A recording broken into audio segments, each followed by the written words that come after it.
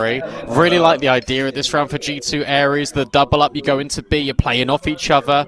And it didn't work out as intended. But Yupe, once he gets that double, he waits so patiently. Here's the ult rattle off, just puts his crosshair right on the position for BS over to drop in. Johnny Speed's heavy favourites by stake. That makes sense because they're 8-4 up. But it's great that G2 Ares somewhat stopped momentum by grabbing a round right at the very end. Because before that, there was a drought. 6 rounds in a row for Johnny Speeds. That gets tricky. Here for G2 Ares on this pistol. Flashbang forward. Pierce over and rack. His new guns looking to take space. And Svedge ahead will call that, hey, they completely outbeat. And they've got no idea that he's at back sight. He can get this double, maybe even a triple. There it is from Svedge ahead. That is beautiful. Hampus comes over at the top, and the corner's not considered.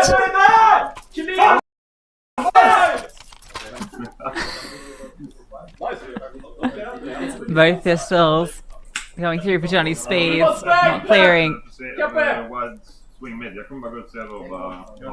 Clearing the backside, and yeah, Svedge ahead getting a brilliant double. Was a little tricky on that second shot, but he gets it done. Gonna be a force spy for G2 Ares. Bomb didn't go down in all of that. Came off it to try and help out his teammates. You feel like for G2 Ares, they have to force spy here. They've got to find a way into this.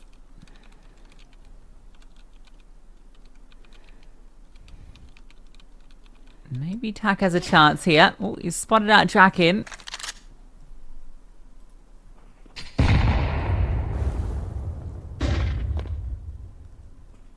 Ow. It's a nade, but it does gain the space. Unfortunately, this space just isn't that useful at all. And Johnny Speeds aren't going to push them because they don't need to. Pressure really being applied here onto G2 Ares to make the right call, to make the right decision. Pisova waits and, oh, we'll have an opportunity onto Hitori. And I like this. He gets one kill and he just gets out. Now G2 Ares are looking to be a little bit devious in towards middle by walking into CT and then also split. But Rack is holding. He's also got to be careful. I think he's seen the player down low, but he can't deal with anyone up high. It's okay. BS over and Hampus are here. Draken then follows forward. Shine hoping to get the bomb down.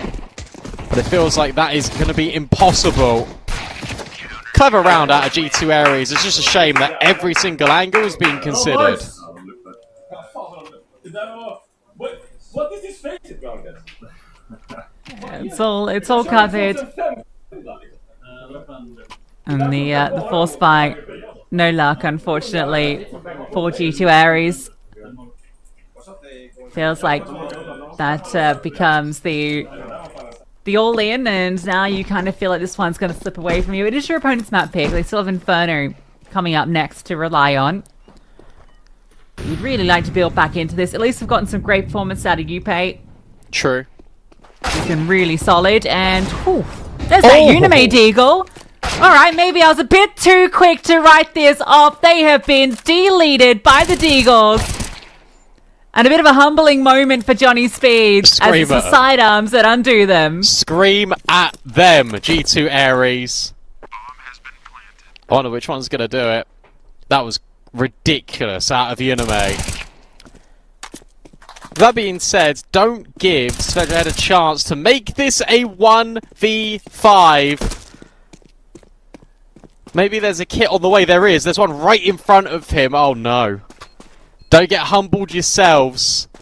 He won't go for this. Oh, get out of there. This was looking and feeling so good. It still is. You still won on the Deagles, but Svedge ahead makes it a little bit sour. You don't save as many weapons as you first thought. Shine's only got an MP9. And they don't say anything. I think Enershine's just like, look guys, let's just focus on our game. Don't rise to him, you know? Which is probably the right thing to do. to be honest. I You think that kinda was Inner Shine just shouting at them there. Yeah, let me handle it, boys. I've got this. It's like you call it your big brother. Yeah, I mean, it was. It has been a bit feeling like bullying at times. Oh, push out of Rag. And he's just in the incendiary. Hampus then swings at the same time and does an awful lot of damage onto Tack. Oh! Unime will catch him just by a pixel sliver, but then BS over will find Unime and run away. What is this round? And now look, Draken's pushing 2. Upay has got to be ready, and he isn't. That's the bomb dropped. But now Draken's not going to be ready for Tack. This round is all over the place. Well, you know BSO was out towards long, so you can see that's why Tack's afraid. Has to take his time with this. Tori's got to be the player here that makes the difference. Yes. Position. The 4th push in towards short. They'll never see this one coming in round 16. After we've seen Draken go deep, Rack go in the molly, and Hampus in towards lower. Svetlana now moves over with him. Too. This was really nice. And there you go, there's the catch. Tack is on 7 HP. So despite them getting just a crazy sequence of trades, it's not going to be enough. Tack's being really loud about where he is, and if he jumps up in towards short, he's dead. Svetlana will just claim him anyway. What a wild round out of Johnny Speeds. Just some disrespectful Counter-Strike, right? And I think they're just feeling they're in that place, right? You let one slip to the Deagles, and you're like, all right, immediately put their foot right back down upon them. Right up in their faces. Don't allow them to get comfortable into this T side. Don't allow them to get comfortable into the server at all. Completely disrupt them in every avenue. Gets them 11. Messes up the economy here for G2 Ares. Tori's got the spawn, so we'll take it. But not given any sort of fight. That smoke probably heard from BS over, so he knows that someone's on the line.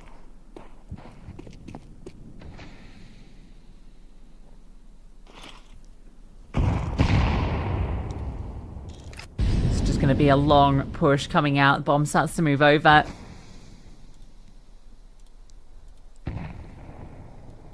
That'll be exchanged back. Yeah, Unime gets his hands on it. Tori, sorry, you're on to Tech 9 now.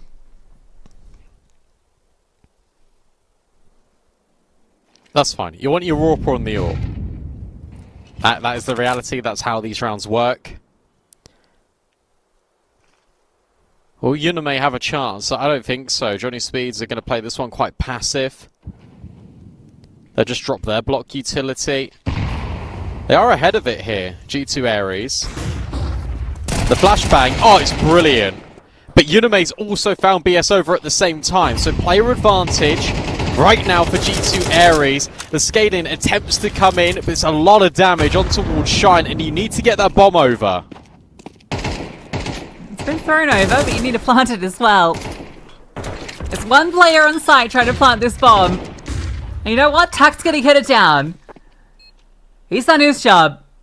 It's on to the rest of the gang now to close it out. That's a brilliant shot from Tack. You can see he was ready for that boost, anticipating it. And he swings to take the player that was below.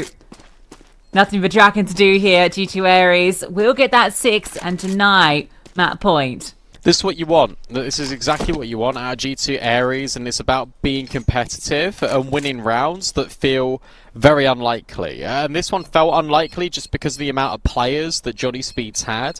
And initially they weren't giving them anything. Suddenly BS over peaks, which is what you're going to get out of a player like him because he's got the most amount of experience. Unime punishes. There's a flashbang through the smoke. It's a 1-for-1 trade. Well, that favours G2 Ares too. And then Tack does brilliantly. I love how patient they are out of G2 Ares here. And as you say, as soon as he gets that bomb down, he's just ready for the boost. That's the only thing he can hold in that moment. So he does so brilliantly. This is a great round. It's like a really good round out of G2 Ares. This shows for them proof of concept, and I hope that this gives them a lot of confidence because it was a good round of CS. And that's a force time. So this can really come right back into it. Hampus gets brought down very low with the scout. This can quickly become a 3-round game. I would love it. I would love it if G2 Ares came back and took this map. It would be so poetic. It's a long way to go, Hampus. Nothing you can do here. So this will just be B taken. Bomb will move over, and for Johnny Spears, you keep what you've got here and you give it another shot into the next round.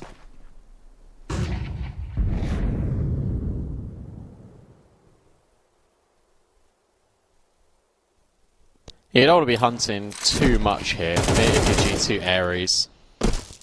Your money's also an important thing to consider, but in addition to that, there's no point giving them AKs if you don't have to.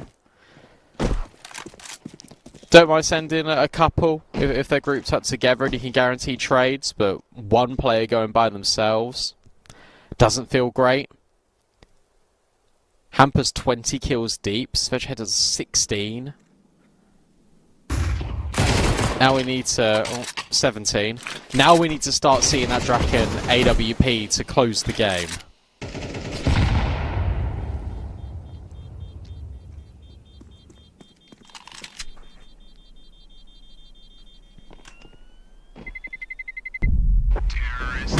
Okay. So an AK. Spade ahead. Yeah.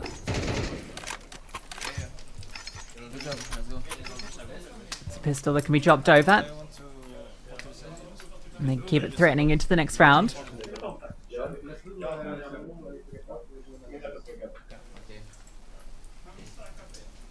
Yeah, Draken's just not been a factor here really at all.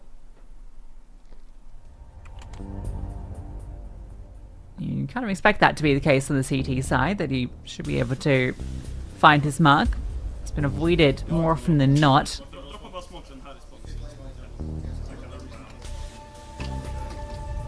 Most I've really seen the AWPs do is, in fact, just kind of trade tags in mid. True. They haven't actually got a kill on each other yet, have they? No. I will do Xbox and I will go top.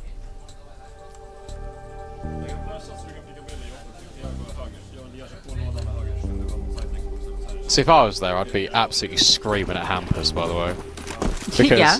you just made them take that timeout. They've been giving it large all game. You just own them with deagles. You won a few rounds in a row, and now they're starting to be locked in. Although maybe you shouldn't, because Draken and Svedgehead have both found kills. 5-7 up top is looking and feeling very good. Draken's now rotated over as well, and just as quickly as it comes for G2 Ares, just as quick as it falls apart, mate. Now last player standing, beautiful out of Draken. Said he needs to be the one to close the game, and then he's got a triple. Yeah, what a moment for it. Great out of Draken. That was a bit of a mess. They really wanted to put the pressure on towards B. Hitori even got a kill. It felt like it was going to be this quick collapse, but the pistol up on top of the box as well, just such a nuisance. Could not find an easy way in. I can still. I think Draken pushed mid to get his kill. Yeah, he did. Yeah. Gonna try Oh, pop long hello. and BS over. Has been ignored, but will be cleared later on. Tak gets a double. Just about.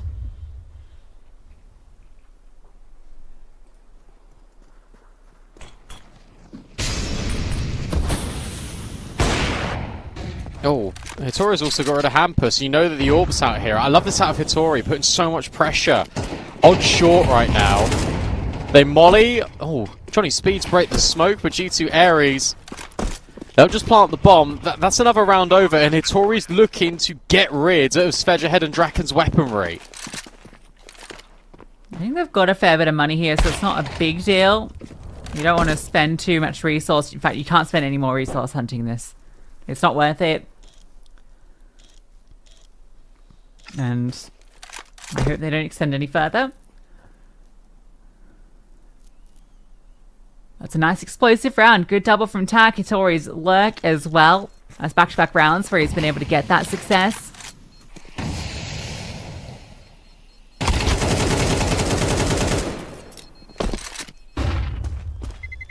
8th round posted.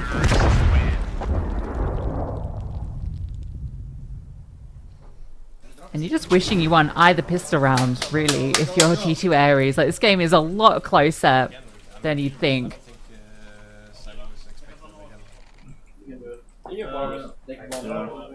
Yeah, I like the call there out of Shine. Just very aggressive in towards long. Getting that short player work in. I think this is what G2 Ares need as well, just more like punchier plays to make them feel like they're in the game a bit more. This is what's nice out of Unime. He's going for an opening peak. If he gets it, they'll explode on towards this bomb site. Instead, that doesn't happen. Draken's now boosted over towards lower. He won't see anything right now. It might just be a walk in. Alright, let's see how Svedgehead and Hampus hold. It's straight in. Hampus able to find the first. Svedgehead back sight, waiting patiently in the crossfire, is doing brilliantly. G2 Ares almost just bumble their way in towards this B site. After the initial flashbang contact, they don't leave. Okay. Just another player steps in. There's a bailout here in Yupe, puts into the 2-on-3. And Hampus, he thought about pushing that, but Shine was holding. That would have really put the round into disarray. I think BSOver being so quick. Wow. Catches Yupe on the retreat, and Shine's left in the 1-on-3 against his former team. In name, at the very least. Wait off. We'll have a 1v1 versus Hampus. Spade ahead, not too far away. Another molly for Hampus. He's gonna step ahead of it, look for that kill, and he finds it. Sight is open, and he spots that player close. Just about gets over. Committing to the plant too, Spade ahead. Starts to get close. Looks for the swing out and ducks below Shine. It will be Johnny Speeds taking Dust 2. It will be, but I think you're right. I actually think G2 Ares played a blinder of a Dust 2. If they get a pistol in either half, I think that looks a lot different. And I think that G2 Ares were right in that game. You're going to need, I think, a lot of experience when you go to these lands. That map 1 is a trial by fire, but it is such an important lesson for G2 Ares. And I'm really glad they come out of this map probably smiling a little bit. Obviously not happy with the fact that they lost. But with that being said, I still think that they had a really good showing in D2, considering they were down 7-3 at one stage. Yeah, it's their opponent's map pick, and they don't get either pissed around and ends up being that close, right? They had some brilliant rounds coming through, some great calling.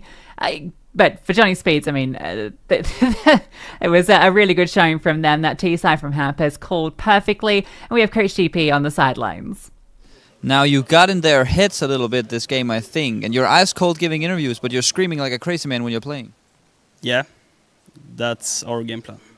And for the next one, it's just the power of friendship, power of screaming, you'll win 2-0? I mean, we are not friends with them, so they're enemies, so... But power of your friendship, I think. Yeah. It's like release everything, so we just go out and play, so... So 2-0? Yeah. Okay, let's see. We'll head up for a break. See you soon.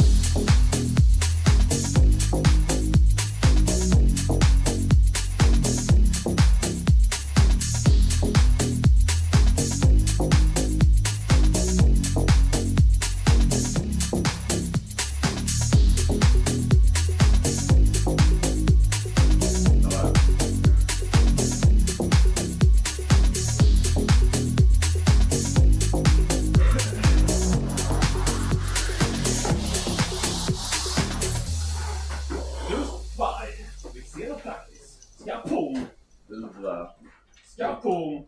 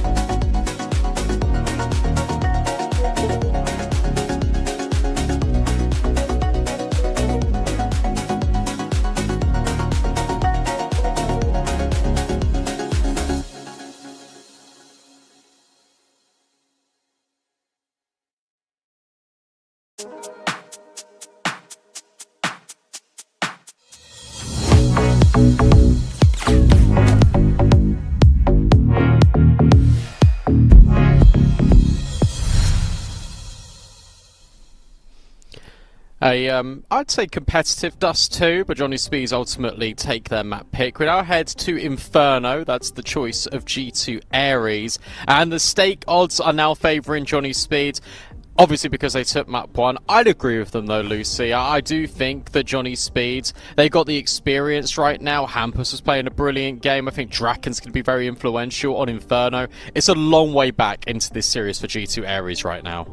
Yeah, especially because I think Inferno is one of Hampus's best maps, both individually but also as a caller. So it feels like a very natural place for them to be able to show up, even though G2 Ares pick into this and have played some great CS on it. They beat out EAC 13-6 in that opening series. So that was a really strong performance from them. Hitori really stepping up there, but it's a very different situation here against Johnny Speeds. And the mental warfare, I think that does play a big factor into this. I think they were a little shook by Johnny Speeds. They were able to shake it off, I think, as kind of the game progressed, and they showed some of that individual form. Particularly that Deagle round, I think, was a real humbler for Johnny Speeds. They quietened down a little bit after that, but I think this is just maybe a bridge too far for the youngsters. I hope they bounce back. We definitely got to see some of that on Dust 2.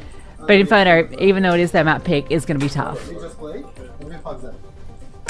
go, boys. Yeah, absolutely. I think what was really interesting is that you heard in the interview from BS Over when he was speaking to Coach DP, he said this was the game plan when we spoke about you're just shouting at them. He said that was the game plan, that's what we are doing, they are our enemies, and we're going to destroy them. And look, Cassard says a lot of things, but some of them, sometimes, are quite relevant. And I do think his opinion on Hampus is right. He's a very good in-game leader, very underrated, and he knows what it takes to win. And ultimately, I think he's going to get Johnny Speeds over the line here in this Inferno. Stake odds, you just saw them pop up, favour Johnny Speeds. Let's see how they do on the CT side of Inferno. Hampus, he is completely alone over here on B. HE to be deployed, but it's not to be a retake. Got a kit to do it. Here comes the contact. This nade. How much damage can Hampus get away with? Not much. About 30, but he's got a second one. And that one does a little bit more. The scaling, they want to hunt down Hampus. Ooh. He's going to hide back in towards Coffin, and he opens it up, what? puts a few of them into it, and how's that for a burial? Say your prayers. It's Johnny Speeds with the pistol.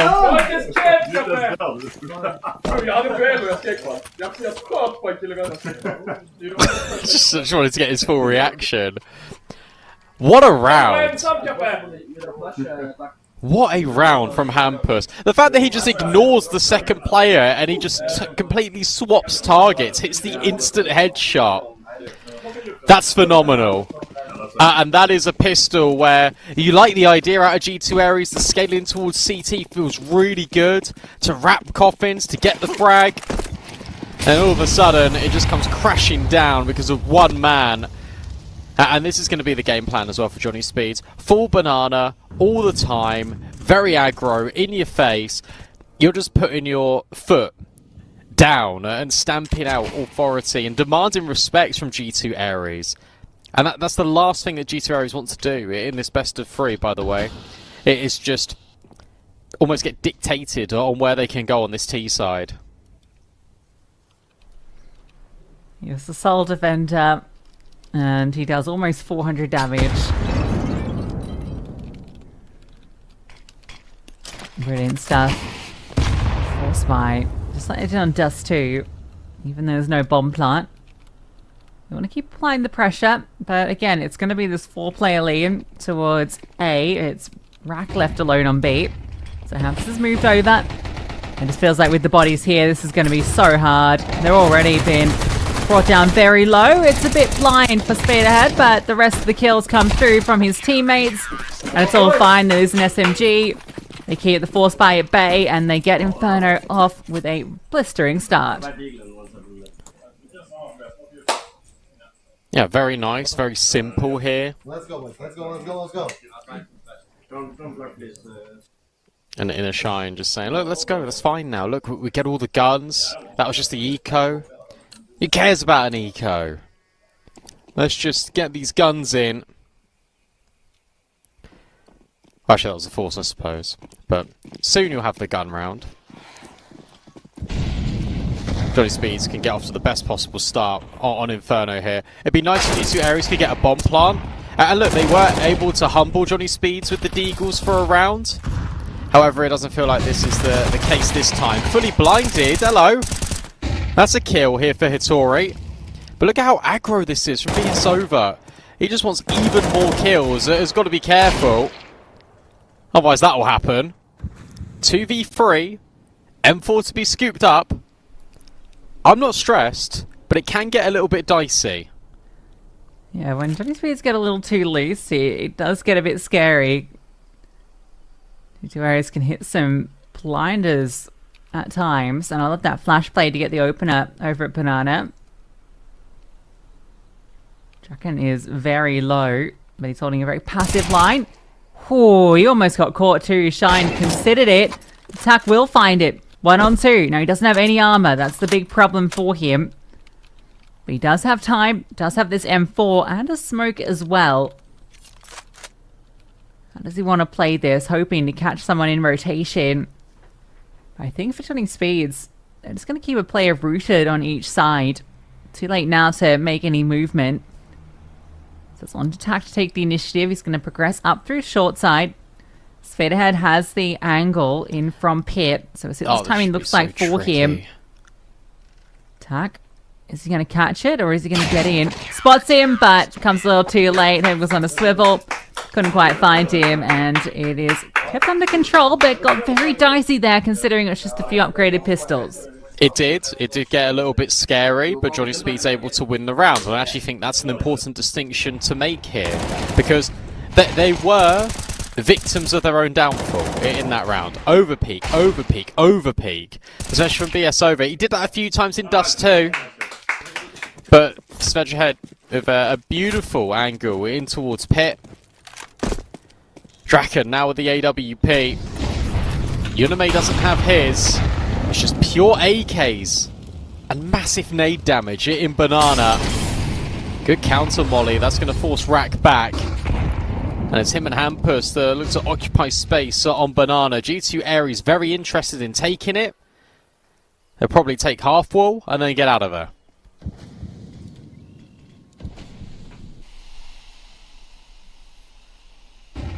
So some space gathered.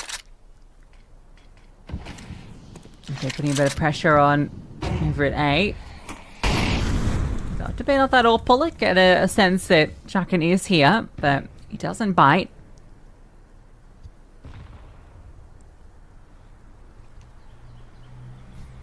So Zorp remains waiting to strike. That's going to be a very forward setup. Svaterhead moves in to play next to Draken. Watch Apps from a more passive line. The setup looks pretty good to handle what's going to be a mid push. You haven't really got the mollies either. Like, Unime could drop one, but it gets tricky. Tack can too. I think it's just the contact, and that's going to be to their downfall, because you're right, the setup is just brilliant. Then you've got another swing. Doesn't come. But then you've still got to be careful of balcony. They nearly line up for Yupe, but instead it's a Svedgehead headshot. Flashbangs dropped in counter. Molly will upset Draken, but he still hits the shot anyway. That is brilliant from Johnny Speed, and the setup only loses one player. Yeah, Draken and Svaterhead playing off each other perfectly there in short. Beautiful kills. Draken off to a blistering start here. Everyone really stepping up for Johnny Speeds. Had the perfect setup, the contact play.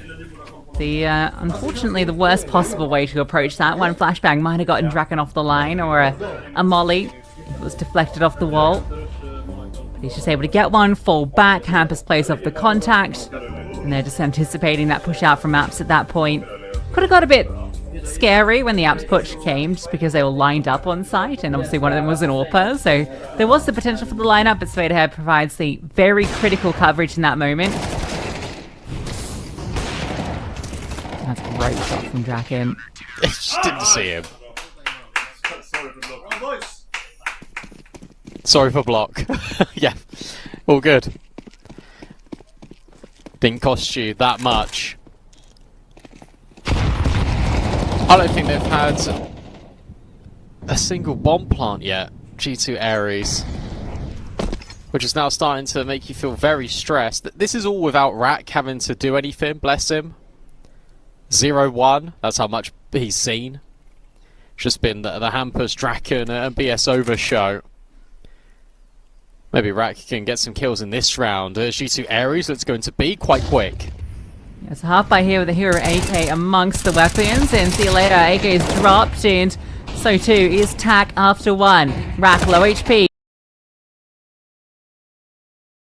Can he offer anything else? No, falls that Tech 9.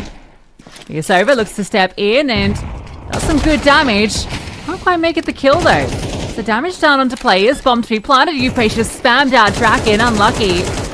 Svaterhead left into a 1-on-3. I don't think he's really got a way into this. Draken, $2,600. He'd love for that AWP to be picked up for him, and that will be the case. So, a pop onto B. G2 Ares get their first round.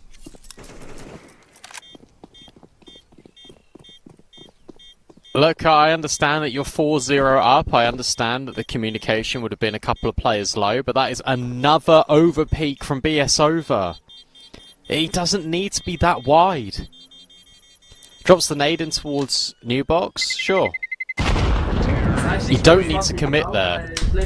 And it just feels a little bit needless. You've got Hampus that wide swings after dropping the hero AK. He goes down. Then you've got Rack at a back site. He can't do anything there. He's forced in a position where he just needs to shoot people and he just needs to swing. So that's fair enough.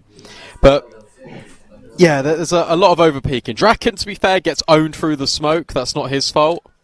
But I don't like the overstep from BS over.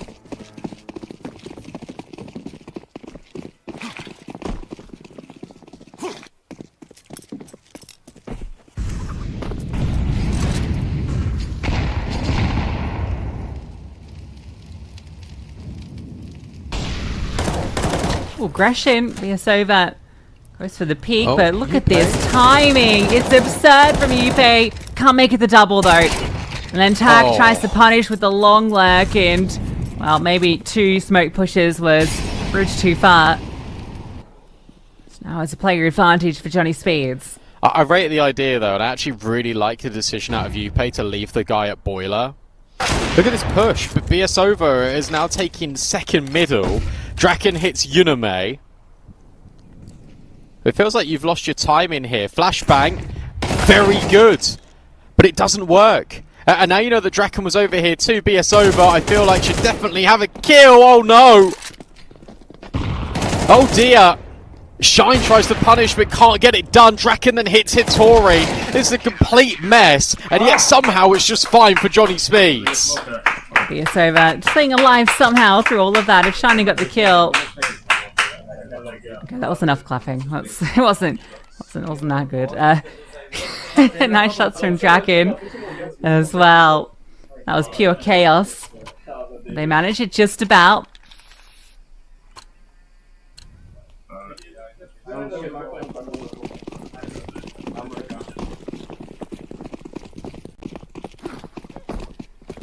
Pull by again. Anyway, wants to get aggressive with this AWP. Trying to get ahead of the utility. Has a player tucked in on the right. Some utility to be dumped onto him, or he just trying to escape. Leg shot, nade, not there to follow up. So Rack gets away with 11 HP, and there's a rotate to B. Yeah, nice. And now you just drop the utility. Yeah, poor Rack. I already spoke about the fact he's barely seen anyone, and now he just gets legged. Has to go up on the boost. Utility now needs to be dropped over to Hampus. Deep smoke over at long, but this is not going to be the intention yet for G2 Ares. They might leave Hitori, but the bomb's now making its way back up Banana. So smokes to be lined up. Hampus has got another smoke that he can deploy. In fact, he's got a whole host of utility, and he's going to be the one just chucking it in over and over and over again to make G2 Ares feel like he's the only one here. And by doing this, Rack is never going to be expected on this boost. It might not matter if this smoke keeps coming in and blocking him off, but they won't know that he's here. Oh, it's going to be the lower smoke. The thing is, all it takes is one pre-fire in that direction and he's dead. But it doesn't come, and so if he gets 1 kill, that's already worth it, and he finds 2. Even better. And he gets away. That's the best case scenario for the boost. Tak's going to try desperately to get this bomb down. Yuname searching for Draken, can't find him. Sees him try and escape. There is a chance as this orb gets back towards New Box. Yupe now moves over. Double up in towards Coffin. Smoke fades. Yuname on the line. See that first player? That one's easy. That was the low HP, but now Hampus begins to scale. And Yuname needs to find more impact with the sniper, especially as Tak falls. He's dropped 2. And it's on to Yupe.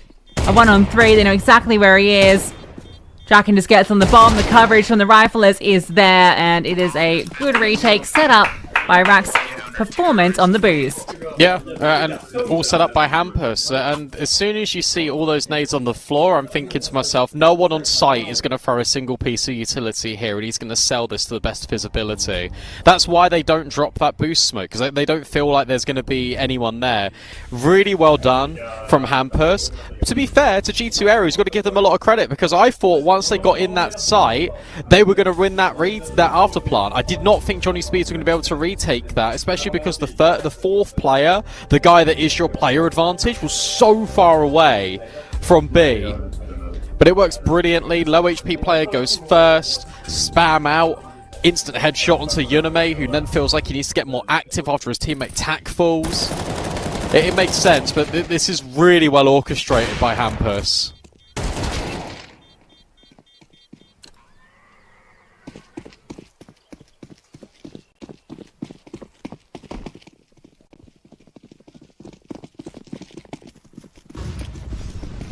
They start at B, the AWP comes over. Does feel like G2 Ares want to take this space.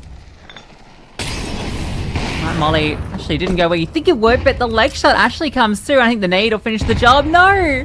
It clips. He got an over it. Hitori was dead. Rack about to get set up by this flashbang. Timing needs to be good on it. Draken thinking of the various angles that he could throw this for the most effect, and he needs to throw it. He needs to throw it. It doesn't come. Rack still gets one. Tori's low. Draken also burnt back, and he has no support. This scaling utility preventing him from really finding any impact. They get into the bomb site, and another piece of missed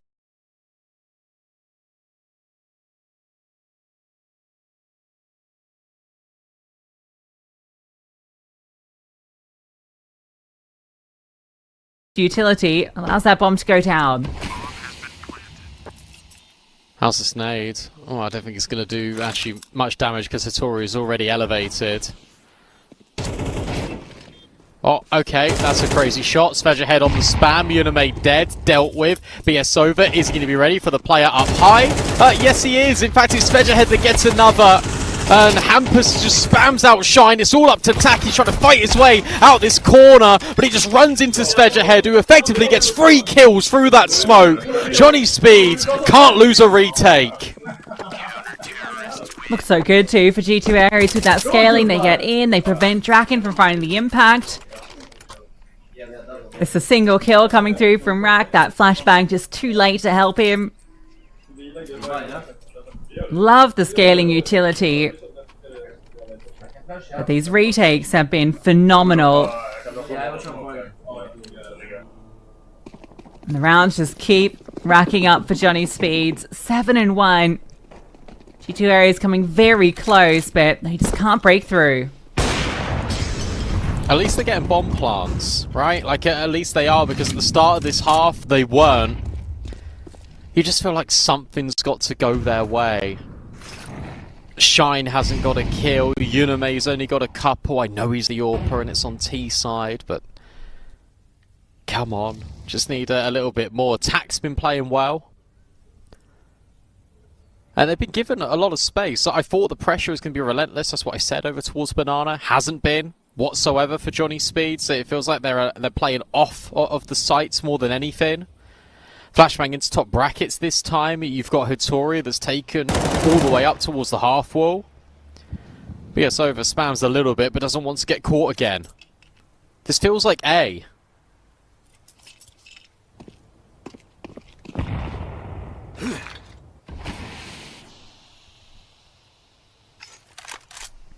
Well, Draken will be here to receive them. They have not successfully gotten into this A bomb site yet.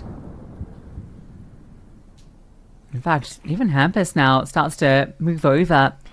So Johnny Speeds, fantastic read on the situation. Hasn't been a whole lot of faking from G2 Ares. I think for Johnny Speeds, they're pretty comfortable in their read on the situation. And Draken, comfortable in pit. Takes one, sees the second. Nade's doing some damage to him. He's under pressure. Oh, okay, what? He's just lined up too. Under the pressure, he becomes a diamond. And Upei's just got to charge away. Nothing he can do in this round. Johnny Speeds just continue to add to the tally. That's so sad because it felt like the play was right. You've got the nade that goes deep. In towards the pit. But it's Draken that hits the shot. Craziness that he gets a collateral there. And now they're screaming during the timeout. Johnny Speeds are in complete control of this best of 3. This really has been a Hampus masterclass, and Draken, that AWP round is now just the cherry on top.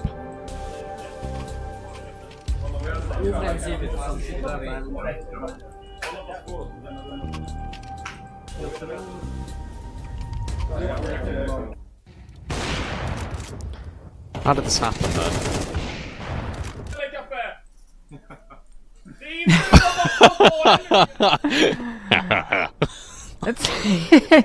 One AWP kill. It's intimidating. 11-2, Draken. He hits the hard ones.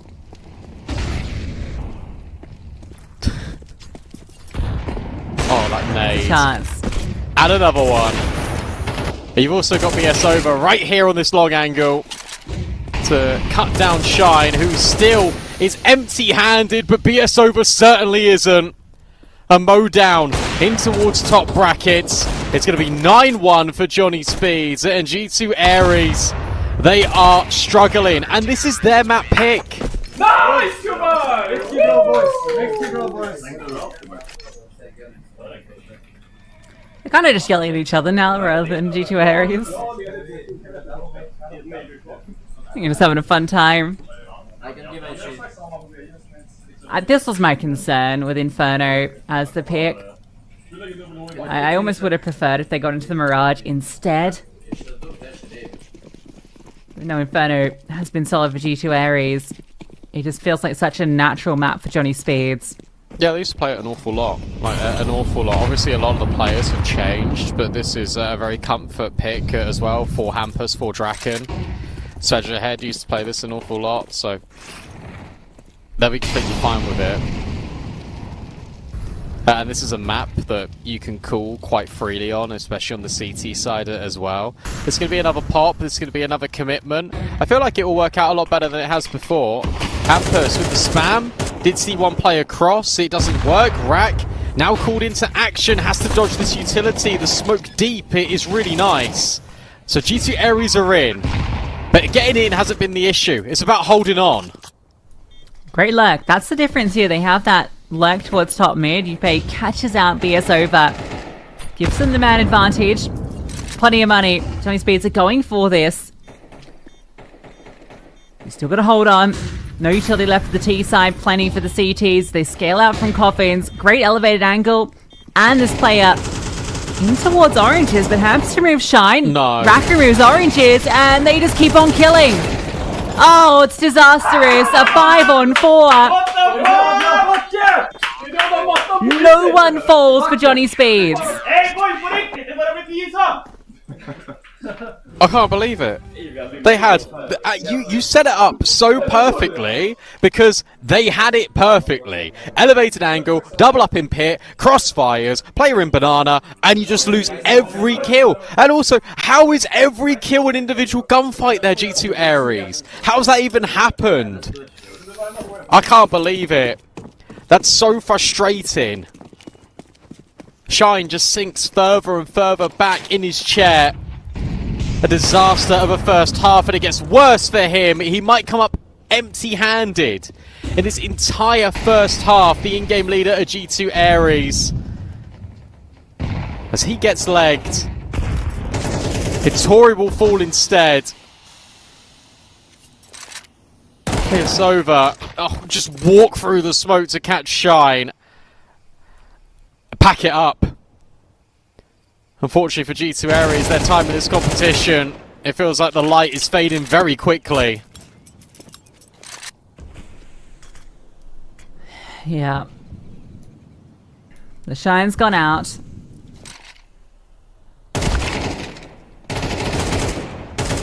Okay.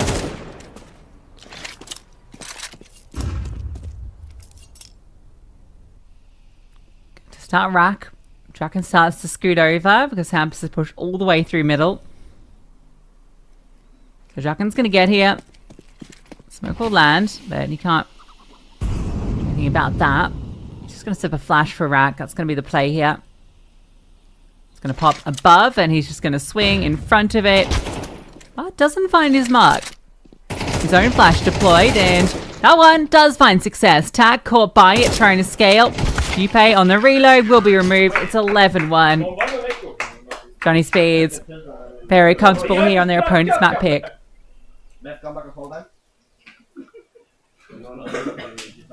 In that round, they just pushed everyone. You had Draken peeking top middle. You had BSOVA walking through a boiler smoke. Hampers has pushed second mid. You've got Rack that is setting himself up with flashbangs. Draken walks through the CT smoke right at the end there. It's relentless. There's just an unbelievable amount of pressure here for G2 Ares, unfortunately.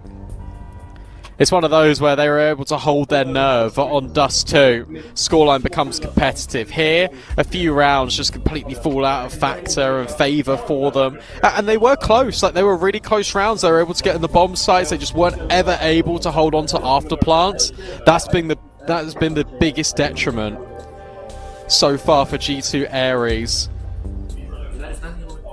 And it's a shame, because if they're able to hold on a little bit more, the scoreline doesn't read 11-1.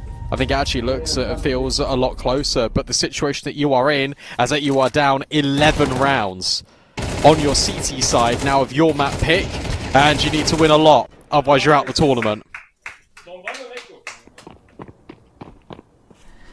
Yep, 12 rounds required from G2 Ares, 2 for Johnny Speeds. And one pissed around will quickly end the conversation.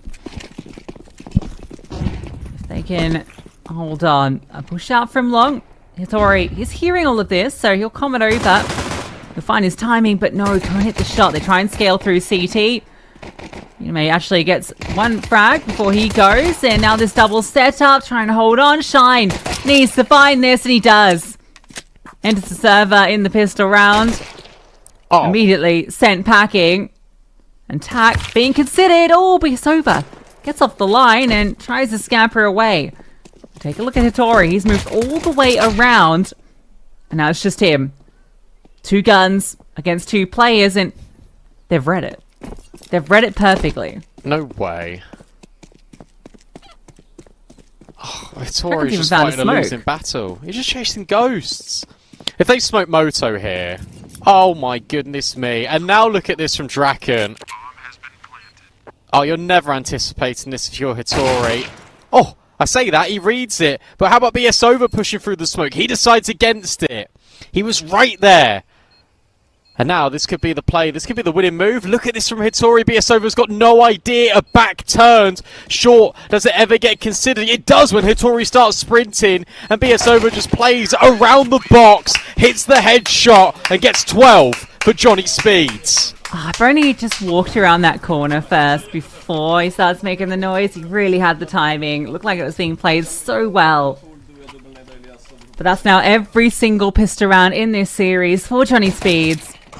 This was a mess of a pistol. Really looked good for Hitori.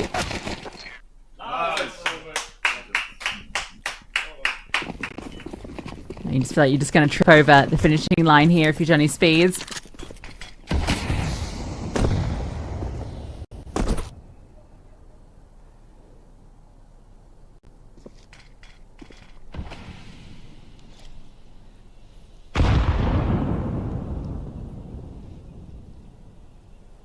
They're just so confident. I mean, you would be being 12-1 up, but they just disrespect that smoke immediately. Like, Draken's already pushed through it in top mid. Just having a little look at what's going on. You've got nothing to stop them. It is the issue here for G2 Ares. You have one smoke, and that's about to be deployed by Shine. And you've got the fake out going on B with all the utility, Hampus. Try to see how many players are on the other side of that smoke, and he's seen enough.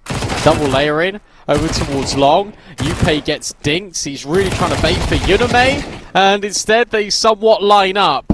And now Yupe is completely on his own around the world from Hampus. Sees him lock in the kill. This is it, surely. Johnny Speeds looks to book a spot in that semi-final. They are just 2 kills away.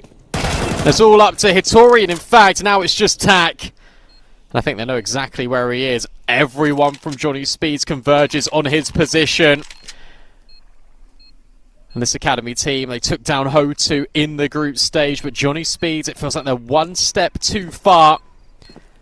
As he makes his way out the smoke, he'll go straight into the firing line of Draken, and Johnny Speeds will do it. It's 2-0, and they book their spot in the semi-final of State Pulse B. Yeah, looking to live up to their name. They speed run it here on Inferno. Just one round conceded in that entire run. A brilliant showing from Johnny Speeds. Knew it would be a good map on Inferno. Felt like with this veto, Dust 2 was the real way for G2 Aries into this, funnily enough, as their opponent's map pick. And look, if they got one of those pistol rounds, I think this could have been a 3-map series. That was such a close affair on map 1, despite that 13-8 scoreline.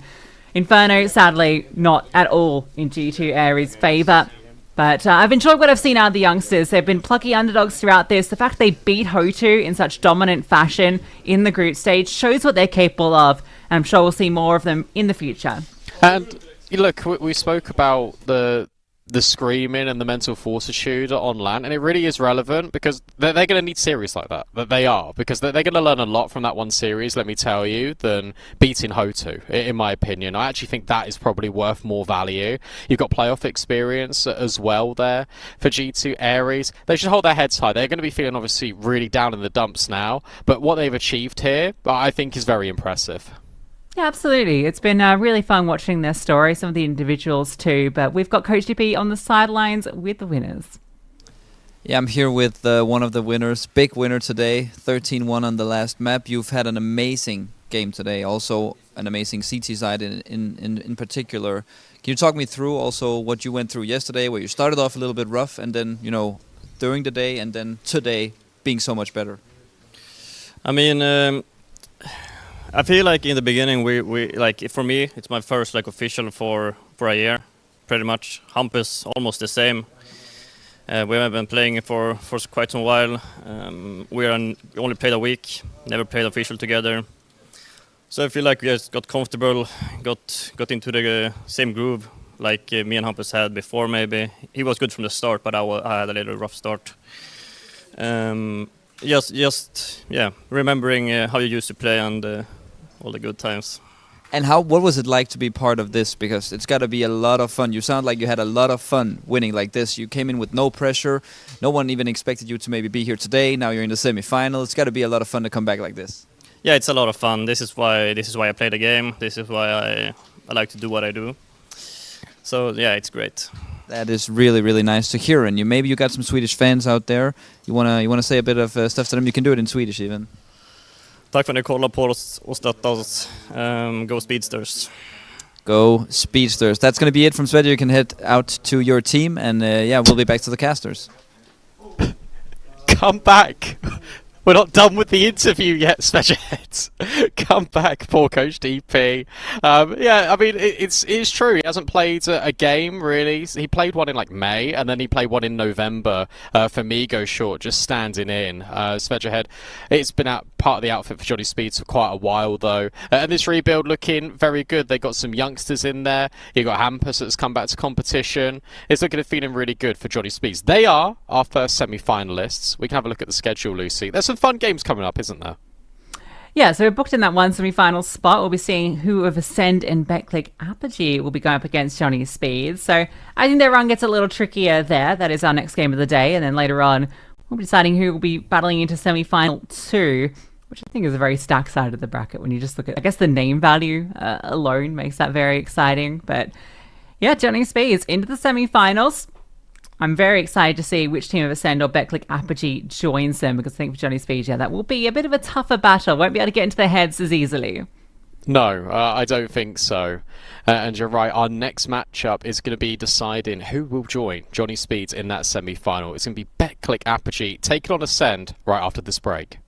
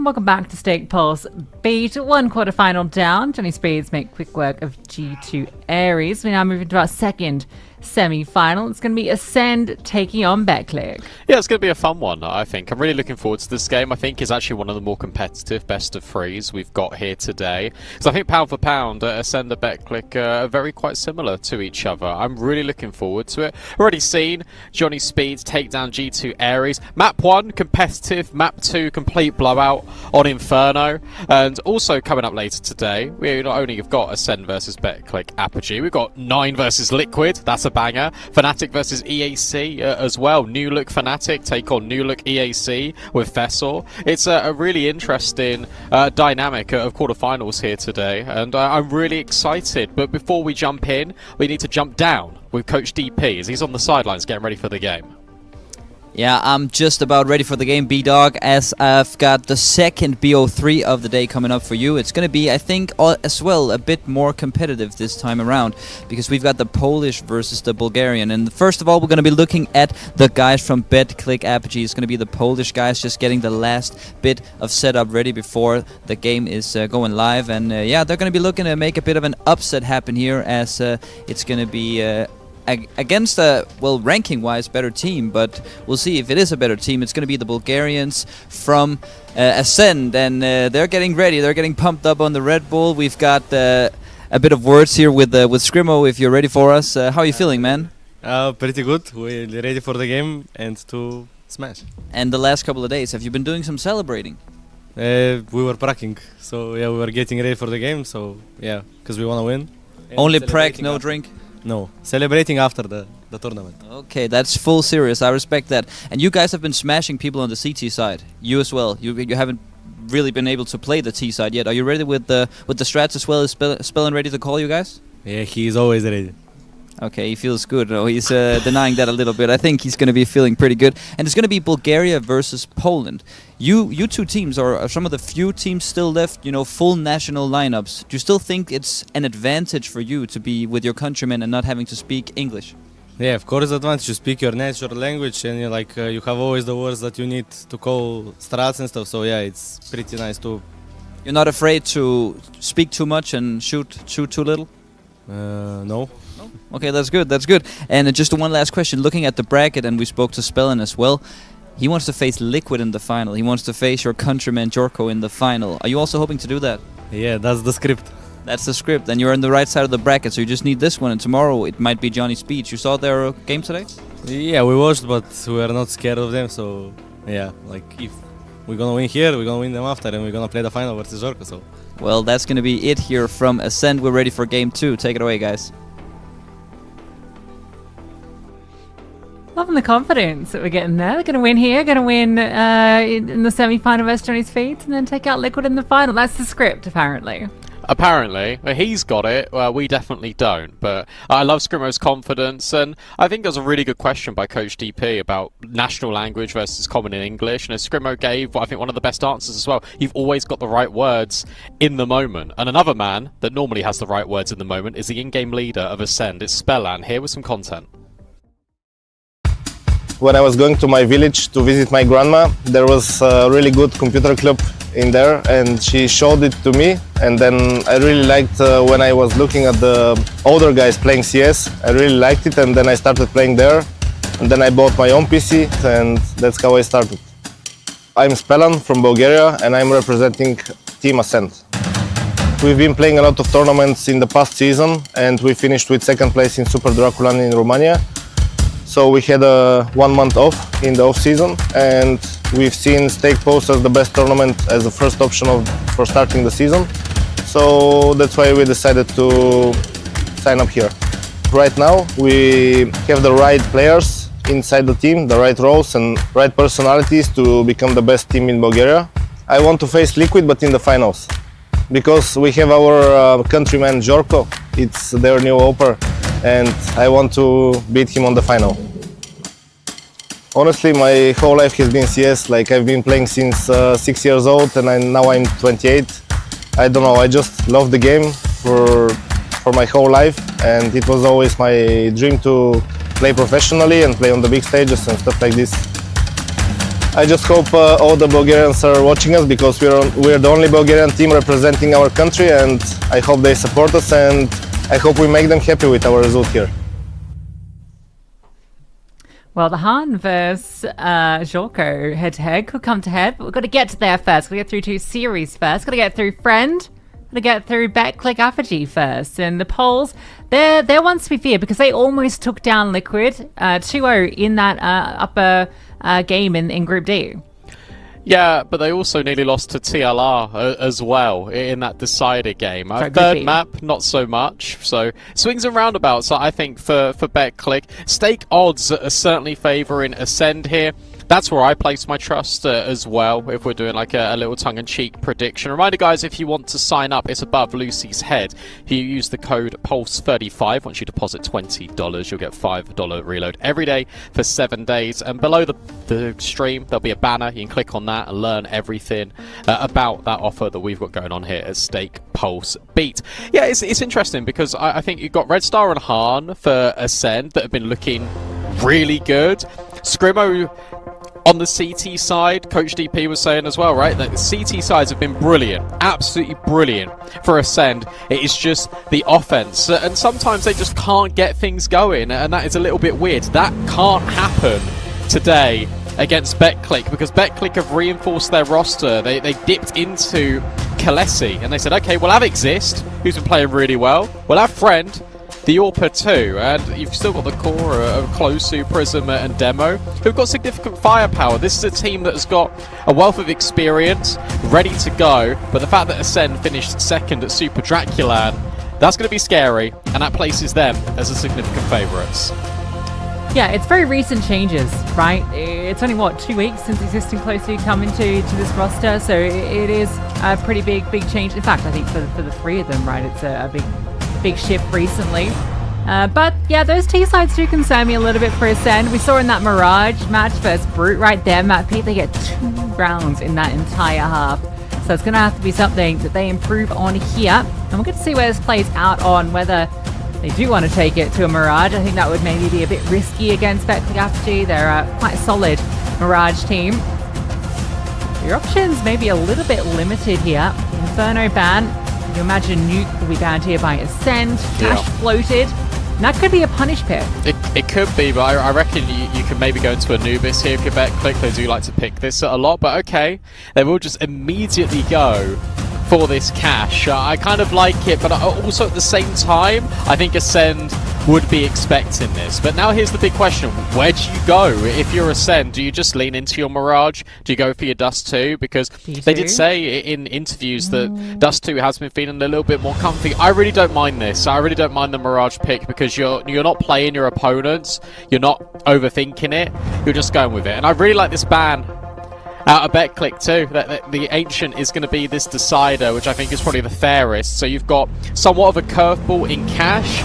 If that doesn't go right for BetClick, then you start to worry about the series. You put a lot of stock in this, and they're playing like the underdogs while we're going for this choice. I love it. I love the veto. They played it against Liquid, and that was the map they won outright. Sure, it took OT to get it done, but it was for 8 rounds on that T side, which was brilliant. They picked into the map and got off to a great start. It's a map that Ascend have not played yet, right? So we haven't seen them play an official on this map. Obviously, you mentioned they're going to be prepared for this. They would have seen that this was picked against Liquid. They would have studied the 2 demos that have been played by this Polish roster on this map. So they have an idea of what to expect here. And I think with the playstyle of Ascend, they should be okay here on cash, but it is still complete unknown for them. And I worry because the Mirage, I mean, I know that was an anomaly. I think that rough side they had first Brute. But it hasn't been always the most consistent, and it is a good BetClick map. And I feel like the Ancient Decider also is good for them. The veto in general, in my view, favors the Poles. Really? Okay. I'm kind of the other way. I think I know Cash is obviously that surprise, but I think Mirage is still a good map for Ascend. You avoided Anubis. I think that's the biggest thing here. But BetClick, they lean into Anubis an awful lot. And sure, Ascend are okay on the map, but I think BetClick would have had them on that map. So I think it's really clever that you've been able to dodge Anubis in this veto. We'll see, because we get to start on the new boy. And Stake really have BetClick taking this one. Ascend heavy underdogs here on Cash. That's because we've never seen them play Cash. They start on the CT side, and it's aggro in mid. It's a very good T side versus Liquid. Can that be replicated? A lot of pressure on towards A early, just by a single player, and Exist is ready for that counter boost. Skumo deals with the lurk, but they are straight into B, and nobody is home. So this is going to be a free plant. Oh. In fact, friend, keeping an eye on the vents, and you still got Exist lurking in towards middle. This feels really good. Like, this was really difficult for Ascend. I mean, you've got the kit and the smoke for Spellan, but getting through this crossfire, that's going to be tricky. Red Star's lurk needs to be timed to perfection. And in actual fact, Spellan drops a smoke to isolate the players on site, and it just doesn't work. 40 bullets, in fact, probably make it about 60 bullets, all in this smoke. Red Star's lurk doesn't do anything. As soon as you put that smoke down, you're trying to create a corridor if you're Ascend, and instead you just create a firing line. You actually really like the smoke, but, you know, they immediately clock what's going on, right? Like, all right, they're going to use this to get out. Let's just make it impossible. Spamming away with those Glocks, and inevitably some bullets connect. But that was a cool pistol round, right? 3 players grouped towards B. You've got the pressure on towards middle. Doesn't overextend from Exist. Just dropping util, keeping attention. And then we have this fake over at A main that does keep the bodies there. And it allows this B site complete free access. Exist lurk never even really needed until the final moments. So many bailout clauses for BetClick Apogee in that round. And sets them up well. This will be a full eco from Ascend. Yeah, I think the way you describe that is really nice, actually. Like, they had so many different things going for them in case something went wrong. Like, you had, like, contingencies in place, which is difficult on a map like Cash. So that's nice for BetClick. This round is not going to go in favour of Ascend. They're not brute. In fact, they knock them out. So, you're not going to win against 5 ESPs. Maybe Han can get a dig or 2. But Spellan is dead in a minute. Okay. Come on, Spellan. Please. How's he alive? I don't know. There we go. Goodbye. He costs them so much utility. He's a little cockroach. He just would not die. 2 mollies and a nade to get rid of him.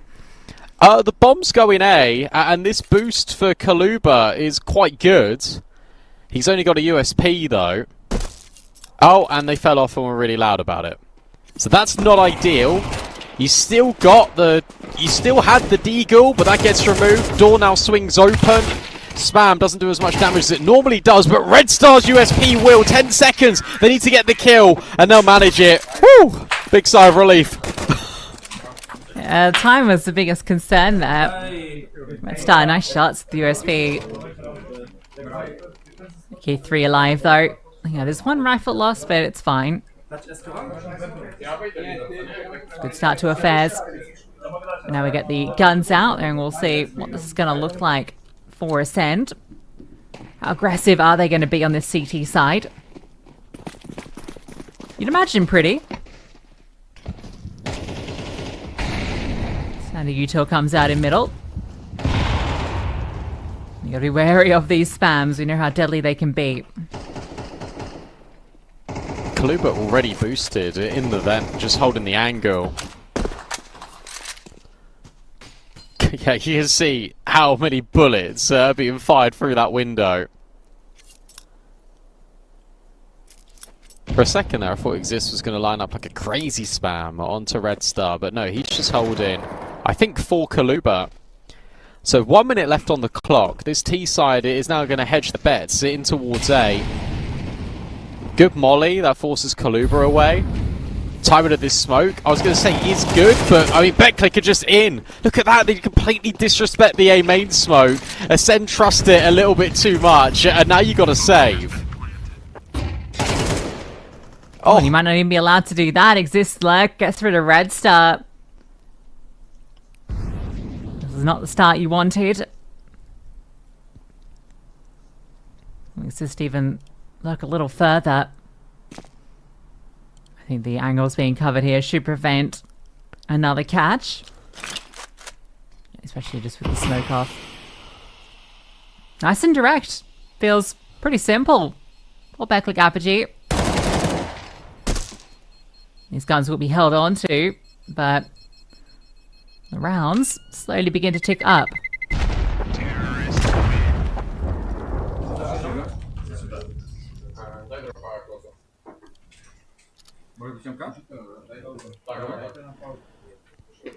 I really like that round. That round was very simple. I like the timing of going out A there, like they were always committed to it, but it's the timing of the molly landing in the vent at the same time. Just completely denies you access in mid, then you've got that drip smoke that lands on top of heaven. Spreads next to forklift. You isolate all these kills, and they just weren't ready. You could tell how blindsided Ascend were. It's been a very cool seaside so far at BetClick.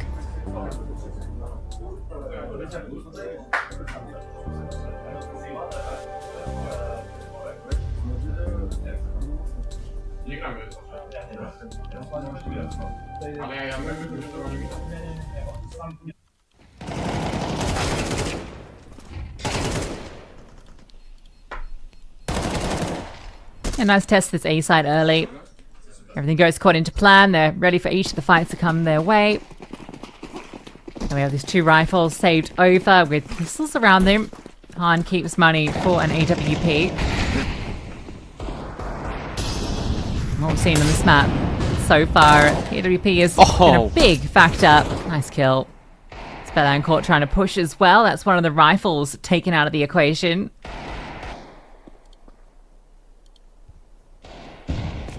And B would be a great position to move to, which is exactly where they look to go.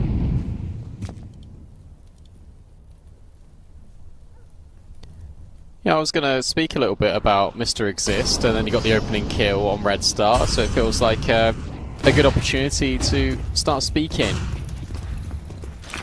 Only 21 years old, got an opportunity in Kalesi, and to be honest with you, was doing pretty okay. Had a 1.12 rating, was creating a lot of opportunity. He was the guy that was mostly going in second on that team, and he was trading out brilliantly. I think ever since he's come to Apogee as well, his forms improved massively. He's got a 1.15 rating. I think what's interesting is since swapping over to BetClick, his T side rating has dropped significantly, and his CT side rating has gone through the roof. Which I know it's a small sample size, I'm looking at last month's maps. But I just think that's really curious to me that you swap teams and suddenly you are performing worse on one half and then brilliantly on another. And to be fair to him, I mean, the only officials he's played with BetClick have been in this tournament.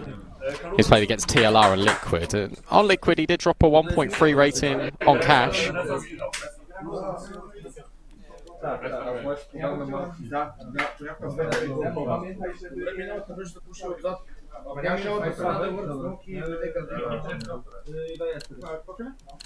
He's a good player. I think there was a lot of uncertainty around Exist, and I think he's proved himself. Alright, Hans AWP said he was saving. But it's actually Friends that gets the opening kill. Kaluba dropped once more. And I've just realised that there's currently only 4 kills total for Ascend. That's as many rounds as BetClick have got so far. They are going to keep pushing here, so they're going to get good information. That's going to free up Spellan to move out, but Han doesn't continue. There'll be a line that he reaches that he won't cross. So it feels like the read is here from Ascend. 3 players to defend. Although Spellan is still worried about middle. It's a crazy Screamo angle. feels like he's in the prime position. Oh, he's removed. Demo Takes him out immediately. Now Friend can start lurking forward. Red Star backside has done well. Spellman got his too. Now Friend just being a nuisance, taking attention. Allows this scaling, and Han is left in the 1-on-3. Smoked off on highway, even if he goes in towards middle, and he's got an AWP, no utility, no kit, no chance.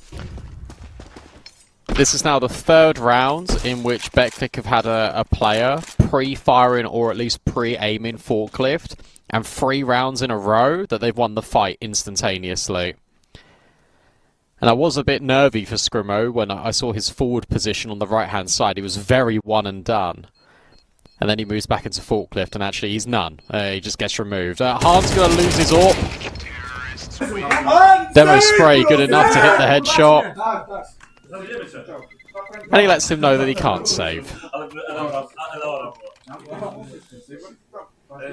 It's so simple. Like the call-in is so simple here out of Betclic as well. This is a boost up in towards mid, get the kill, let Friend lurk. Oh, we're going to A again, no problem.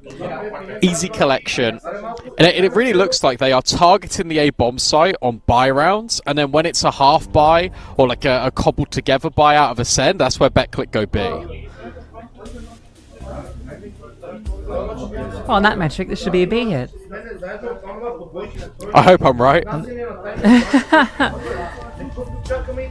They might not be expecting this Han AWP to be reinvested, seeing as they got him trying to save, right? So you might not be ready for that to be in play. Especially with how few players have lived in these rounds. See this again. Remo felt like he had the chance, but Demo just ready for that exact fight.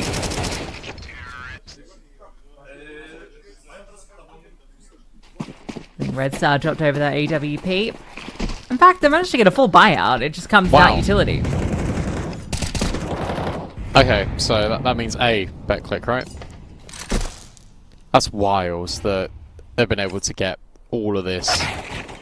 Okay, well, there's the lineup. Bye-bye. Whereas they're just like, well, what can you do? That's Hand off so the mouse. disgusting. That's such a vile spam. No, don't go over there, Han. Yeah, you don't want to go there. Boost up feels good.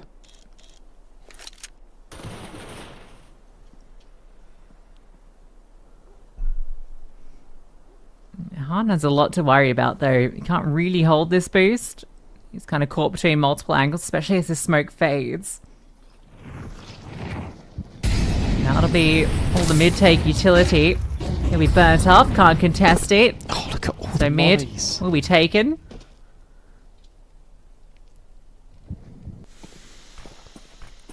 This is the same round as before. That smoker's missed, though. Good catch by the observers. Flash into A main as well. That's been noted, but look, they're still going to scale off the back of the missed piece of utility.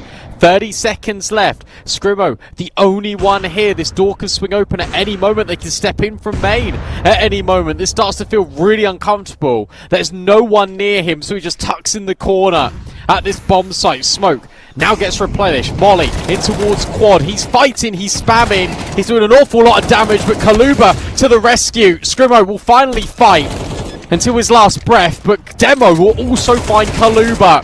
They're being picked apart here, Ascend. They were ready for this A hit. Scrimo was prepared. Kaluba was here, and it's still not enough. They've got to get out of there, dead or alive.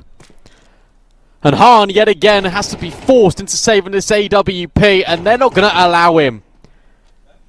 They're going to really try and get rid of this sniper in back-to-back rounds. It was a full buy. It did end A.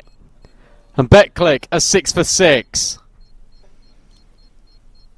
Yeah, Han's just not been in position any of these rounds, unfortunately, and that one works really well because Scrimo gets that flash forward into main and sees nothing. There's no follow-up on this initial util, and they think it's going to be B. They think it's a fake out because of that slight delay. Then the second volley comes, then it's just Scrimo fighting for his life from 3 different angles.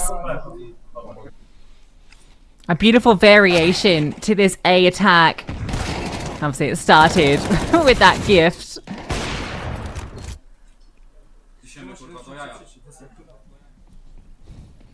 That T-side versus Liquid, that was not a fluke. This is a team that knows exactly what they're doing here on Cash. Yeah, I love the... Oh, nice shot. I love the slight variation there, right? Just all of the mollies in towards middle, too.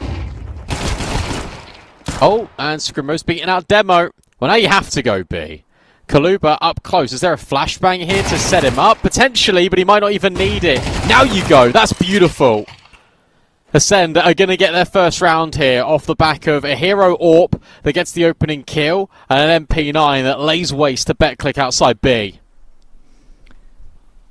Alright, well, they get their first round and it's flawless. Great opening pick from Han. Finally gets to have some action early. He's been desperate for it. The MP9 up close, making it impossible to get through. So our first round comes through just as we begin to praise how great this T-side's looking. But it's still only one round.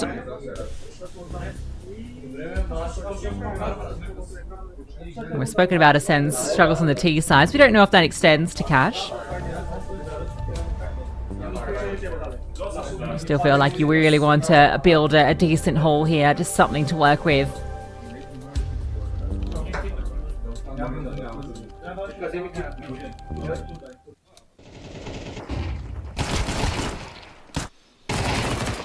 I love the flash play. Ready? Bang. And they just can't do anything. And look, this was a really big compliment as well we were given Ascend. I remember in Group C, we were saying, look, that their utility, especially on Dust 2, like all of those nades that Spellan was throwing, just ridiculously impressive.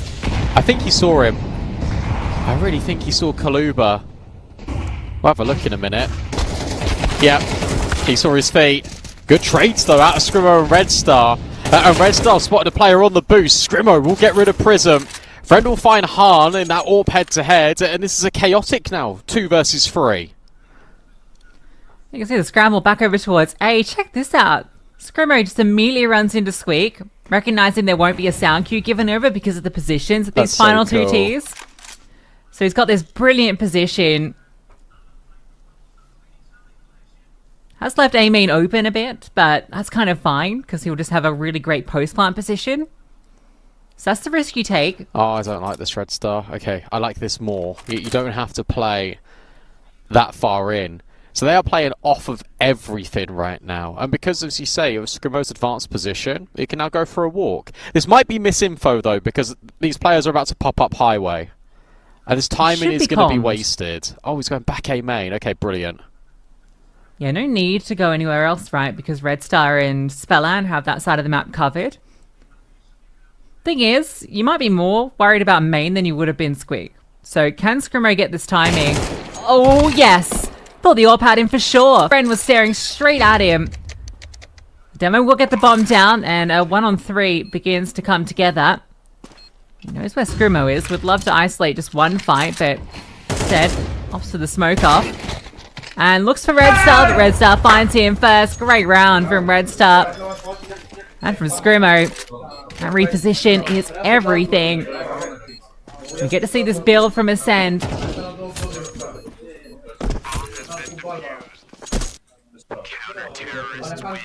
I'm really impressed by that lurk play from Scrimmo.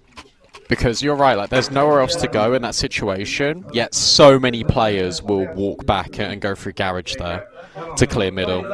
And if he makes that movement, if he actually goes down that path in, you've got 2 players alive for BetClick and you've got no space on site. So the fact he repositions through main, I think a bit fortunate the friend doesn't catch him with the AWP, but the headshot is instantaneous. And he is able to make ends meet, as to are Ascend, as you say. Plenty of money still for BetClick. Oh, please don't die to this spam. It's so horrible. It's just a flashbang through, and it's hard ready onto close suit. Another opening pick now being found here by the CTs.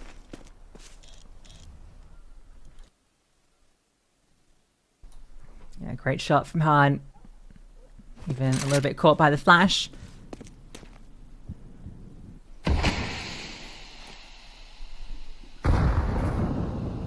Space into mid has been regained, so you've noted that the ADP isn't here. I think with this sort of mileage, it seems clear that they want to test out B. They can go through the vent to get there. Han breaks the smoke, but doesn't see anything. That doesn't really tell him much. Still a heavier lean over here on A, but Spellan's gonna note the pressure is on. Vent's broken, they start to scale through. Smoke lands, it's just him on side at the moment, but Kaluba spams one out, and Spellan, playing on top of the boxes, finds his line, and then Red Star through the vents. It's looking like a collapse. Great response. A flawless round being queued up. I love this out of Spellan. Like the off angle on top of the boxes. That really helps out Ascend, because that just buys time. You certainly have. Second pause already. And it is a second pause out of BetClick. Second pause in essentially back-to-back rounds. But what I was trying to say, Spellan, before you screamed at BetClick, is that your position's brilliant because it allows Red Star even more space. Kaluba gets the opening kill. They just play off each other's contact beautifully. And it felt, that was the first round where it felt one-dimensional out of BetClick. They were kind of forced into it. Though to be fair, I mean, Spellan was alone there, so it definitely could have played out for them if that spam kill for CT doesn't come through. But that slowed them right down, allowed Spellan then to play. Still money after 6 in a row, but it does get a little bit tighter.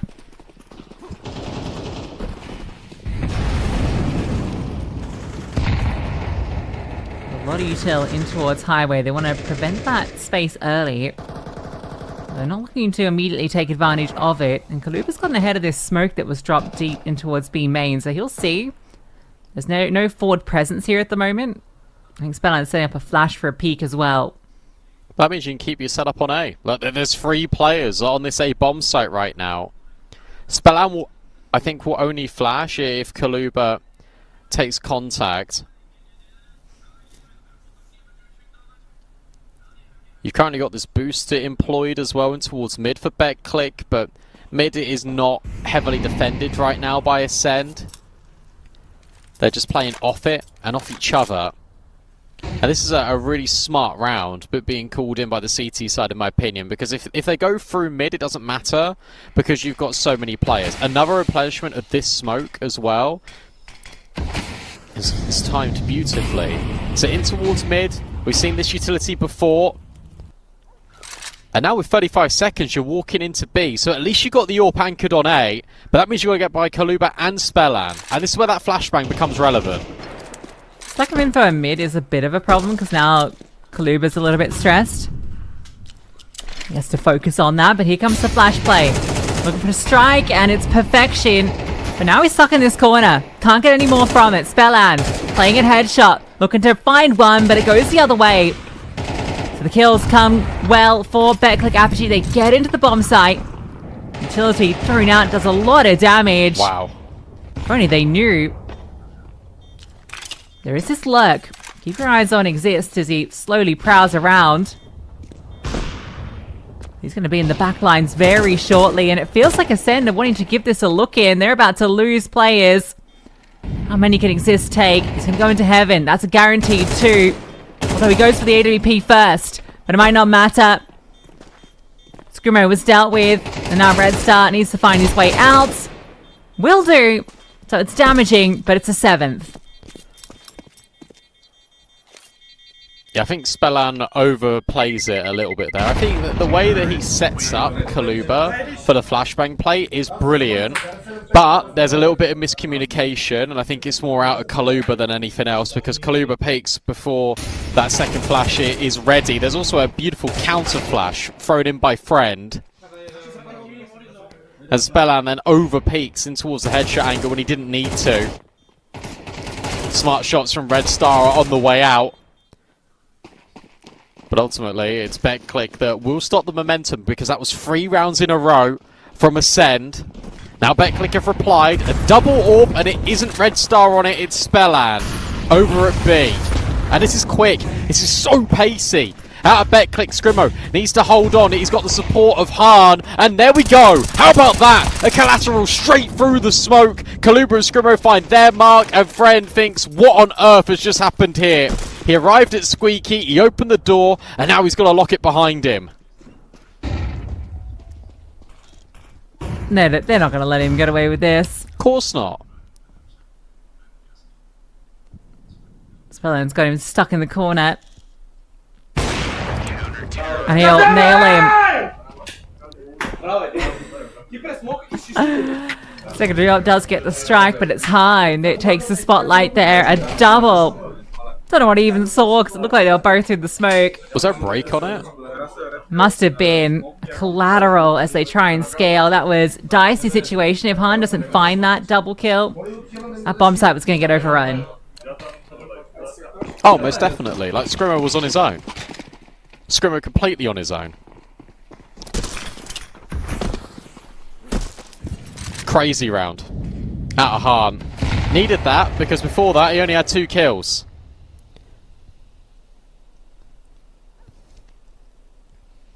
BetClick are going to try B again. Obviously, last round of the half, they invest every single penny they've got into this round. And it's not a lot. It's a lot of utility. But that nade is beautiful. Spelland now drops even more utility. Puts another follow-up flashbang through.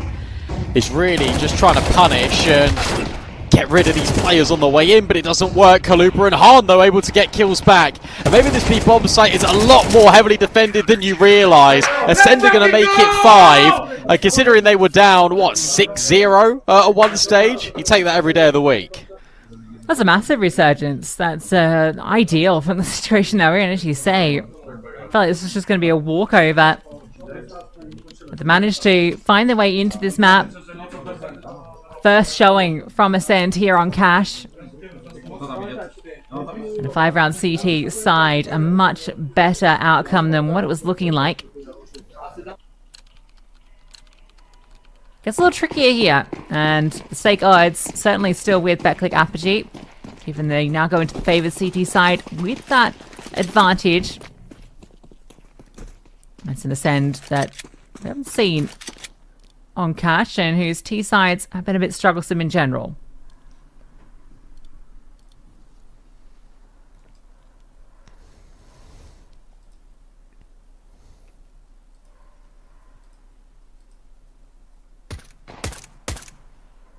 Oh, had a chance.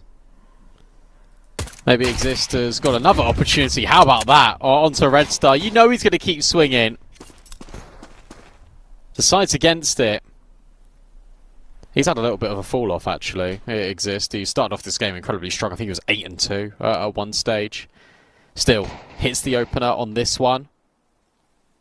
Prism, back checkers.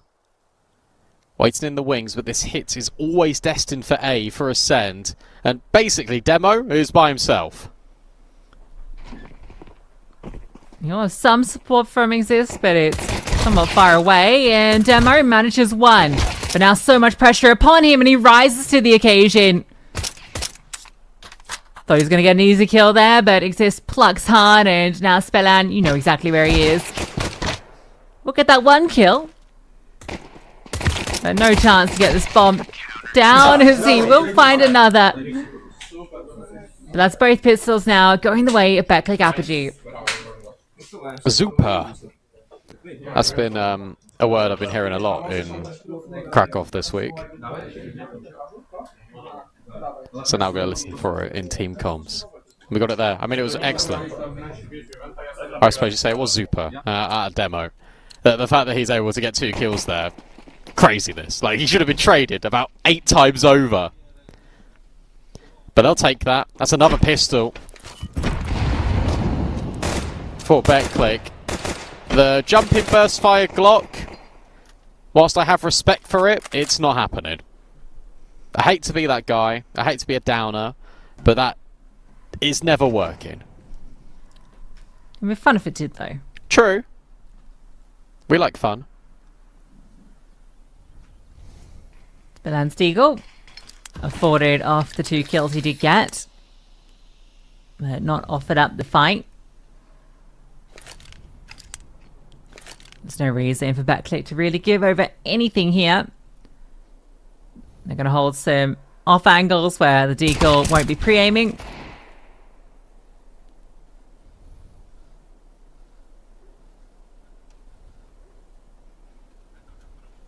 This will just be a slowly eked out round for us, and eventually walk into one of these bomb sites. It looks to be A. They might potentially get the bomb down here. It is only demo on site itself. Friend in highway, which they've confirmed. So bomb coming out Squeak. Can they get the space here to get this bomb down? That's that confirmation. These mid players. Demo wants to prevent the bomb, and he will. Oh, nice shot. Any more, Mr. Spellan? Nearly. Come on. Not quite. Good round again out of Demo. That's back-to-back multi-kills out of the A-bomb site anchor. They're running away with this, or at least they're starting to here. Backclick. Starting to get a little bit tricky. Now for Ascend, it will be all the guns. So at least they got that going for them, but this round needs to happen, otherwise they're going to be down at a hefty deficit.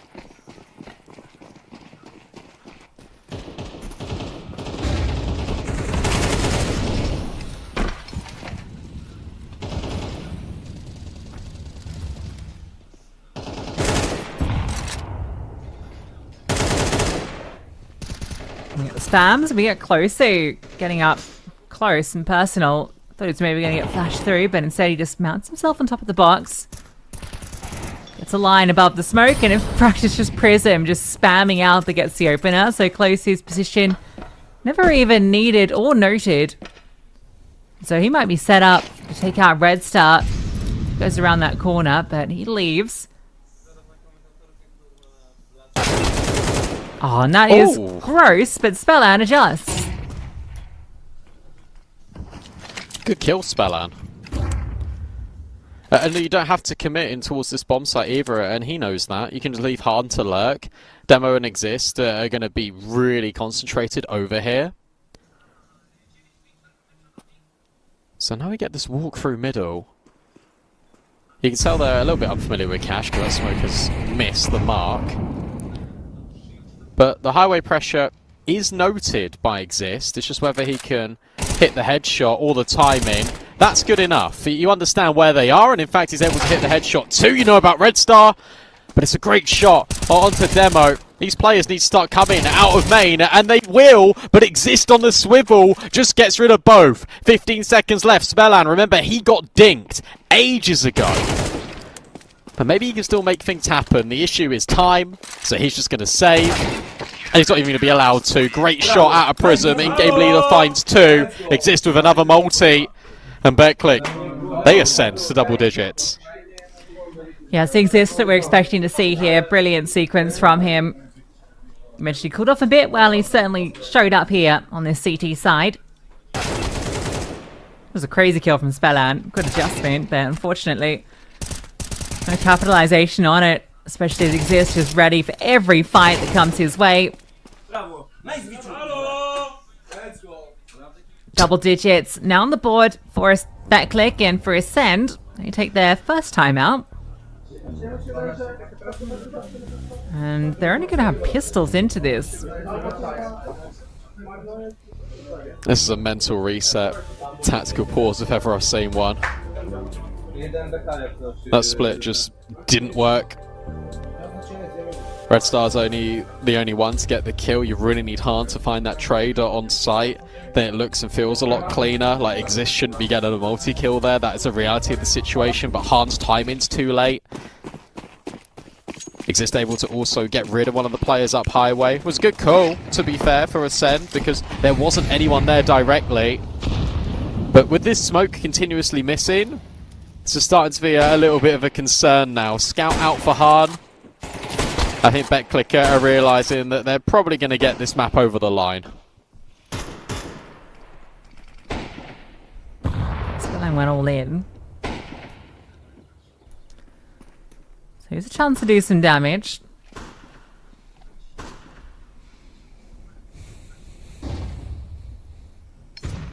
boosted up to take a look, but nothing offered up. They're playing very much in the sights.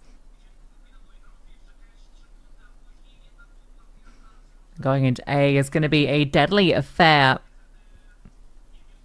That looks to be the intent to play it in Squeak. Bomb now scooped up. That'll be grouping with Red Star. With Spellin as the late lurk with the AK. As well, they can get in. The flashbangs need to be perfect, and the shots He's one peeking better. this. But friend, on this line, you think surely guaranteed the frag, and he takes out the player beneath. Doesn't peek into hard. Not going to give him that opportunity. And now he will off the flash. Spellan gets caught. Oh, and does get a nice kill back. The Tech-9 starts to begin to scale. Is there any chance into this? You need to find this follow-through kill. Red Star's found an AK. With Scrimmo falling.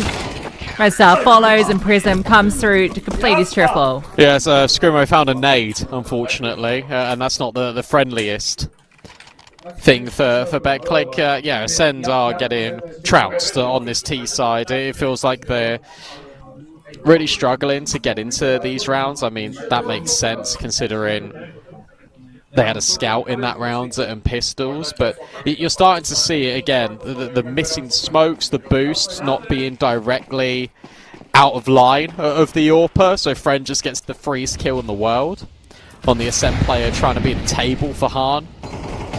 And now you get this push, and the spam back onto Red Star is amazing out of Exist.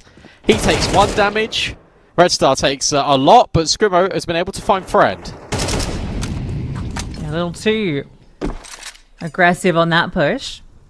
So that is now 5-on-4, even with Red Star very low. He can just be a lurk presence if they decide to make moves in towards B. At the moment, that feels like the right call. It is only close to here. He's playing kind of a retake position. It's a forward setup in mid.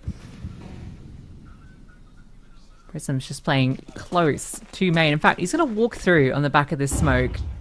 Oh, I think don't like this. This is a step too far. Oh, although actually, I the love it now. timing is absurd. Wow. Oh, he's going to be right behind them. This is ridiculous from Prism. Now, he might catch a player. Red Star's looking back, and Red Star gets him. Wow. What a shot. And I love that. They just go back in towards middle. 30 seconds into this B bomb site. Exist. Trying to hold up. That's another missed smoke. Another missed smoke. Out of Ascend. Exist swings. So too does Closu. The contact, the beta switch is brilliant. They can't go into this anymore. And he got no time to go back in towards A. So Han's got to kill on the backstab. He gets deleted. Ascend are all over the place on cash. BetClick are about to make it 7 map points. What's going on, boys? Fantastic gamble from BetClick in the end there, right? Yeah, it's a 3-on-5. They recognize this push in mid has been caught at the boosters in play, and they think, all right, Red Star's been spotted, running back towards mid in the death cam. Let's just make the gamble. 2 players in sight, each finds a kill, and there's just no time to leave. Ascend try and pull the ripcord because they have that mid presence. Red Star's like, he realizes he doesn't have the time. You have to recommit in, and at that point you've lost all the space. And it all falls apart.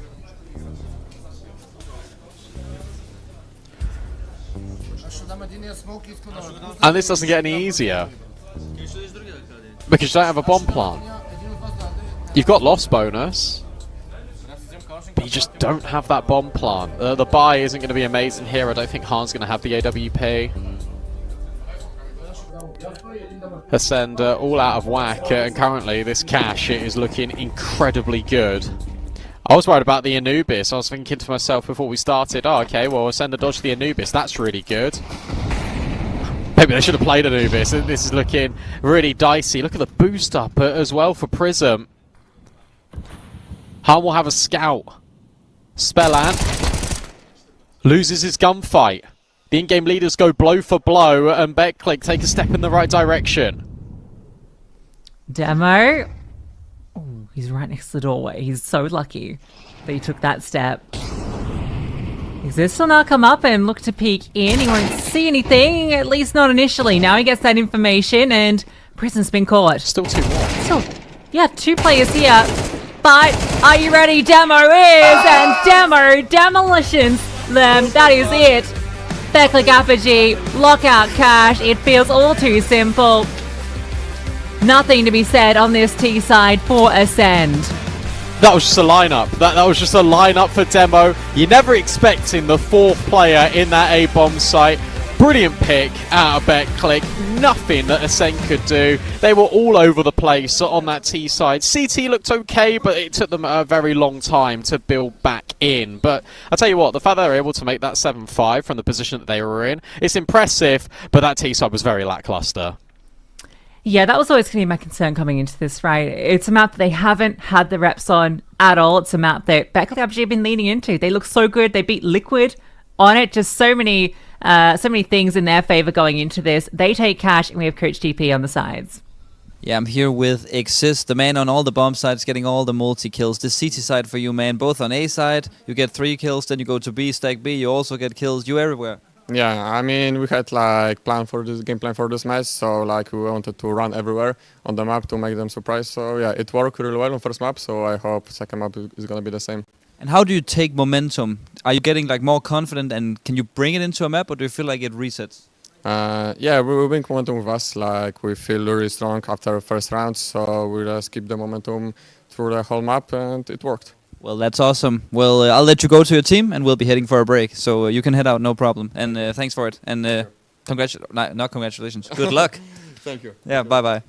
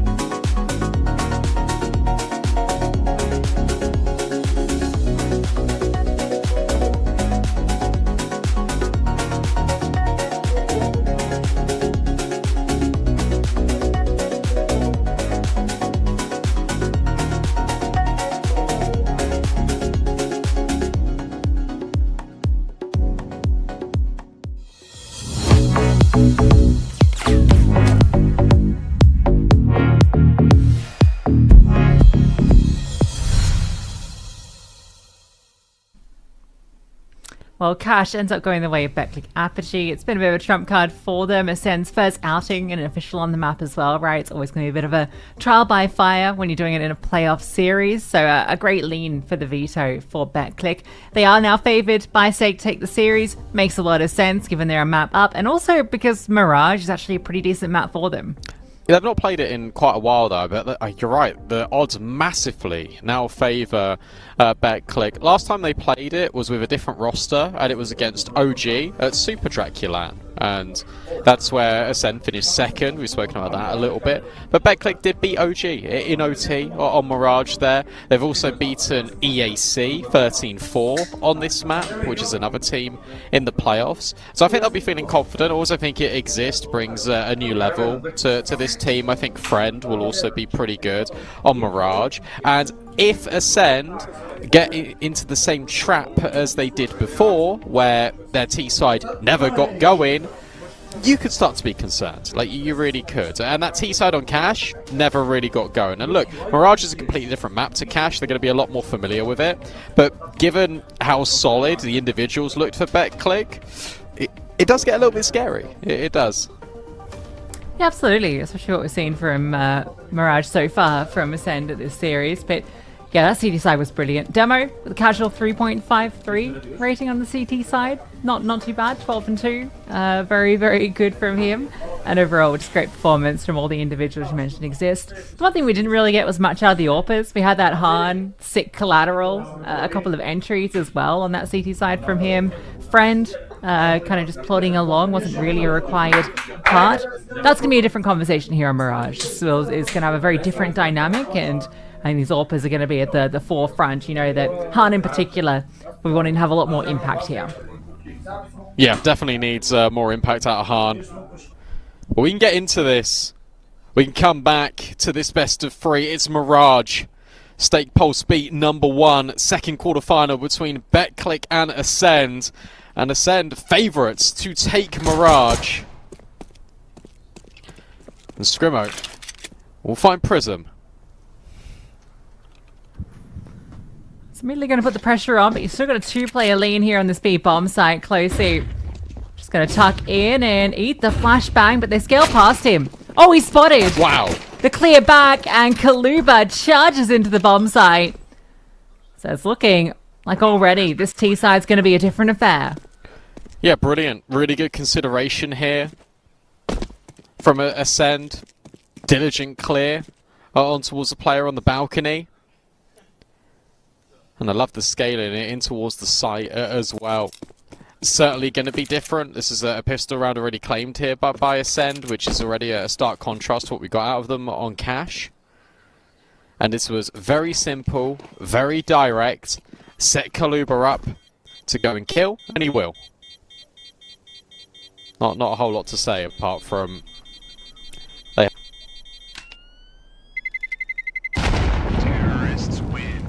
Nice little clear back from Spellan as well, just to spot that player, and then the clear kill comes through from Kaluba.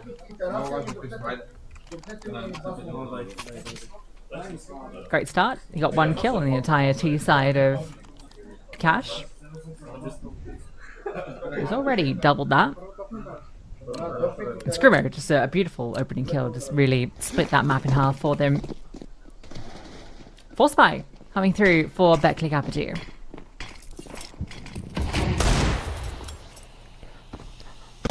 That was weird. I think my technical issue has fixed itself though. Nice. Lovely. Faster play it again. Here out of Ascend. Look how quick they're going in towards mid to B.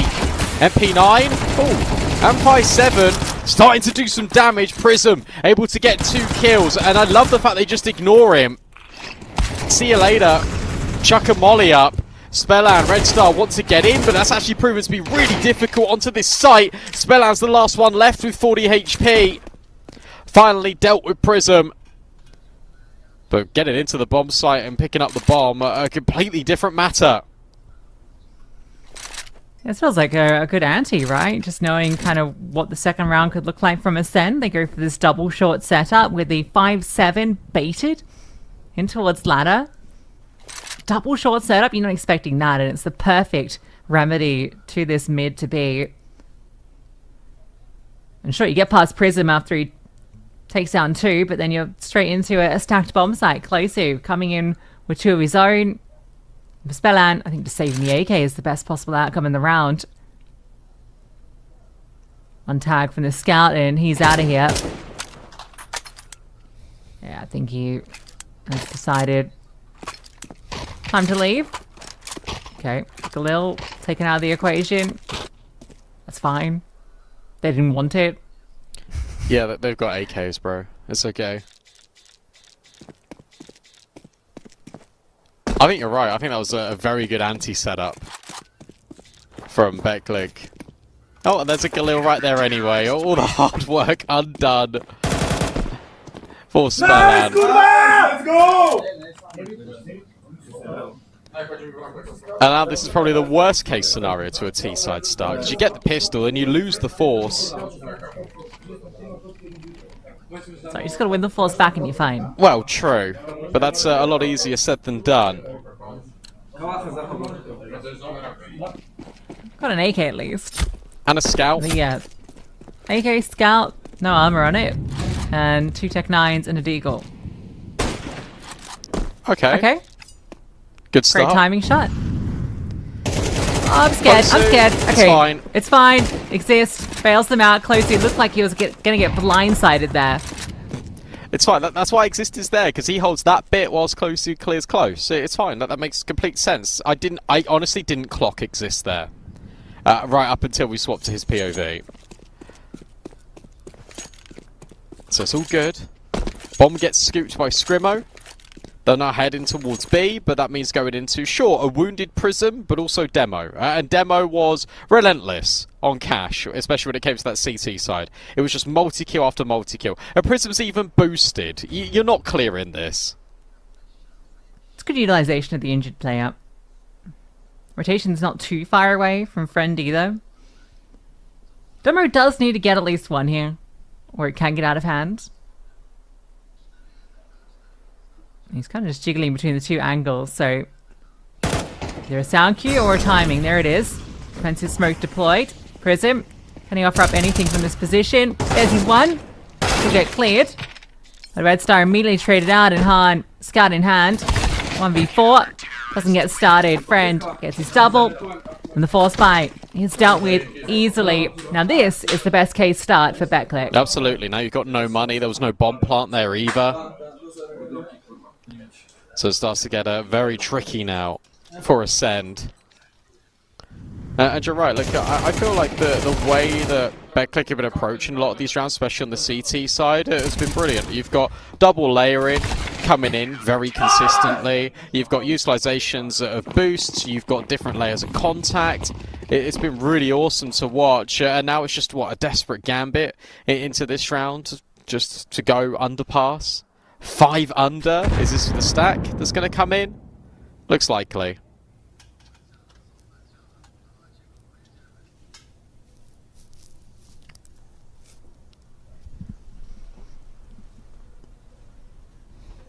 Just hanging out. Prism farms some enemies flashed on the stats. Good stat to get. Yeah. Or boost his Leadify utility rating. Could be like me, where every game you get your utility is fantastic, great flashbangs, but never 38. anything about your aim. Yeah. Alright, Fred. Now you're about to make some. In towards the window. That nade is devastating as well. Prism and Friend mopping up the kills. As to be expected, Ascend's just extend play for over a minute. But then all the Glock kills come in. 3-1 up. Now on the CT side for BetClick. But we do get a gun round back. We do get another gun round here, right here for Ascend. So hopefully that goes a little bit better.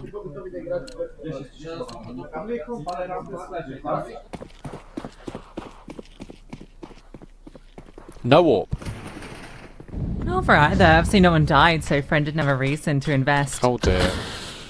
Guys, How we doing this, guys? That's the one smoke. And they don't know My that this stack is can missed do it, you either. can do it. They don't know this is missed because you haven't got an underpass player. Now you're acutely aware of it, but Demo pushed and killed Kaluba. Kaluba hasn't had any kills since the pistol.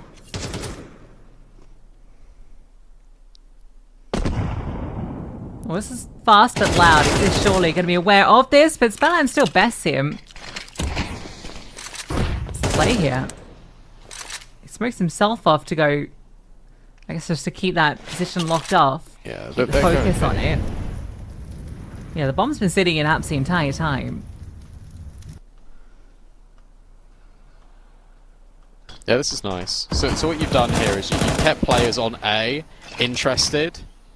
There isn't going to be this massive rotate, but Prism is obviously worried about the fact that they can go through jungle, maybe wrap this A bomb site.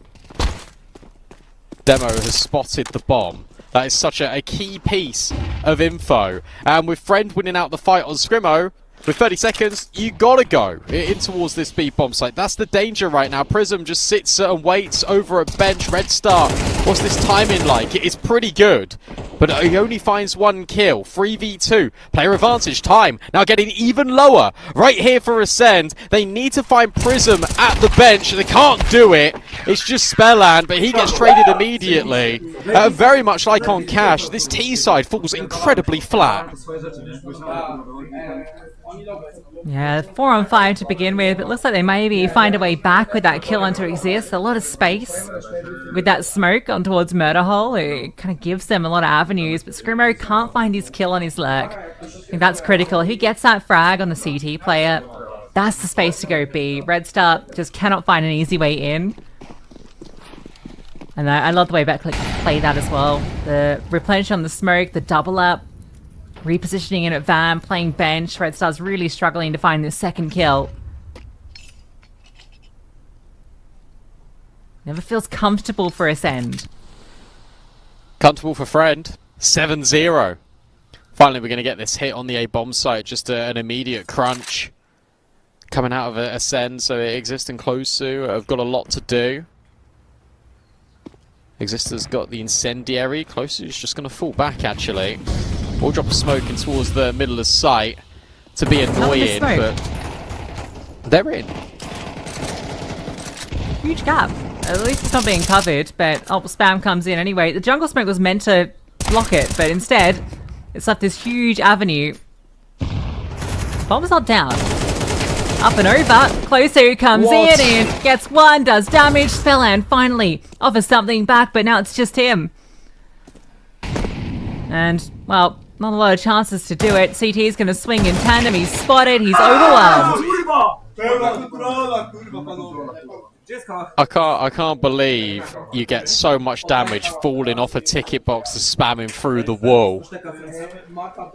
I mean, they play it really well, and you're right. Another smoke has missed here for Ascend. I don't think it really costs them that much, but because you just get spammed anyway.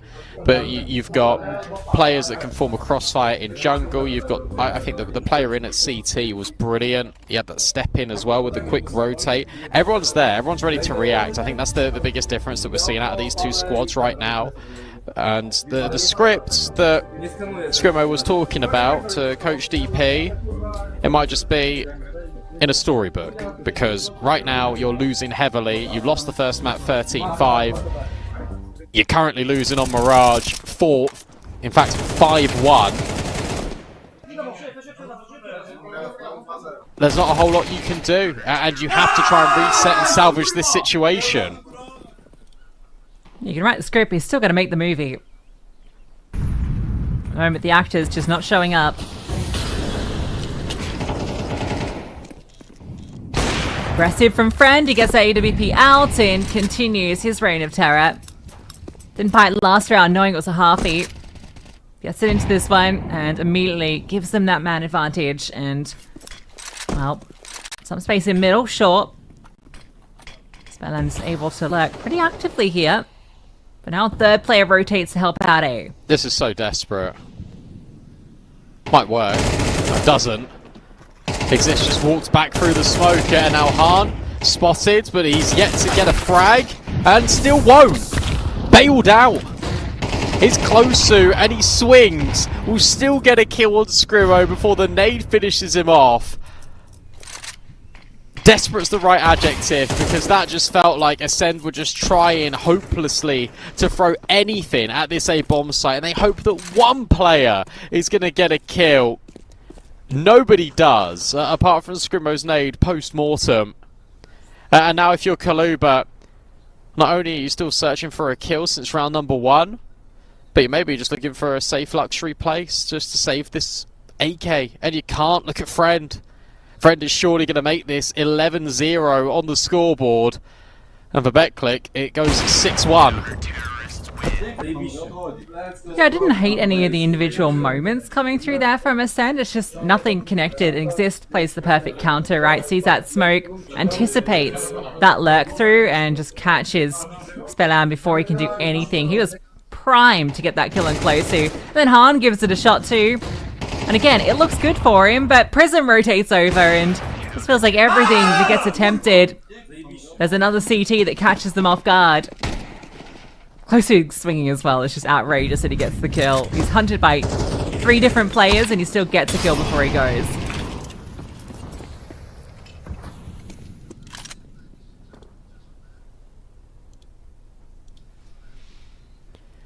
And how about down to Tech 9s again? It's now just a sinking feeling for Ascend. I didn't foresee them having the same T-side issues as they did the other day. I really didn't. That was against Brute, right? Yeah. They win the pistol. That's it. Kills are an issue again for this team. Han yet to find a frag. Spelland top of the board with 4 kills. We're 8 rounds in. Please get a bomb. Pop. Might be able to here, but there are a lot of bodies, and well, maybe not. Exist just charges through. He wants to have a chance to get some frags. They've been avoiding him, and they won't this round. No bomb plant. Another round with single kills coming through. Sender throwing everything at the wall, and they're missing the wall. Can't hit a barn door. That's a classic expression in the UK. That's exactly what's happening here to Ascend. They'll take another timeout. They need to have another one of these resurgences. That's the reality of the situation, that they need to make this 7-5. Anything less feels inadequate.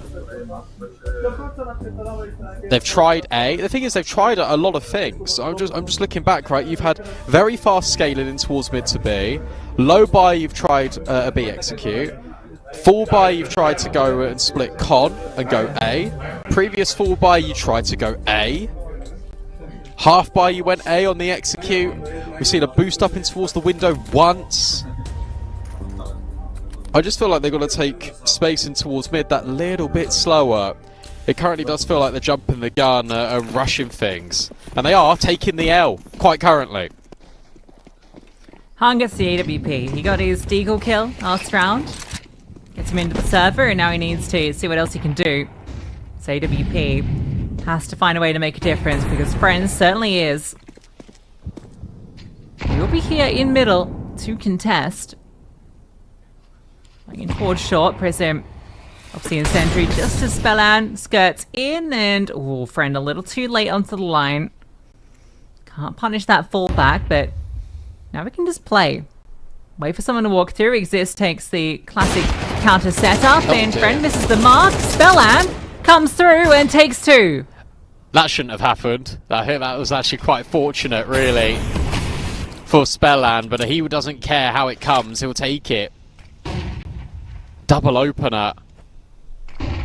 Friend who hasn't missed much, completely wide of the mark. So 3v5. Demo.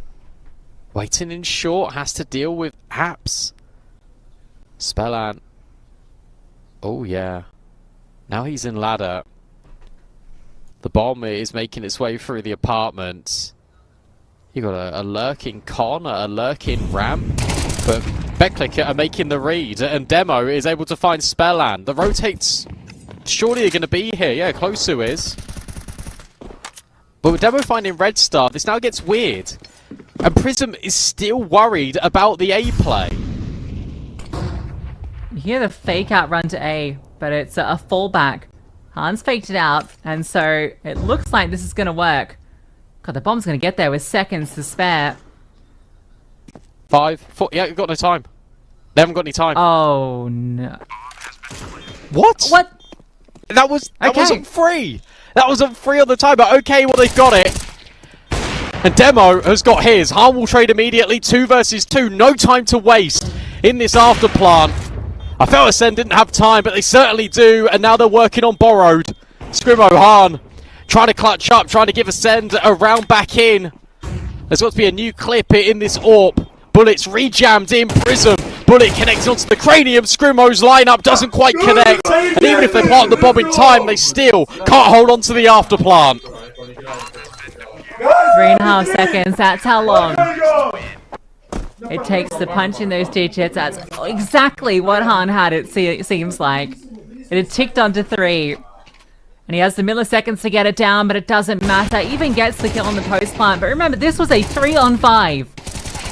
2 picks come through. They lose that advantage.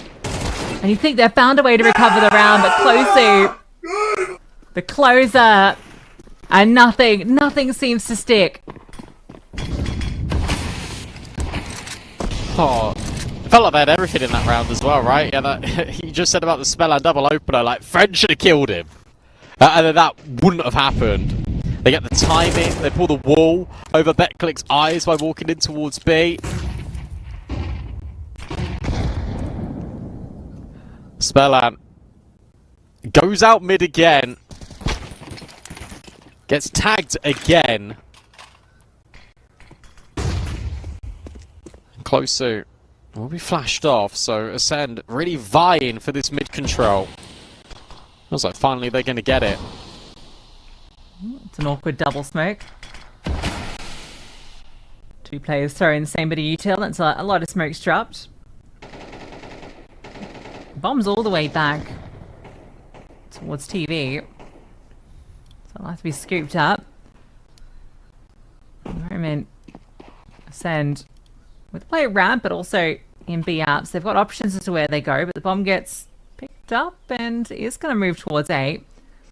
Prism's got the block smoke, so you can kind of deny this bomb getting in. Ascend feel very disjointed. Spelland's position now noted, but this smoke, surely you just drop this. Any second, you just got to let this go down. Will go, and missed shot. They can get through. As Friend, it's got to be Friend. Oh, and it is Friend. It is only Friend, and that's the only one that's needed here. Han left into the 1-on-2. Flames will upset him, force him out. Smoke onto it to give him some room to move.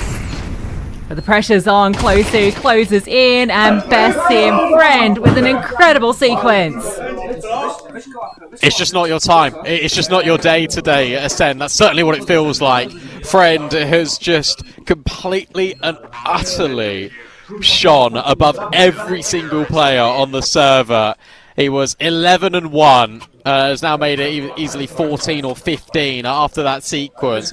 Was in the open, just behind a box, and he's able to not only multi, but find a 3rd kill in that, put that into the 1-on-2. There were 15 seconds left when Squirrel and Red Star started finding these frags.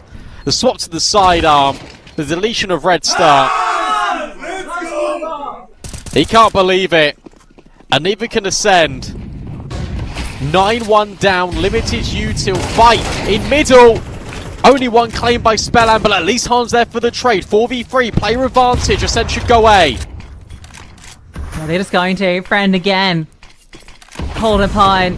He starts a space in front of this smoke. He wants to try and find his mark once more, and there it is. Bomb dropped. Scaling comes through. No one hears it. Red Star jumps over and, well, with socks on or something, because no one looks. And a second, surely, served up shortly. This Demo can pull off a 1v3. No reason not to give this a go. Oh, no. He's already made an interesting bomb. Still not down, now planted. Even damage is good here, but winning the round even better. But where is the second player? That's the question he has to ask. He's found a smoke. But I'm just going to land on the bomb and maybe give Screamo some room to move. He'll play around it. Demo steps in, straight into Red Star's waiting arms. Great round from Red Star. I mean, yeah, you can do a silent jump there, but it's really hard movement. You have to press S exactly when just before you land, and then you can get there silently. So to do that in the moment from Red Star is awesome, especially after the kill comes in from the AWP that drops the bomb. You feel like you've got time then to go in towards middle, never expecting Red Star to make that play. Still a 5 KD for Friend, nevertheless. And Ascend have missed the window smoke again, guys. We're in a quarter-final. Oh, and Fred holds the angle for Spellan to jump straight into his waiting scope. Closu gets forced out by Red Star and Screamo. They'll try and bulldoze into A once more. But look at the flank. Prism's already pushed under. He's already on the way.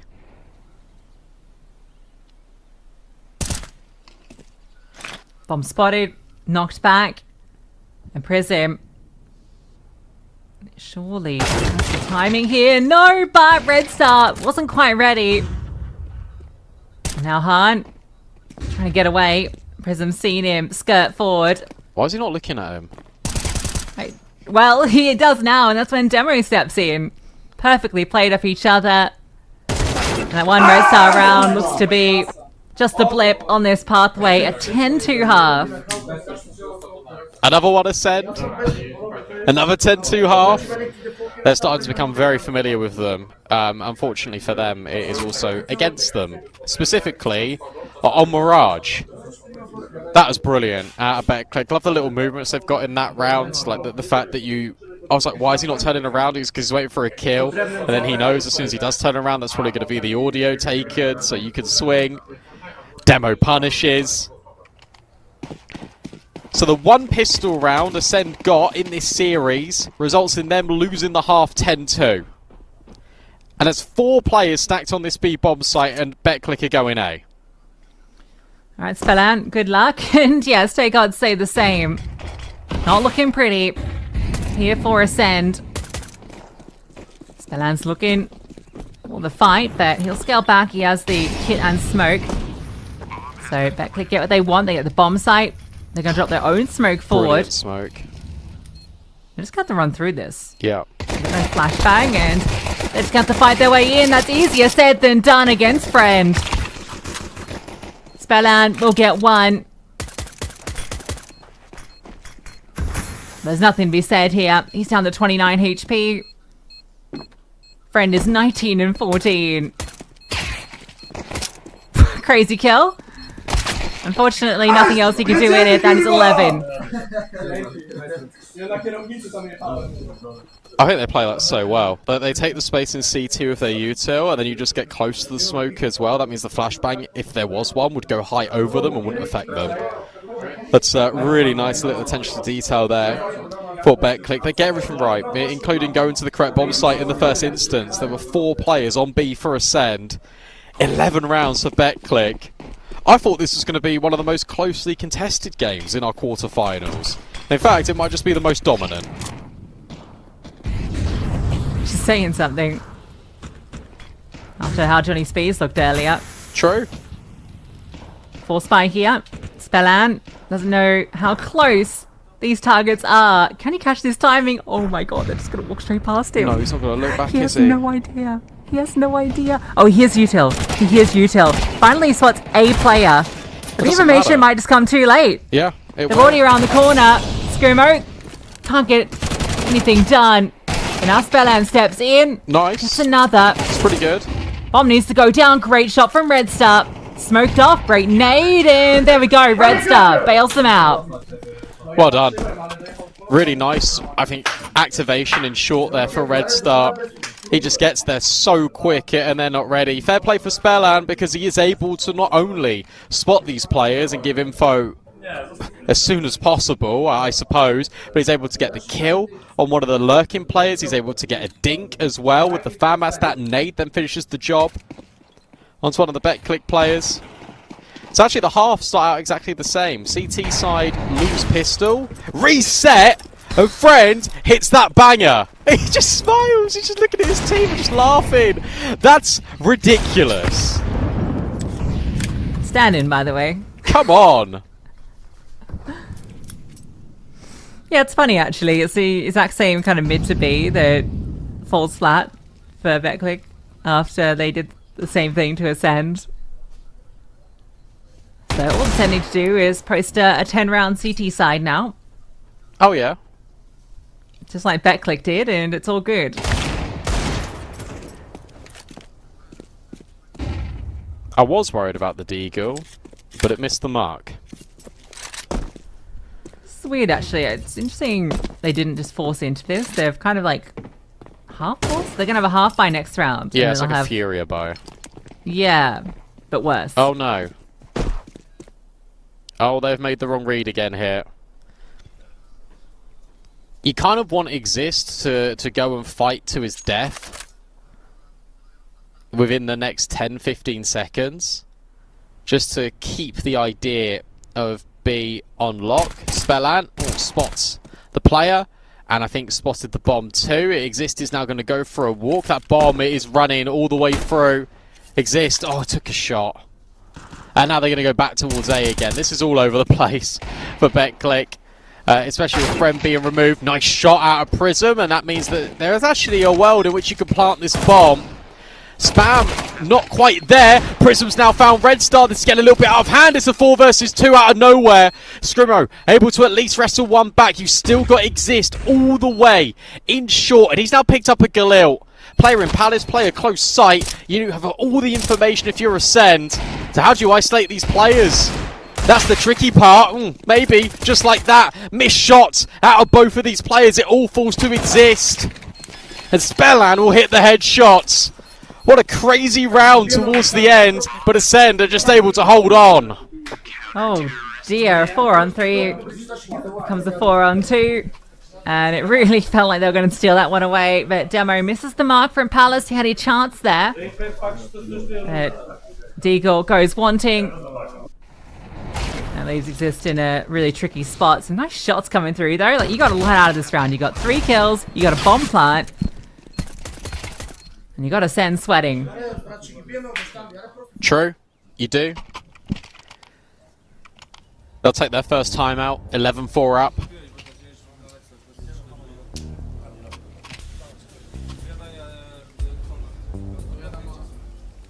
Sparrow is also just a really good coach to have. He'll keep them calm in these moments. He came over as part of the Kalesi lads, so he moves over with them too.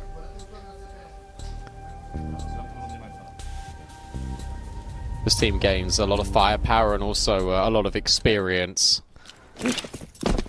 So here is that half buy that they were always going to bring out regardless. If they could inflict the same amount of damage, are we just missing window smokes now? If we bring out the same damage here, that'll look really good. I know, Observer. Tut tut tut. Okay, they actually don't invest into this round anyway, so they go for that half bite. A long time till we see the actual rifles come out. Spellan. He's been looking rock solid. Best performer for Ascend. Not meant to be. No.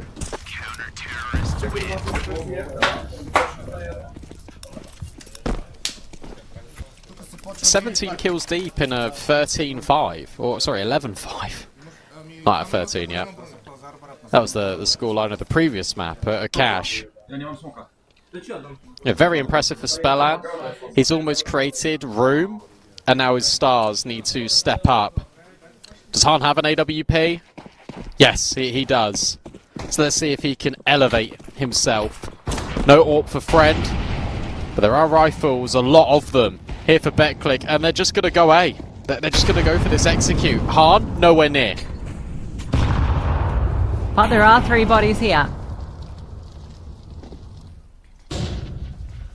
Let's come over. The commitment will come through. You got a clear sandwich. Kaluba goes unchecked. Spellan does fall. Kaluba makes it a double, and he makes it 3. Huge performance from Sandwich.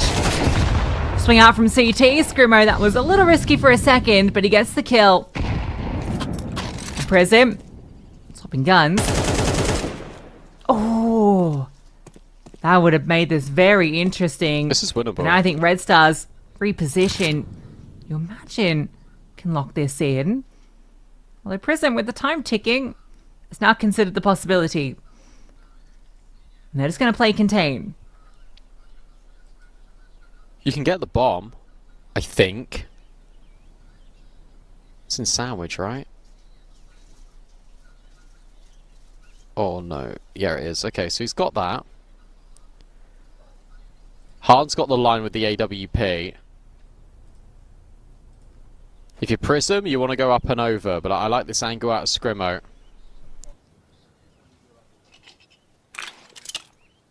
Smoke drop, flash forward. As Scrimmo spam, won't connect onto Prism. Red Star now moves Palace. Where does Prism go?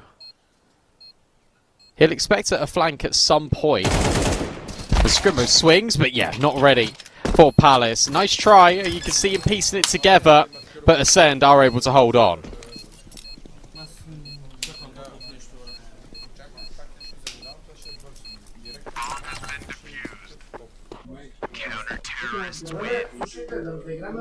Alright, the direct A doesn't pay out. Kaluba, brilliant hold. A triple in from Sandwich. No Molotov into his position. And Ascend to make this look a little bit more competitive. D-side's really feeling like a struggle right now. Like with the pistol, it was all done and dusted. That'll be another half bite. Still a while till it gets concerning, but you are letting Ascend build into this. You are letting them build in, but the reality of the situation is that they still need 6 rounds to guarantee OT, 7 rounds to win the map, and you only need 2. And also on top of that, the pressure is right there for Ascend, because if they aren't able to close, then they're out the series. So there's an enormous amount of pressure, and if you're Prism, you know that one breakthrough will be enough. Every bomb plant matters. Every low buy inflicting damage counts. Spellan, full blinded. Smokes up immediately. Oh, but there's a massive gap in them. Guys, how do we keep doing this? Every round, Closu gets the bomb down. A break on the smoke. No one revealed. And now this gets a little bit dicey. You got to retake this. Good news is they're only on pistols, but they've got armor. This is a double smoke in CT. This is actually really tricky to breach. Oh, but the Flames actually get a kill, and now you keep moving. Another smoke knocked down. They just keep trying to slam the door shut. They just don't have the weapons to hold on. They start looking for the fights, and Closu's trying something cheeky. Surely considered. Spellan spams, and yeah, no chance to deny. Does come close.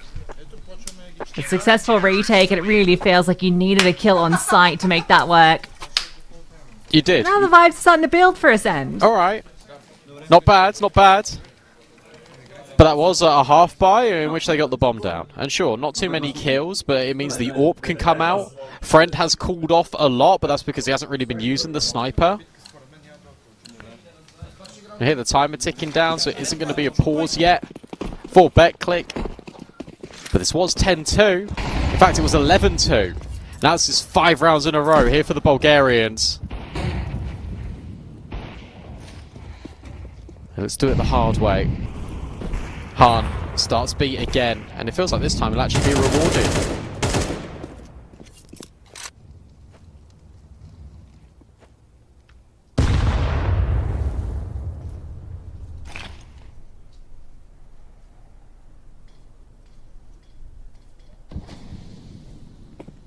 Boost up looks good. Your player's shot, but you might not anticipate this position. And Ascend really want this mid fight. Red Star's active for it. Screamo Kaluba waiting. Spellan as well. Who fights first? As it starts to lurk through lower. And Ascend, yeah, they're wondering what's going on. They start to look, and there's that pick they were looking for. The catch top mid. Oh, but Friend will find one back, and you've got this creep through. Exist. Oh, timing. Not quite there on Spellan.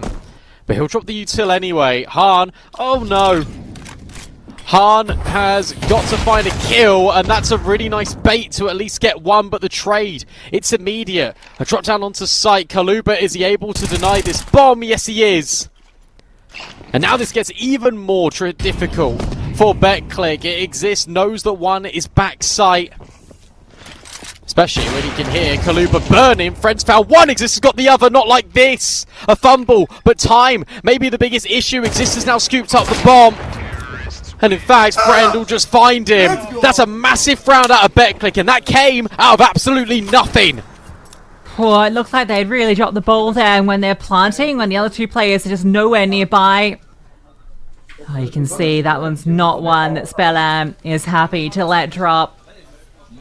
A 5-on-4 to begin, and then it felt like an advantage position with that bomb dropped. But a well-worked round, Friend, with a triple in it. And disaster for Ascend. They're now on the brink of elimination. There are 5 chances for BetClick to close.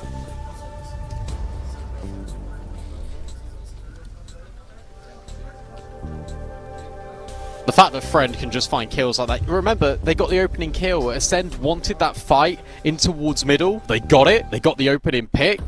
And then Friend is just able to follow through that trade onto Han as well. Brilliant. Kluber denies the bomb with 20 seconds left, but the decision to push through the molly is ridiculous. I'm so surprised he's made that move. He just needed to hide back sight. Time was not there for BetClick. But Ascend, it almost just feels like they unlock the door for them. Spellan double up in round 20. I tell you what, this double up's got to hit diff.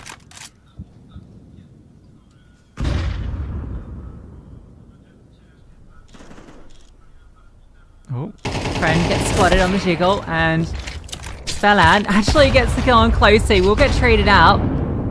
After he gets the kill is everything, though. You should know the rifle is here. Second player down here. You should know that there's always a second player with the AWP. There it is. Friend will find Kaluba.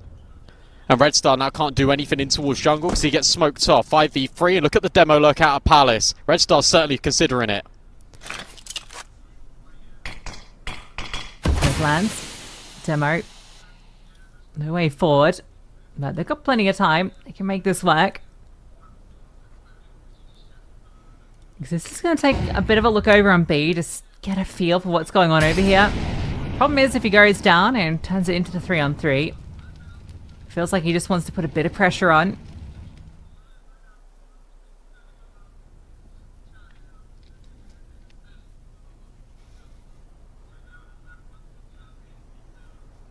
They are going to move back for this A finish. Han lies in wait. And Red Star in a pivotal position. Difficulty with Han's spot is that Palace could catch him out. Red Star sees Palace, needs to focus forward. He goes down, it's only Han. Flame at his feet, headbutts it, but can't get the deagle out. Screamo is left into the 1-on-3, bomb being planted. It feels impossible. But there is low HP. The difficulty is just establishing these kills. And Friend's already on the angle. He's one of the low players. Surely about to be locked in. Friend won't confirm it. Maybe there's a chance here for Scrimmo. Gets to play every angle to jump up, but Prism hits the headshot. The in-game leader locks it in for BetClick. It was dominant on Cash. It was dominant on Mirage. Ascend made it look competitive, but it ended up only being cosmetic. They bow out in the quarterfinals, and it's BetClick through to the semis. Yeah, brilliant from BetClick, right? They take on one of the favorites in this tournament. Absolutely, right? A team that when you look at this bracket, you kind of expected to make that run through to the grand final. I think that matchup against Liquid was certainly possible there. Maybe I'm getting ahead of myself on the Liquid side too, because favorites so far have not been finding success. Hotu out, Ascend out, and BetClick Apogee, they have a date with Johnny Speeds in the semi-finals. Now, that'd be a really fun semi-final as well, right? I think two teams that have gone through a lot of change, but two teams that are powering up when it matters. And we know how important this tournament is for VRS. So largely impressed with what we got out of BetClick there. It felt like a very mature performance from these guys too. And I suppose bringing your coach in with two players that previously played with you adds a lot of flexibility. We'll see how they're feeling, because we've got Coach TP with them right now. Yeah, just talk me through this game, man. You played insane on Mirage. How are you feeling right now? I'm feeling very good, very confident, and tomorrow I think I'm gonna play the same. Well, that's good to hear. You're like a hero stand-in. Tell me, how's it playing with these guys? To be honest, very good. Like, we had 1 week bootcamp only, but we are playing very, very good.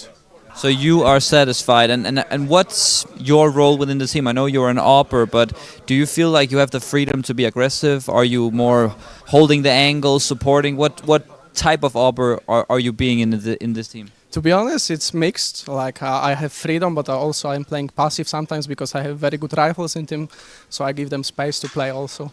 So it's very good mixed, and yeah. And will we see you more in the BetClick jersey for the future, or? No one knows yet. No one knows. Okay, I know there's a lot of Polish fans watching right now, so you can say something to all of them in Polish. Polska górą! Simple stuff, simple stuff. Well, back to the casters. Appreciate it. Polska Gurum indeed. Yeah, we got to hear some classic Polish words coming out during that series. Friend was particularly emotive throughout, and I think he's going to be buzzing after that phenomenal performance individually as well as on a team level. Yeah, he was. He was fantastic. I think he was like 20-4 at one point. Just a casual 5 KD for Friend, and that puts BetClick in the semi-final. We can take a look at that updated bracket.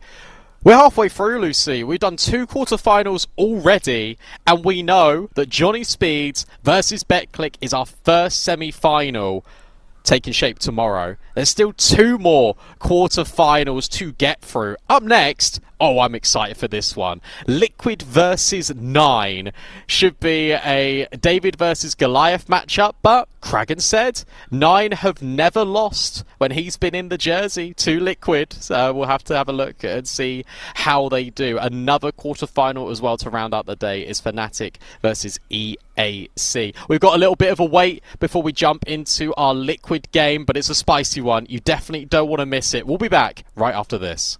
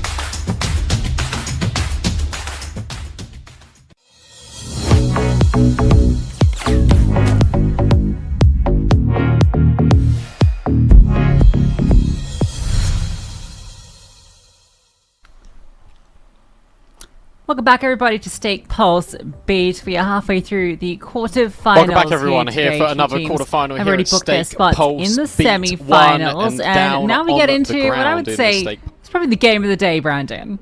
2 quarterfinals, and now we've got another couple to get you by. It's going to be Liquid taking on 9. Lucy, surely this is the best game of the day.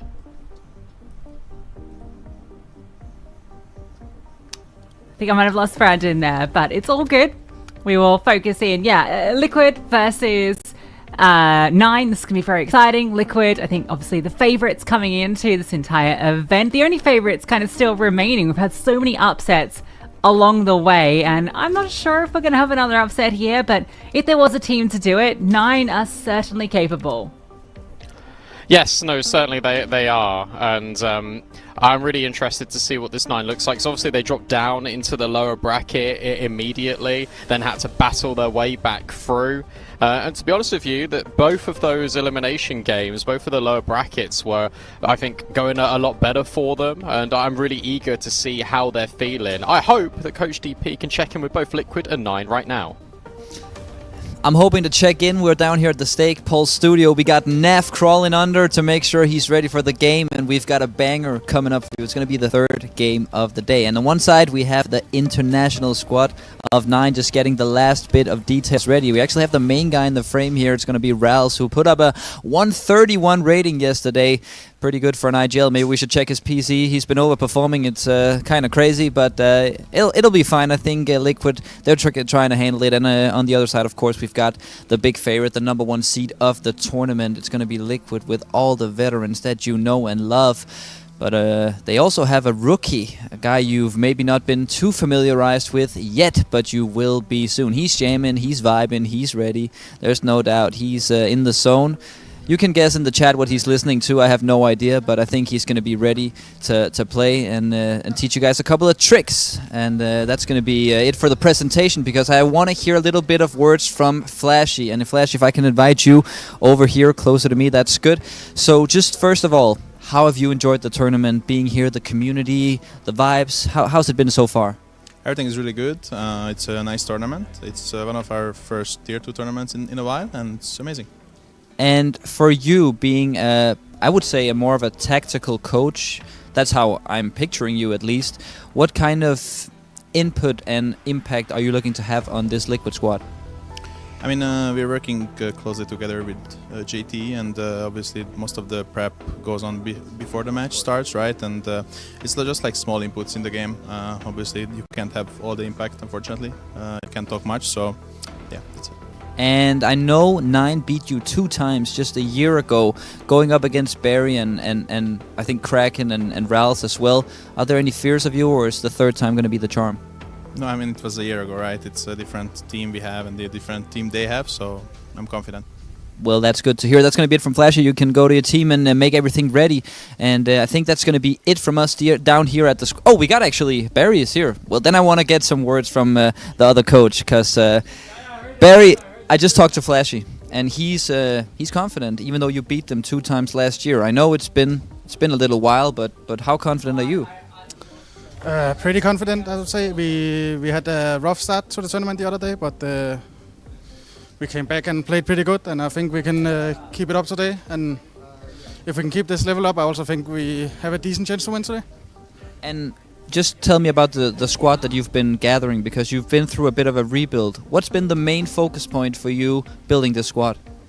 We were looking, compared to the last lineup, we were looking for like more aggressive players in general, more like players who wants to do, wants to take chances in the game. Yes, yeah, basically, and then also. We picked up Rhyme, but he's unfortunately not here, so now we are using Stomach. But we also were looking for younger players, like Silence, guys who maybe didn't show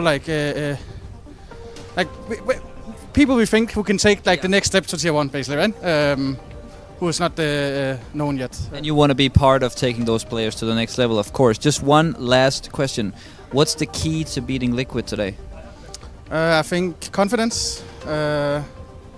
Keeping our comms up and just flowing with the game, then I would say we have a good chance. Well, they're gonna ride the wave 9 for sure. You can go back to your team, and we'll be back to the casters, and we'll be ready for this game. Yeah, confidence definitely going to be key here. It's a massive underdog story, David versus Goliath. We're talking about a rebuild for 9, a stand-in situation, coming into a tournament against Team Liquid, who, sure, had a tougher time. They didn't quite get through flawlessly to drop them out to BetClick on the way, but they played Blast during this time as well. They beat G2, they beat Vitality. This is going to be very hard. It's going to be incredibly difficult, and one man who's been through all the highs and the lows recently is Malbs, and we caught up with him.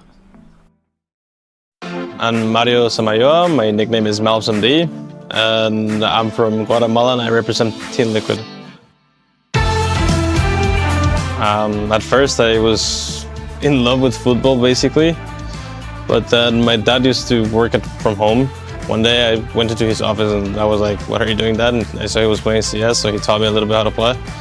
But I didn't really focus on that. I was just in love with football basically. And then when I finally got like my own PC, just for like homeworks and everything, I remembered about the game and I downloaded it again. It was 1.6. And then I saw that it actually had a professional scene, and I was like, "Dad, I want to pursue a career in CS. I think it's doable and I would like to do it." And he supported me, so yeah. We were playing Last Bounty and we made it to the quarterfinals against Spirit. So we had to fly from Malta to here. They made us change our flight to a flight with a layover, which got delayed.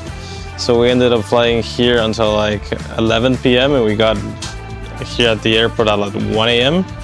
And then we got to the hotel like, what, 2 a.m., 2:30? So yeah, it was a little bit tiring, but it's gonna be good.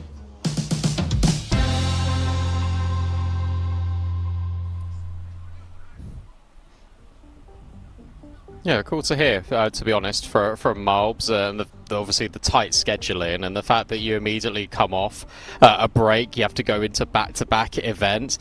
It's clear they didn't expect to do as well as they did at Bounty, but I think that is really good for them, that they are sort of in the honeymoon period and they can come off that high to this high. I mean, they're certainly favourites to try and win the whole thing.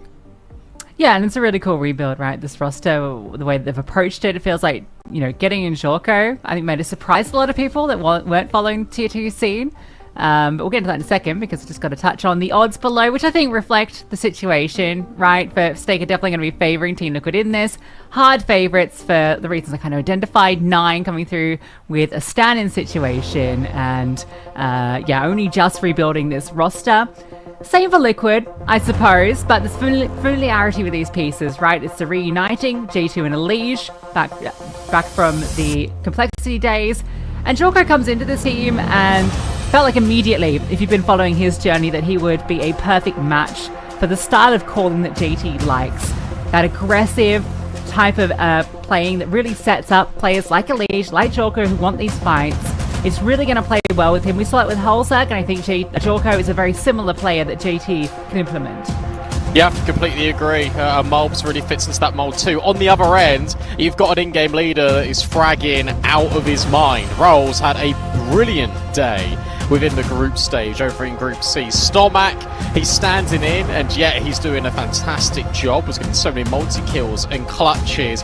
Kragan, the man on your screen just there alongside Flay, has been providing a lot of impact for 9. It was Kragan himself that said, look, we've not lost going up against Liquid in the past couple of years. So I'm interested in having a little look at what's going on. We've got the Veto entering in on the screen, and I'm really curious to see where this one goes. I think 9 will probably go into Cash again, because that's going to be the curveball. Liquid have been first picking Anubis a whole bunch, so it's probably going to be there. And then Decider,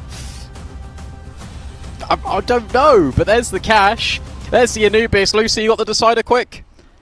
There's a good chance it's Nuke, unless 9 don't want to take it there, because Liquid have been very good on it, but they ban out Mirage, which makes a lot of sense. They don't actually have a lot of room in the veto. It's really up to Liquid to decide. And so we do get the Nuke. Both teams love Nuke, if it does get there. I don't think it gets there. It all relies on this Cash from 9, who have played it once already. That was against Brute. They lost that, 13-9. And Liquid, sure, they lost this to BetClick in OT, but very early stages, and I think they will have been working on it in the last few days. So I'm not too worried for them on Cash. I'm very worried for 9 when it comes to Anubis. Yes, I think that's valid. I think Cash is an interesting one, because BetClick just showed us how good they were against the Sed on Cash earlier today. So I think it is really cool to sort of get this clash of Cash between Liquid and 9. I just think stylistically, the calling out of JT is going to be very difficult for Rolls and Berry to manage. You've got to be on your A game, and we saw in the opening game for 9, not all of those players were whatsoever, and the fact that you had Rolls doing a lot of the heavy lifting, but Byleni was absent, Stomac was absent for that first map, it felt like they really warmed up into the day. You don't have a chance to warm up into the day now. Thankfully, the games are a little bit later, which is probably good news for 9. But I think Liquid, their firepower is ridiculously high compared to Nine's, and that's going to be a very tricky task. Yeah, I think also just having a few more days for Liquid, you know, between Group B playing out and actually, you know, coming through and playing today, you know, it's two and a half days they've had off just to be able to focus and prepare for this series. And, you know, considering there's such a new roster, considering they just flown in, like literally we heard from Malvs, right, getting to the hotel like 2 a.m. before they played on Saturday, they're going to be looking a lot better today than they did then. 9. The true underdogs here. Can they upset? They pick into cash, trying to throw a curveball. Liquid have played this once. They've lost it once. But they're still favoured to take it by stake. I'm excited to see what Yorko can do. Especially on LAN. He's going to get double boosted. Oh, and Elige is going to cop a misleading dink. Flay super blinded. Elige will finally get a kill. A drop down for Jorko. It is going to be to his detriment. Are they ready for another player here? No, they're not whatsoever. Malbs, Edwards take ahead. And JT chimed in with 1 kill as well, so it's a player advantage here for Liquid as 9 back out of B. Yes, the whole squad here, so backing out feels like an okay answer, but Stomach sees that no one's pushing through. So they're just going to wait. Allow Liquid to sit in it. They're going to move pieces off, and it's just going to leave Malbs here. I like his decision just to tuck into the box at Checkers. There's obviously no Molotov to clear this. You'd have to hard clear it. And for 9, it feels unlikely they would take that step forward. So Malbs, he's got a pretty killer position. Question is, when does he get to utilize this spot? If they just contact in, they might well get this bomb down, but Malbs starts getting curious, and oh, he's just so sharp with it. No chance for Kragan. And now JT can rotate over. Malbs stuck in the corner. We all stuck in there with him. And that's so nice as well from Naf, because Naf was spamming the wall on the other side, in from CT, just slowing the player down. Beautiful round out of Malbs, and you've made a very good point that I do want to highlight and bring forward. The fact that Liquid have had days to rest, because this is going to be a different Liquid. I really do want to believe in this project. I know that Liquid have been sort of the laughing stock for quite a while. The JT move is sensible. I think he's going to get the best out of Malbs and Elige. Yet again, we'll see. And that's just a chill guy.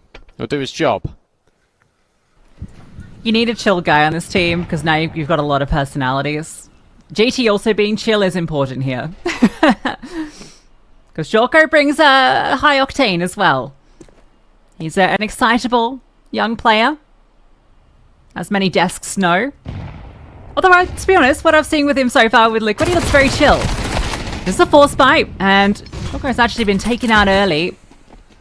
Tech9 start to scale forward. Elige on the line, and with him and JT combining, there's a lockout in mid. Bomb will be allowed to be planted, but the retake should be pretty clean here. Nice molly.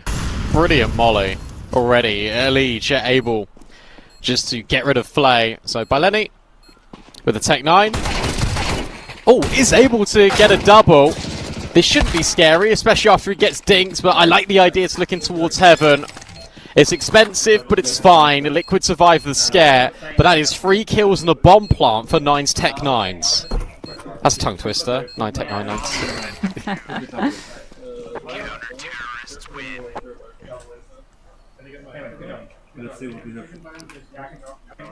Yeah, it's alright, but it was a force fire, right? So it doesn't feel quite as good. True, true. It will give you a bit more when you get into that first gun round, of course. Triple boost, that's a bit too hard to do with the MP9. Beautiful kills.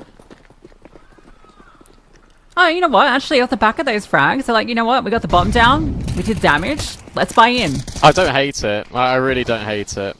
You'll have to remind me, because I didn't watch an awful lot of Liquid. I've definitely seen more 9 matches than Liquid games recently. This picking towards Anubis, is that a new JT thing, or is that something they were always going for with Shuey? That's well, actually, it's a classic JT thing. It was Complexity's go-to. It was always their map pick, and I think it's just a comfort thing. I like it. Yeah, I mean, they did obviously play it as the previous Liquid core, but this Force Bite's not working out too much. But yeah, I think this is definitely a JT pick rather than Shuey, because obviously Shuey never liked that map. It was never part of Mouse's retinue. So they only played it a handful of times before JT came in. I like it. I think it's really nice because it's like a brand new map with brand new players as well. Stomac. It's just him and Flay. It's just Stomac. And he's able to get rid of JT. Allegiant mobs are low, but Naf will just step in. He's on 100. Easy kill. And that actually felt easier than the Tech 9s. And suddenly, you haven't got any money whatsoever. The most difficult thing you're going to have with 9 is that if you're going to take the fight head-on against Liquid, it feels like 9 times out of 10, you're probably going to lose the aim duel. Yes, that is the tricky part. Hell, even JT is a hard shooter. Like he's a fragging IGL on a good day. We get a fast play, nice nade stack, but unfortunately for them, Malbs doesn't take any damage, so that's $900 down the drain. That only puts on a bit of pressure with the smoke, but there's nothing behind it. In fact, a counter one deployed. Trying to crawl back, but look who's crawled forward. Naf wanted to get some space, and he's walked all the way deep in towards terrorist territory. Well, he's running back to consider it, but, I mean, Naf's heard him step forward. And surely we'll have this kill. Okay, maybe not. That's an AK. Okay, but Lenny is just a goat when it comes to the Tech 9s. Flashbang, brilliant. I love that jump out of Valise. You see that little jump just to get the info? That's really awesome. Now just moves to a different angle, and he's still going to be on there just for a moment. Will now fall back, flashbang forwards, then get Mouse potentially on the angle. This is really nice. Out of Liquid. 4 on 3. Boost up for the Lenny AK. And JT's just considering. And now with 30 seconds left and the most space you've got, Concrete over towards main. You go A, but Elige and Malbs are both here. And they're going B. Is there time for this? No. Surely the bomb can't get here and plant. Go through the vent you can, maybe. It's gonna be really tight, and well, with Joko here, okay, it's just no chance.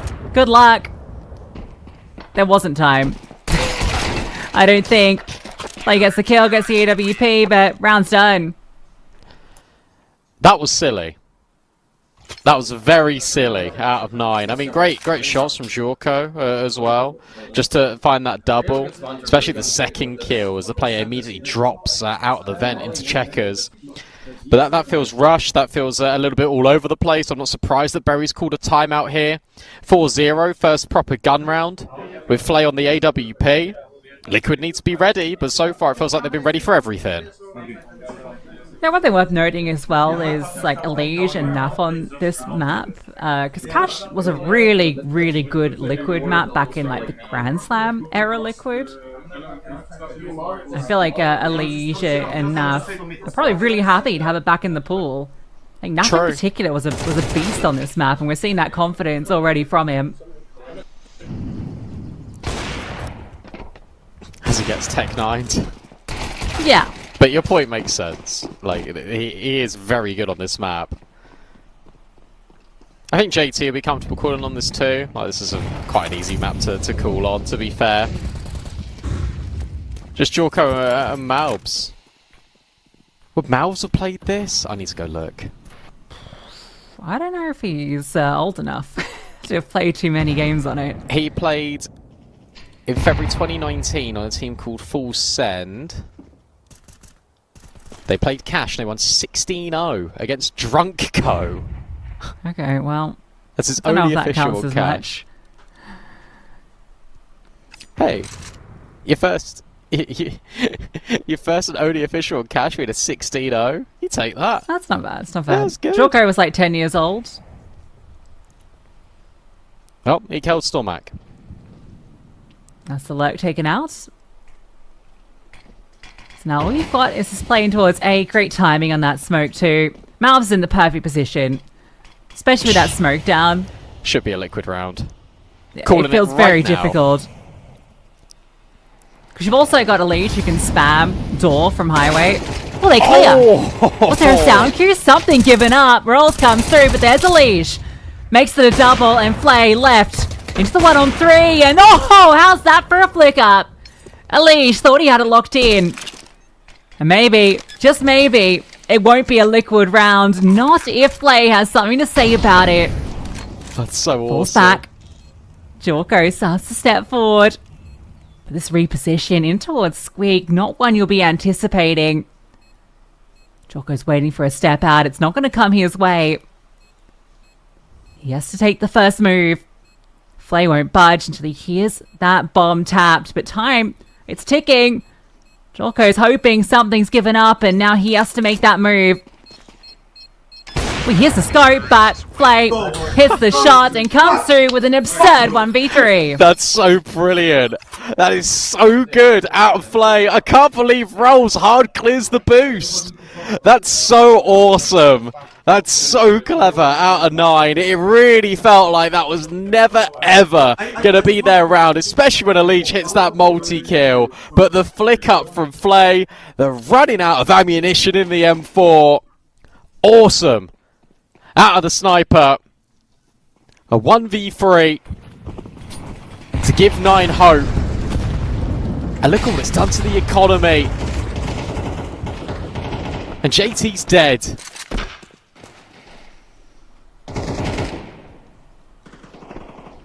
That's so funny that you said it. I was like, this is going to be a liquid round. Oh, and then it that makes happens. it even better that it did that. You know? You cannot account for a 1v3 like Course- that. That's the course Flay not. factor. Is he Leash, holding timing. for this? Oh, he's holding for this. Yeah, they must have heard something. Valeni's just locked in on this. He I did think he miss must the have jump heard the the first jump time. up. Yeah. Yeah. Well, now you know. Leash, gotta get off that one. There's no one on A, by the way. There's nobody here.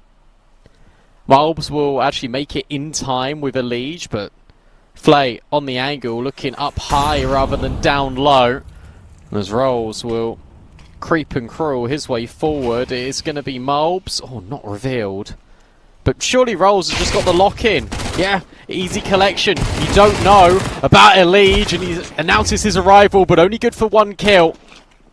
And suddenly Naf with an MP7 has got a lot on his plate. Jorko will just have to save, as too will Naf, but Stomak, he's going to try and make that difficult. Oh, yeah, he spotted them.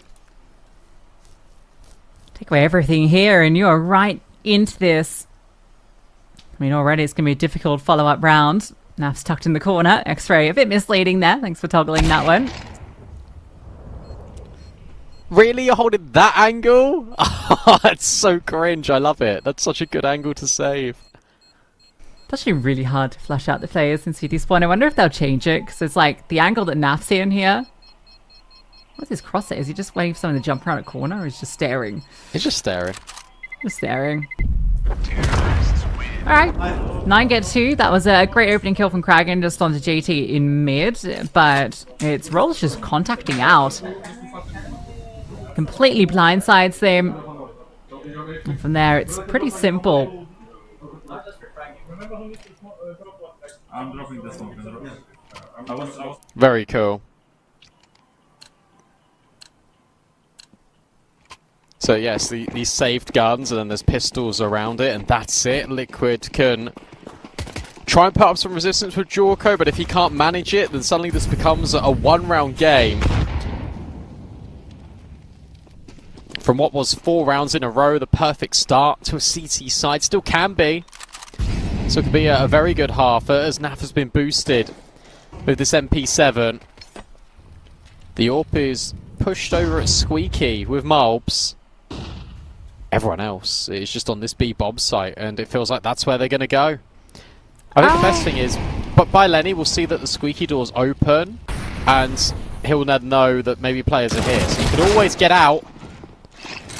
You can still rotate away. You can still go back. Elite just hit another deagle, but rolls. It's that steady hands. There's a very quick flank going on right now, and this 3v2's got a bit of wiggle room because Moles can maybe pick up an AK. Rolls is going to get backstabbed. Oh, that looked a bit dicey. That's now an AK. How? Don't know what happened there. Jocko tagged Malps. Potentially, Play stuck backside. Malps starts to creep forward, but it's this Heaven player that surely locks this in by Lenny's lurk. Has Malps covered, and they're just not being given this opportunity. They want to save these guns for the next round. And so that will be a third for 9. Almost slips with some nice shots from the pistols.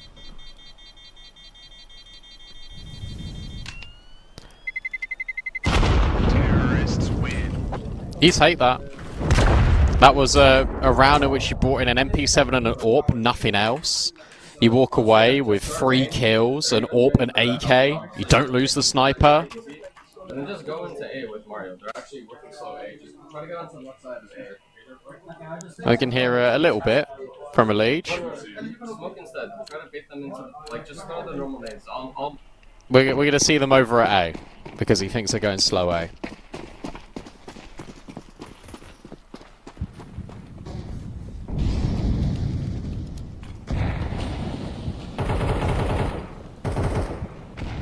So I'm curious to see if this works. It's been mostly on the bomb sites. At least with this AWP.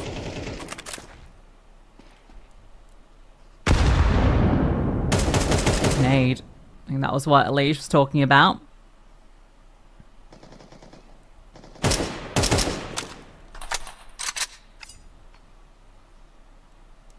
And it does feel like it is going to be this late A.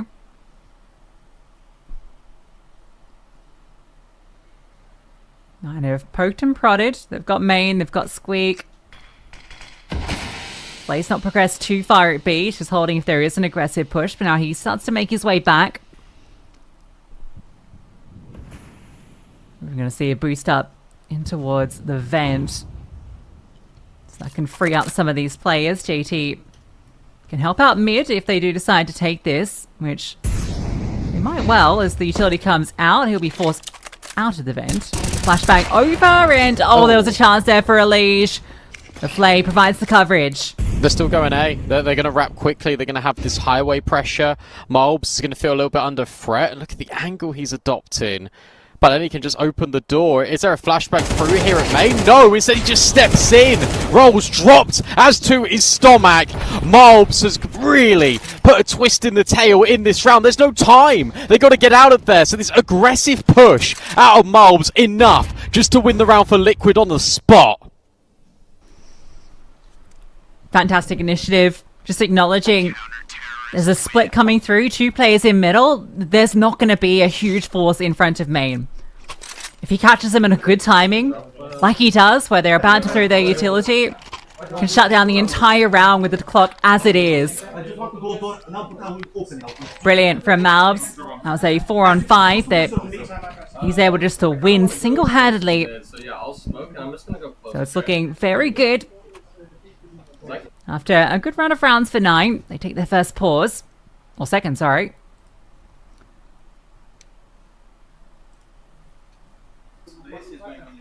That's the last thing you expect as you're getting ready to have your execute in play. It's just someone random swinging you. And the fact he dinked, I think it was Stomach, and then he just goes round the corner and just kills Rolls anyway. That is such a horrible thing to try and deal with, and that's the last thing you're expecting if you're 9. They had everything down to the millisecond. It felt like it just didn't work. Great round out of Malbs. And look, 9 are going to give Liquids a good fight here. With that being said, we expect it to be a Liquid victory. I'll expect them to get the job potentially done in 2. Just from where both these teams are at right now, even if it's been a little bit shaky for Liquid recently. They've got the name power.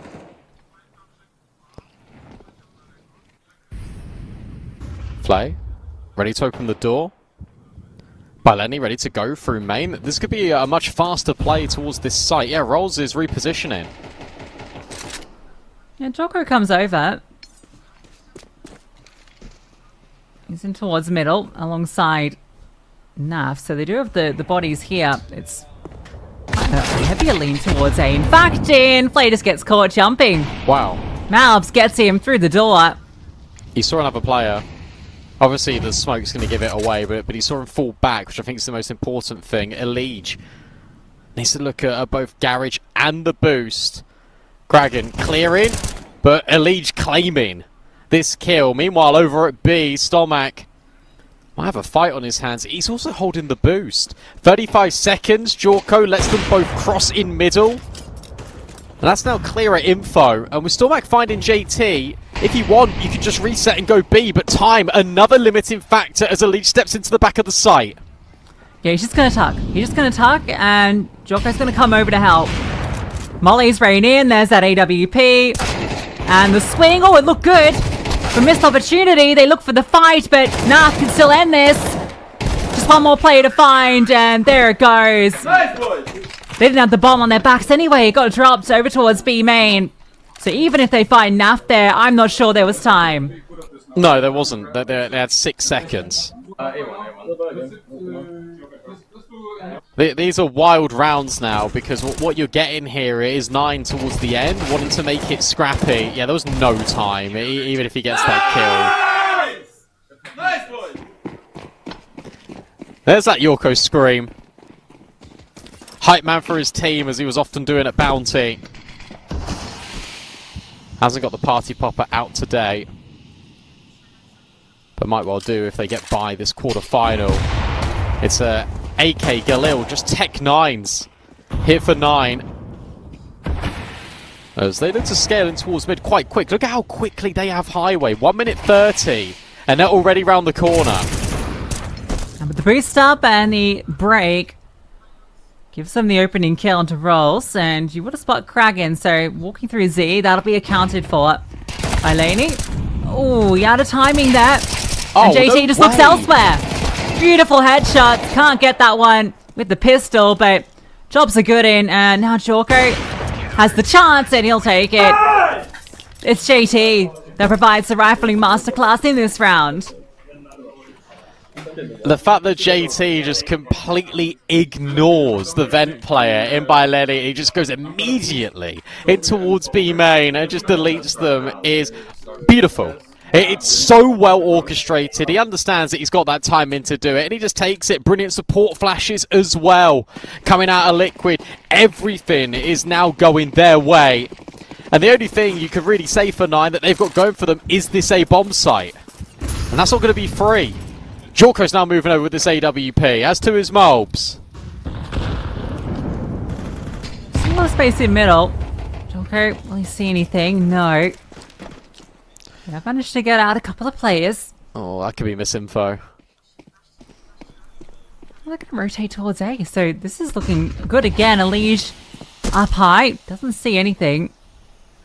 In fact, he's going to need this flash. He does. Now you should know what the play is, but can you keep it at bay? Jorko slides on out. Naf's just found 2. And there's Malbs, a double of his own. Flay got the opener, left to pick up the pieces, and too many players to deal with. Does a good job onto the first. But it's doubles to Malbs and Naf. Again, it's just simple from Liquid. That's all it is. It's incredibly simple. Out of Liquid, it's just Naf catching a really lovely timing. Then suddenly the comms are going to get clustered because all of the game planning for 9 is coming in these mid to late rounds. The thing is, if one plan element of it goes wrong, that's going to send a lot of disorientation in towards the comms. And that means you just go straight to Malbs. 13 and 3, by the way, is Malbs. Everyone fragging up a storm here for Liquid. Nade just goes over the top. And Malb's now in this position that players are frequenting a bit more. But this is nice. The door's open and Yorko's holding the line. I've not seen this before.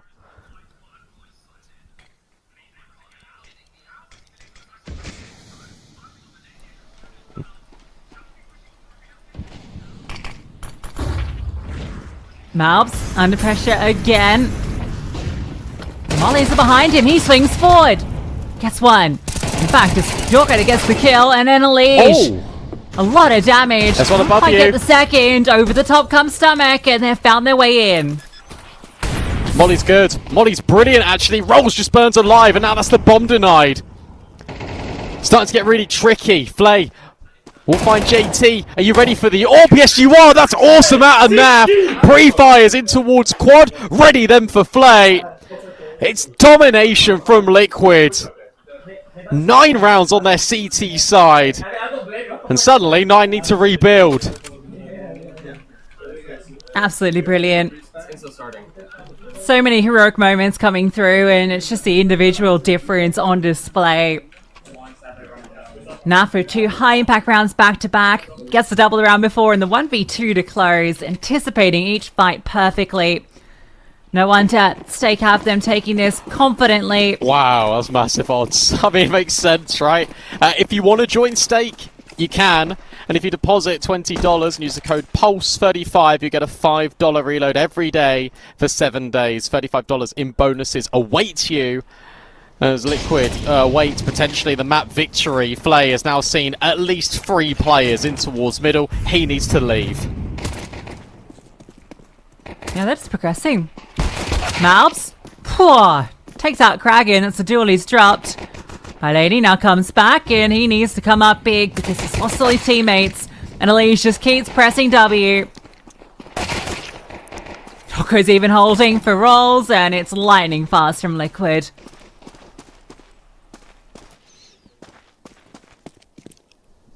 We saw glimpses of it at Bounty, right, out of Liquid. But what I will say, and what I love about this new look Liquid, is that they're playing such confident Counter-Strike.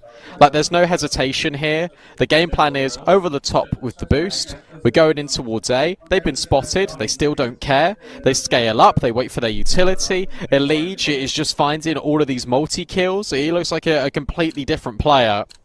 It's really nice to see, because obviously this is a Liquid that has really been in flux over the last couple of years. And yes, it's early days. Yes, we might be having a different conversation a few months down the line, but for right now, it's refreshing, and you have to speak about it.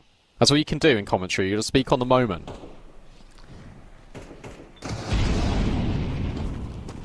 I think it's a good move, just like for the intangibles too. Like I think the moves they've made bring a lot of energy, bring a lot of, dare I say, aura to the team. As much as people like to use that word, I do think it applies in this case. Okay. Part of that plus aura move. I know, I think this Liquid, this new Liquid, is going to have a lot of fans.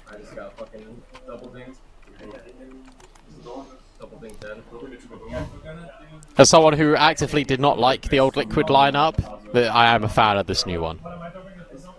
How can you not like Jorko? Like, after watching his journey with Focus this year, getting and the call up to Copenhagen Wolves, Liquid. even before that.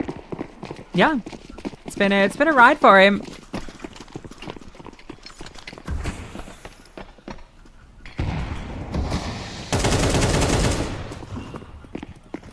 I think obviously you have to A main push.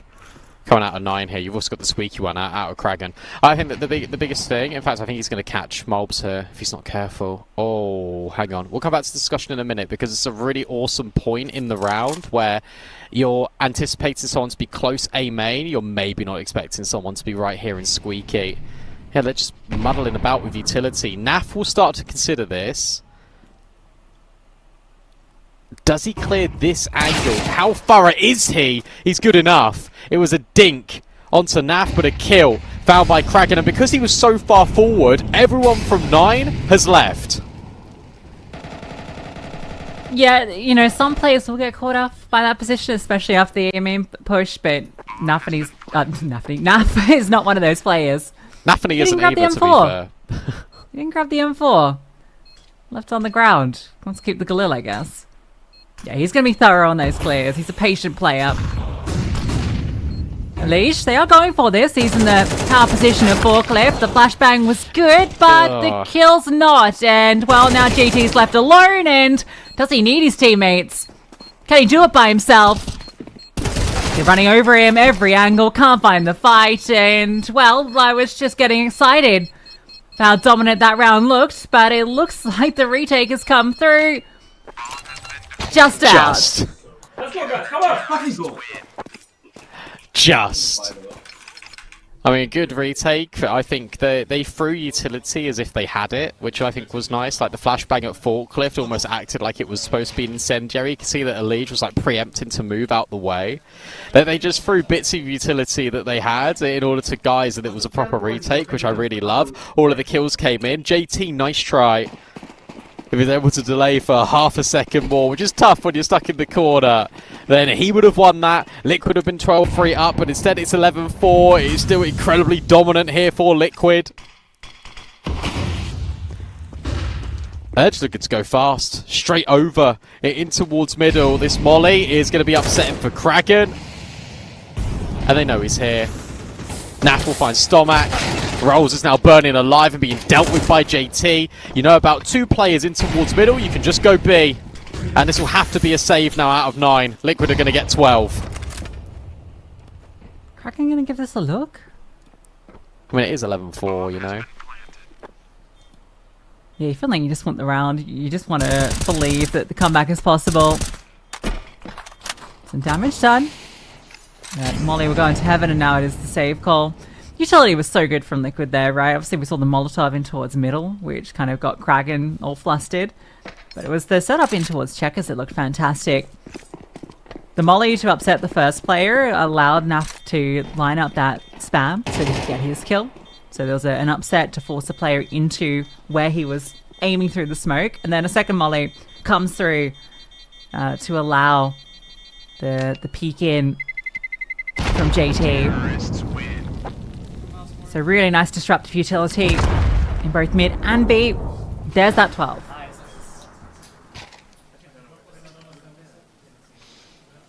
I'll try and finish the point quickly about Jorko now, and that is when players go quickly up the ranks, and what I mean by that is like tier 3 to tier 2 to then tier 1, it can be very difficult for the player because sure, they've got mechanical ability, the difference in individual skill between tier 2 and tier 1 actually isn't that vast. Obviously you've got outliers like Zaiwu and Donk, right? But what you need is a solid foundation and a solid in-game leader that's going to help guide you through. For Ultimate, I think it was a bit of a poison chalice when he joined Liquid because there was no stable foundation. It actually feels like Liquid now, they've taken the time to actually learn on their mistakes, and they've got a good coaching network. I think Flashy and JT are going to work quite well together. The reuniting between JT and Elige as well is going to go a long way. You've got, again, Shui got brought in at a time where Liquid just weren't in a good spot and they didn't have like a consistent roster they could reasonably rely on. There's a lot to do when it comes to the rebuild. But I think that this is probably the best place for Jorko to be right now when it comes to tier 1, and I don't think that Liquid are going to hinder his career. I think this will only help it.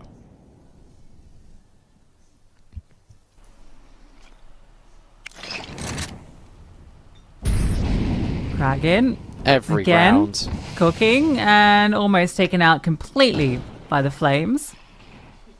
Well, you know you got him stuck now. And you've taken him out, yeah. Nothing you could do there, Kraken. Surprised he went back there after what happened last round. Expecting a different result. A shot fired off by Flay, and Elige, the headhunter, steps in. It's looking all too simple in this final round. They've just killed everyone in middle. Rolls? Can he be the hero? Oh, almost. Nearly. They lined up, gave him a chance, but Stomach is really far away. He is, and you're going up against a JT and a Liege that have 32 kills, in fact 34 kills between them. So it's going to be very tough indeed. Liege is already holding the flank. They're so aware of this possibility. No one came in from CT or Heaven. It's the only thing you can realistically hold. You don't need to worry about the vent, because we'll give over an audio cue. Liege hits the instant headshot, a triple within that round, and 9 look to put up a little bit of a fight. They go with this cash that Liquid did drop the ball on in the group stage, but this is looking all too simple for this squad. They pick up the good form they left Blast Bounty with in Malta, and now they 13-4 their opposition on their opponent's map pick, no less, on cash. Yeah, 9 try and throw a curveball into the mix, right, with the veto. They try and catch them off guard with the cash, a map that Liquid have only had the 1 rep on, and it was that really close battle. So I don't hate the decision, but this is a Liquid that we expected on day 1, right? This is the Liquid firing all cylinders, every single individual outputting in the firepower department. It just felt like they didn't have a chance to fight back. No, they didn't, and Coach DP has got the winner's reactions with Liquid. Yeah, I'm down here with Mobs. Great game from you. Did you know that this was your second HLTV game on cash ever? Second? I Yeah, thought I had more. I feel like I just researched, or the casters just researched, and they said you beat someone 16-0, called something drunk, like a couple years ago. No, I have one more for sure against Canada. I got 16-1. Oh, he knows both sides of the coin. So how did it feel to play this game? You were very aggressive, getting in their heads, trying to interrupt their plans, maybe? Yeah, because like there were some situations in CT that they were trying to split us, and like we cannot just accept it, you know. I needed to do something, and yeah, it worked out. You got some pretty good multi-kills. What's the thought for Anubis? Hopefully, I can still do the same, just as a good anchor, you know. All right, that's going to be it. From here, we'll be on a break, and you can leave and go with your team, and see you for the second map.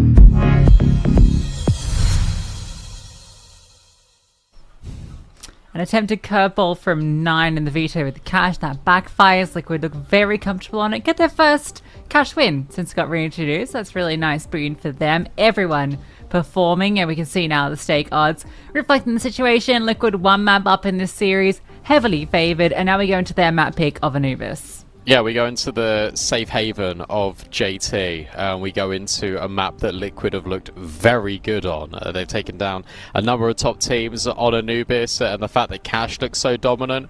As you say, it's no wonder the stake odds are leaning in that direction.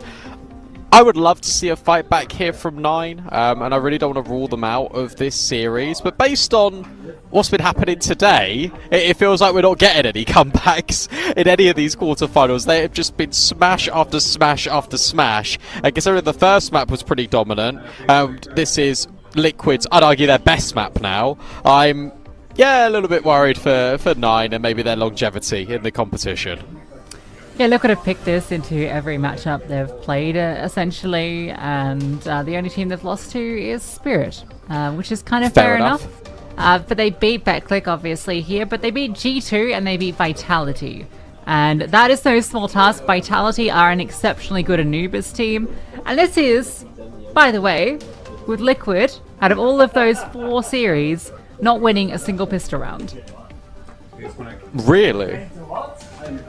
And they beat Vitality 13-10 and they beat G2 13-6. No pistol rounds? No pistol rounds. So you're telling me if they add pistol rounds, they'll be unstoppable?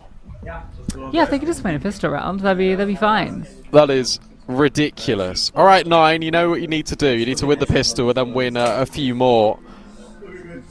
It's bonkers how like one player can make a map their own and just be incredibly dominant on it.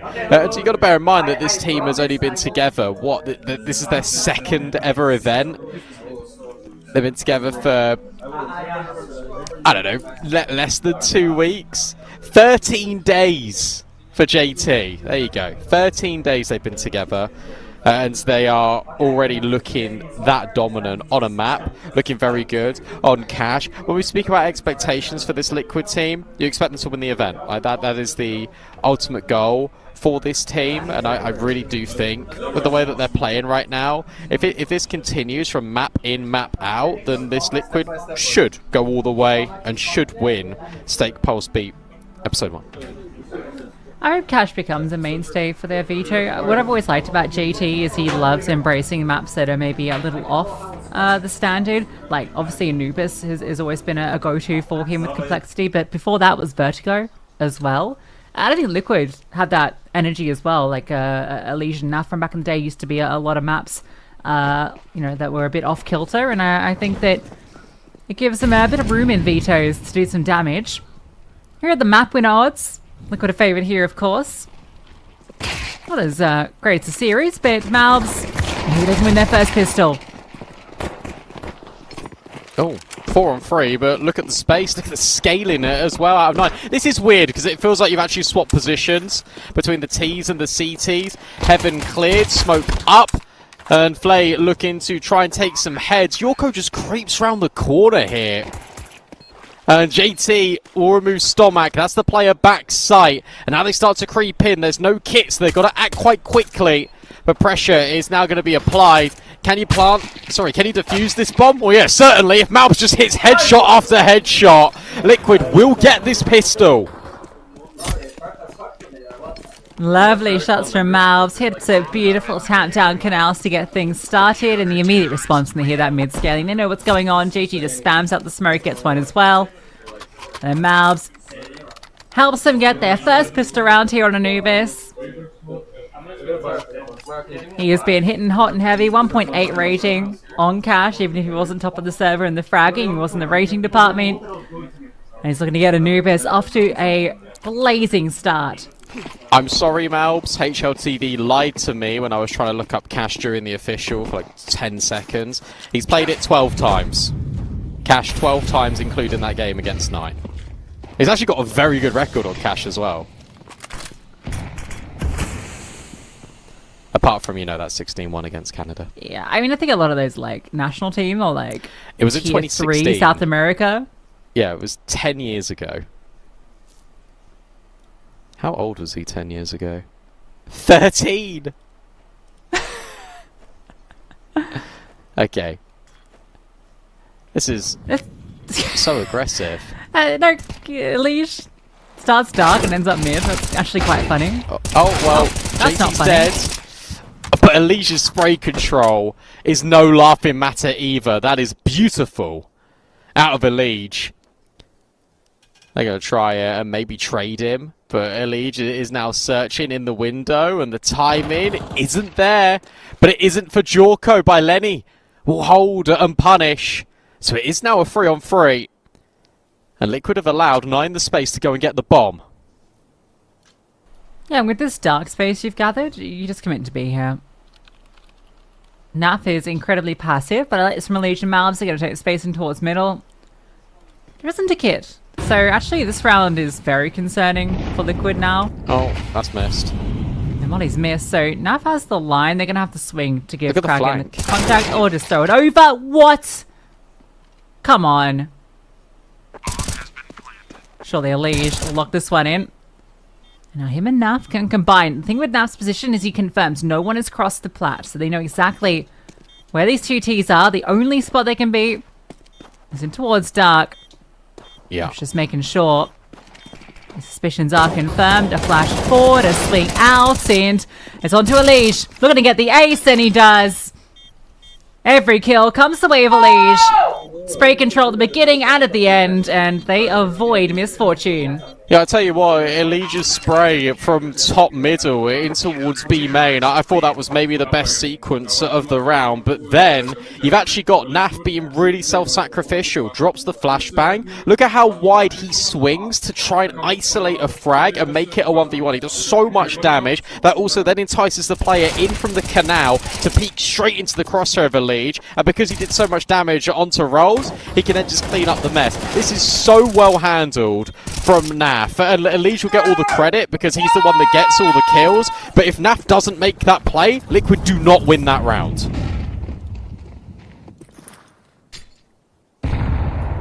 Very dicey. I actually don't force. I go for a half fight. And GT needs to be careful. They are in his domain and he's about to get walked on. Takes 2 though. And then Naf can slide in and it'll all be recovered. Great presence of mind from Naf, and what could have been dicey is all covered.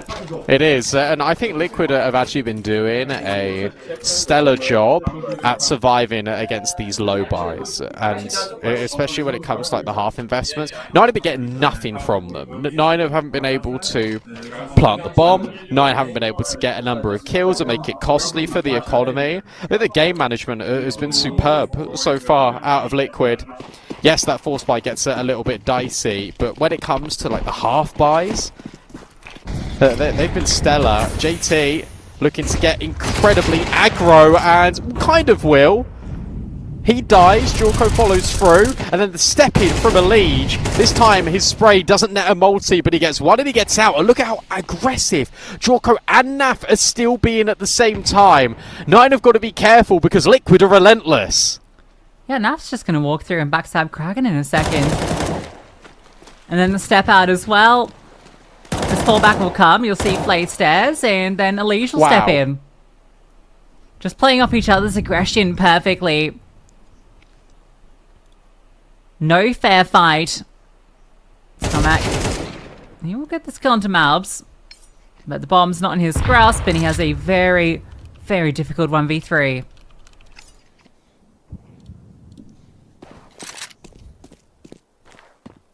I mean, first objective is getting this bomb. Second is not worrying about the timer. But it has been an enemy to Nine pretty frequently. Public enemy number 1 for Nine has been Elige, and he's now in the perfect position just to deny Stomac picking up the C4. Elige certainly expecting to peek in this. And he'll get another multi-kill. Elige is locked in.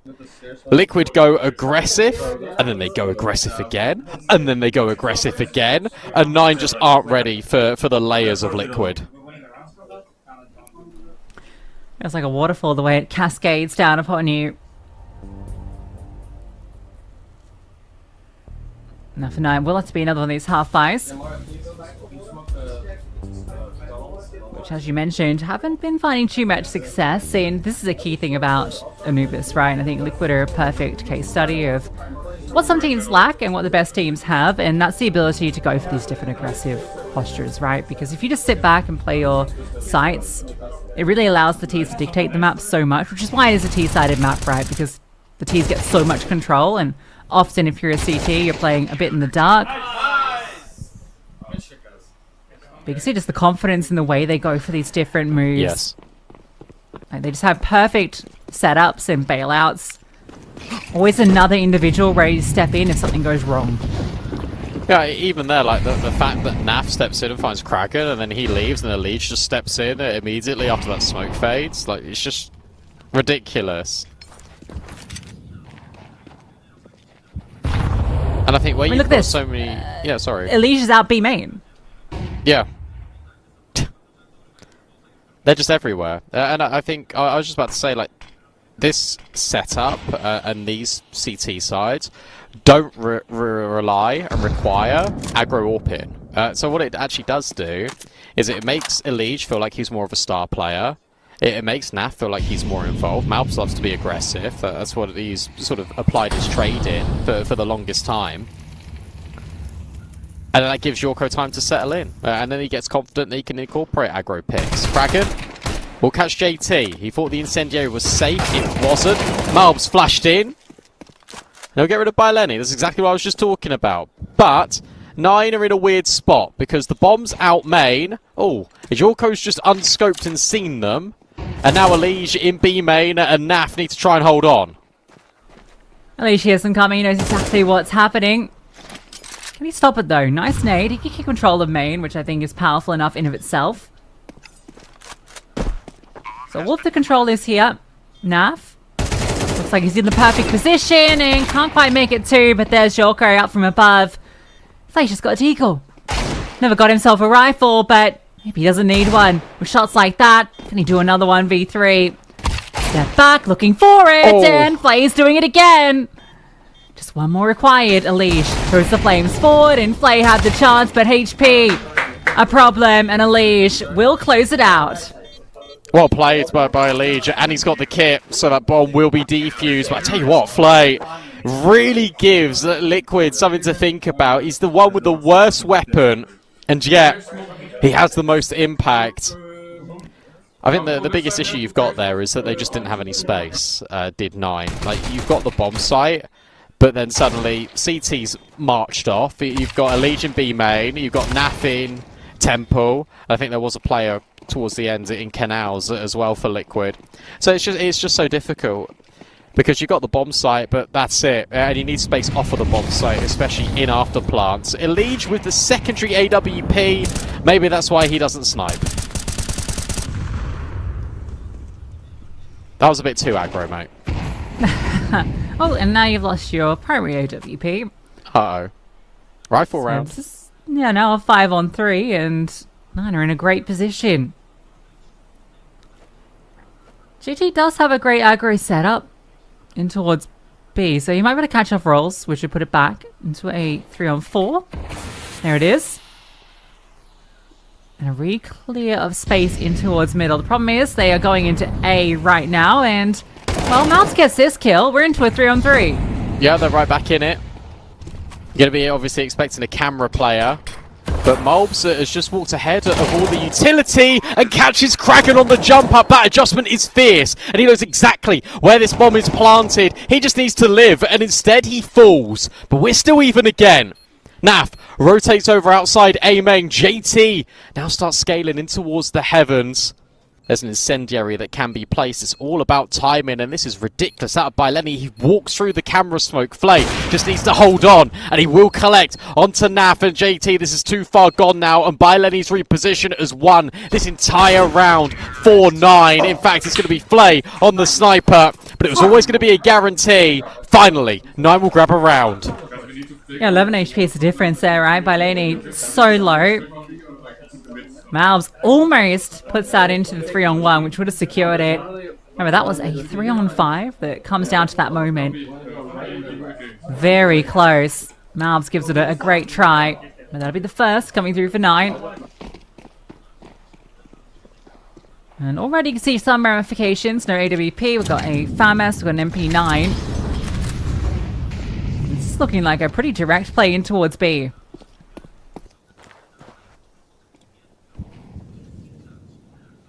I like this call. This is nice out of rolls. You're just going to try and get in towards the bomb site. You're not allowing Liquid to be aggressive. JT will still try it as he sits in the smoke, and he knows that Kraken is also quite close. Flashbang, won't really affect him. But they still go marching in. JT will find Kraken. That gives space back. Jorko pushed forward by the flames, but his spam is good. Onto Stomac. 5v3 out of nowhere. 9 just can't find a way in, especially with Elige's nades and utility. Baileni and Raul's able to get some frags. It's a 3v2. Oh, and in fact, it gets a little bit worse. Flay now up to the task. There's 2 players in CT, and he's eating shrapnel. And potentially eating lead. At least he's got the bomb on his back. He baits Jorko into the fight. JT's now repositioned to backside.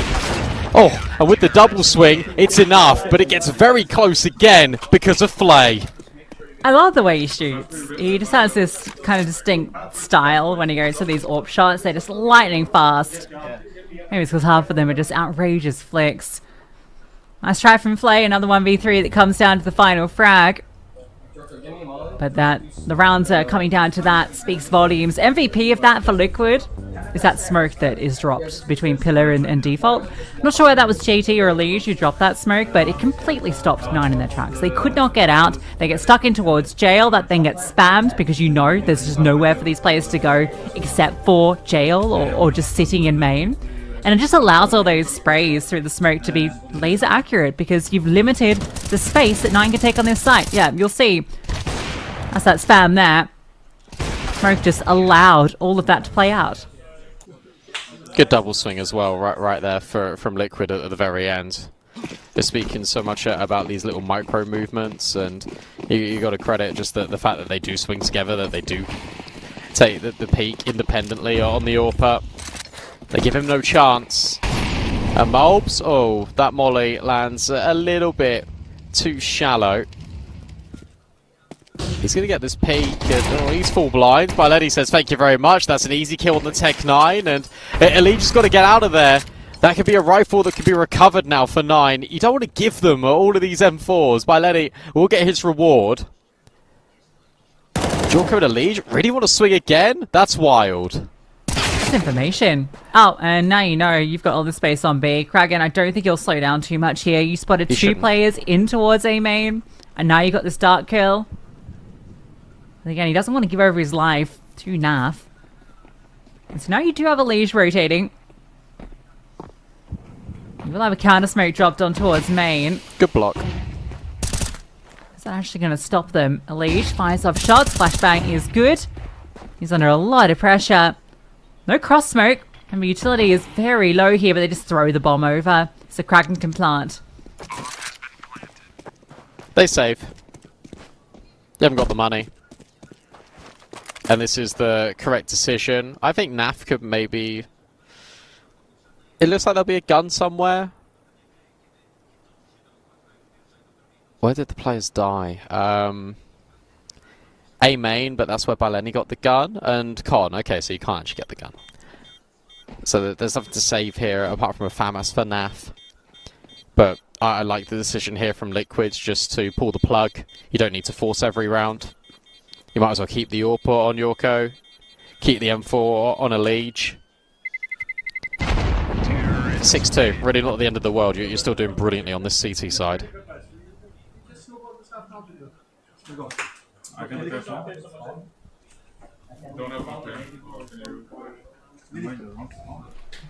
on, give him the fist pump. Yeah, that one's just a step too far for all the praise towards the aggressive moves that Liquid make. They try and poke out A main. Get punished for it. Money is a little tentative. 5-7 for JT. Lige needs to be very careful jumping that angle. With the AWP on the other side. And speaking of AWPs, a footstool. And Jorko will find his kill off it. As well as Lige besting the AWP in mid, so maybe he didn't have to be careful. Yeah, you did say that, didn't you? And he just hits the instant headshot. This is a really important round, you'd argue, for 9 to win, because as you say, money at a breaking point. This would be the difference between Liquid running away with this series and 9 making it just a 2-round game. Potential to build on this T side, but already with a double opener, it gets increasingly more tricky. The good news is the only players on B are a 5-7 and a FAMAS. JT doesn't toe the line. Kragan now walks in. Will spot the player. Instant headshot, and Naf falls too. So suddenly this double entry out of Kragan is going to net a bomb plant at bare minimum. Malp's got a flank, but he's not got the timing, so he's going to go all the way around. Nade ineffective. Rolls planting in the smoke. He's going to move in towards back plat. Double dark setup. Yeah, he's got to account for basically everything. His teammates are all covering one spot. There's no care. That is a problem. Time halfway gone. You need to find these kills quickly. And, well, there's Jorko with one. But still, need to get on this bomb. A tap. And Jorko again.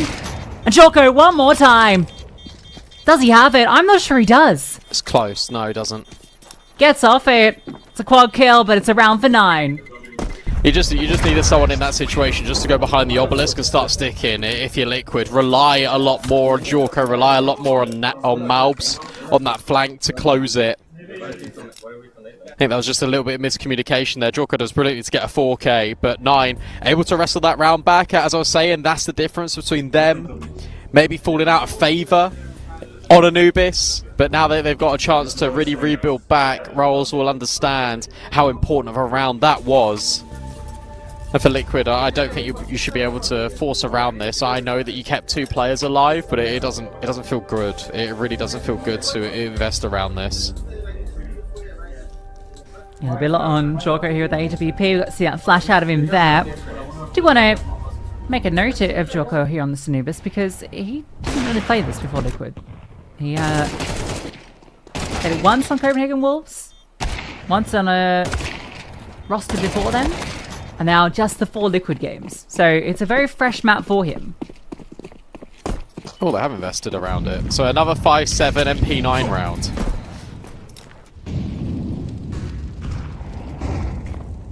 I think that he's been playing very well on it despite him being unfamiliar in a pro environment to Anubis, to be honest. I think he does his job very well.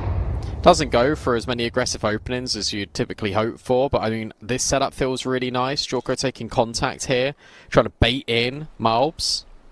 That's a deadly Joe, isn't it? Jorko takes first contact, then Malbs swings. Oh, that's tight. And I really like the deep smoke here as well in main, because this almost entices you to go through it, which means you're just being welcomed into the setup.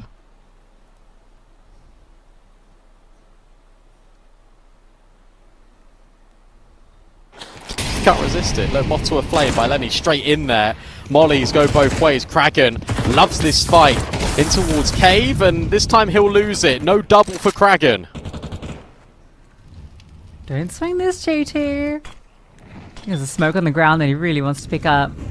Oh, yeah. He'll think better of it now he's seen that scope. Yeah, check out mid. Look at this space. Jorko's holding it, and he's seen the gun barrel. Oh, and he gets the shot. That was a really tight shot to hit. Malbs peeks out and sees one. Stops the flash, and they're going to be going into B. 20 seconds. It's going to be heard. Yeah, absolutely. Look at the crossfire as well. JT, ready, but not quite. But it's Naf at the back of the bomb site with the MP9, and then Elige is there. This ping-pong of contact is beautiful out of Liquid. Flay is always good for a single kill, but the trade is there yet again for Liquid. They'll find 7. Love that from JT, the push into the molly. As soon as the damage is confirmed by Naf, like he just comes, I've tagged him up. Like JT already knew he'd hit a shot on him coming through. Run through those final seconds, catch him off guard. Joker hits a really nice shot into Rolls trying to cross. That really pigeonholed 9 into dropping and going B. Especially with Malbs taking that peek out of main. So Liquid get exactly what they wanted, even if JT doesn't quite hit the mark. And the second try. No AWP here for JT to worry about.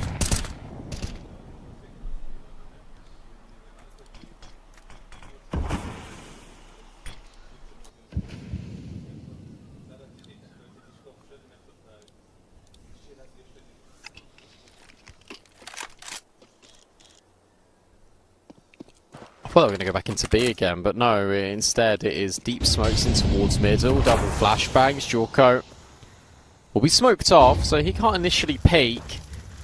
I feel like the reset will come through B. They're going to drop out the window, going towards Con. JT with a well-timed grenade. And now he sees the smokes. Now he understands what's going on, but only with 50 health, he's going to have to try and live through these spams and the utility. Oh, he's managed to get a kill. Fair enough. He's still alive. Done better.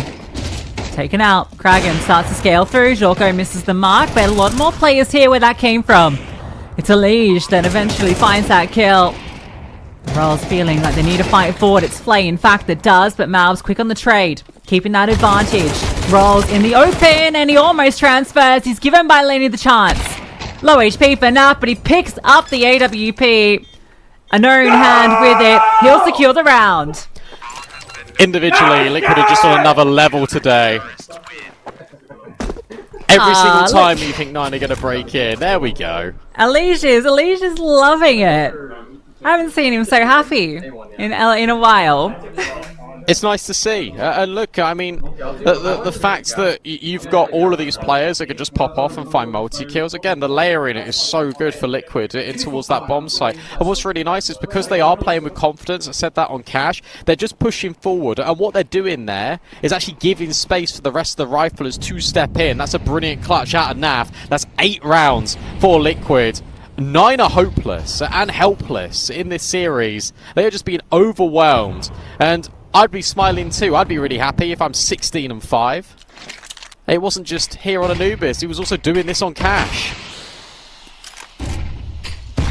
JT knows how to unleash the leash.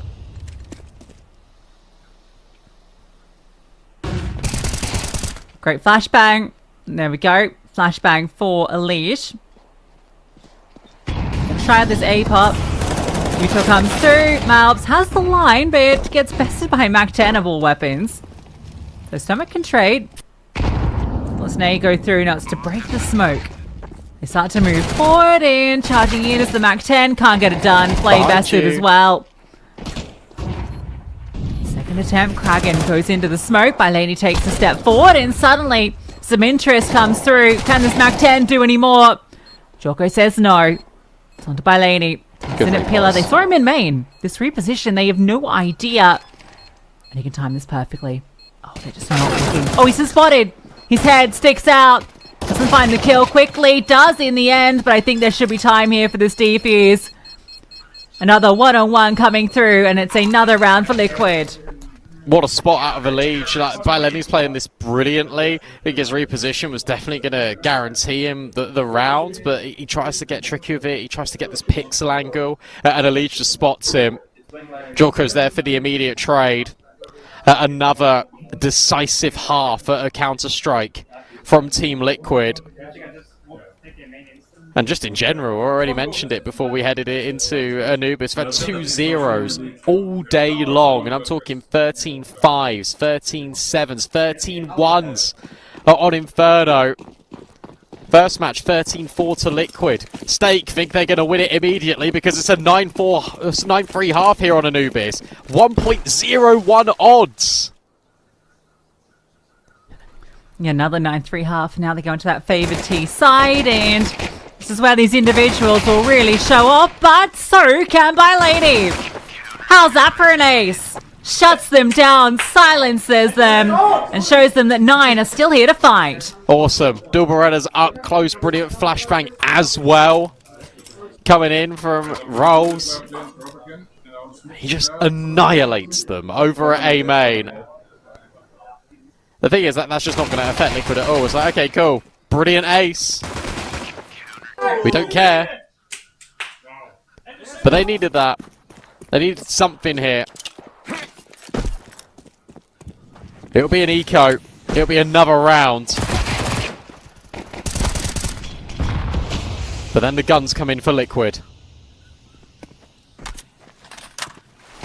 It's confidence builder though, for Bailani in particular. Now the aggression coming out. I want to show you they're not going to roll over.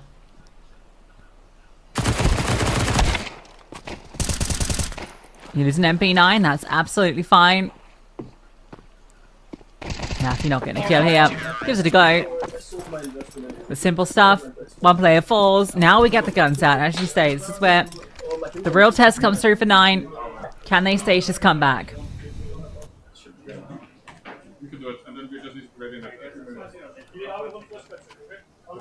Alright, HLTV, do not let me down.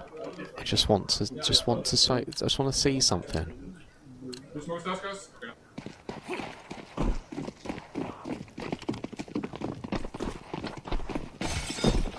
How do I see win rate?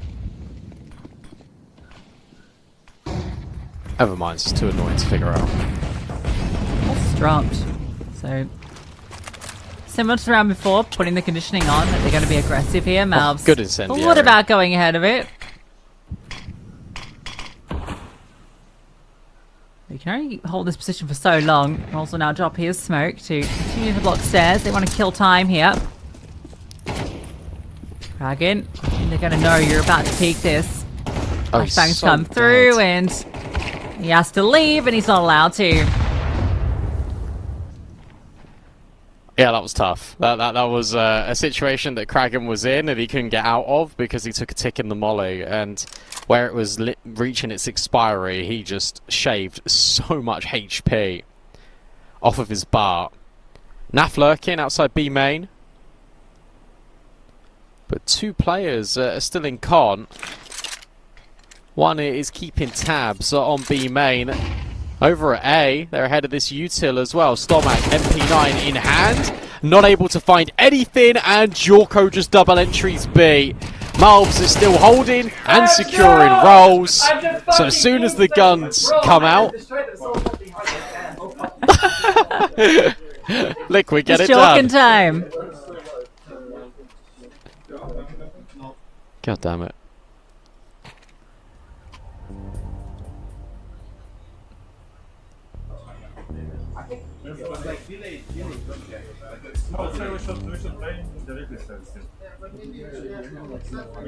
Well, that's a rough one. Jorko does that to you. Malbs combines with 2 headshots of his own. Double digits. Now for Liquid. Now's the gun round that would have gotten 9 back into this. I don't think there's a world where there's an AWP here for Flay either, as much as he'd like it.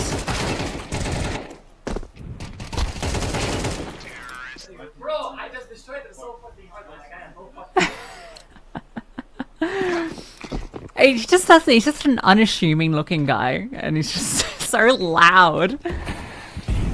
How can he not love it?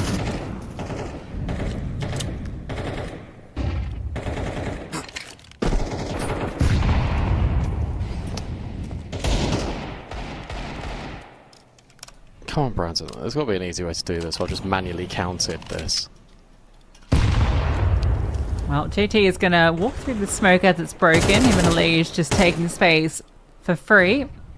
Rolls, you're about to get a rude awakening. Yeah, well, especially with your knife half out. Oh, dear.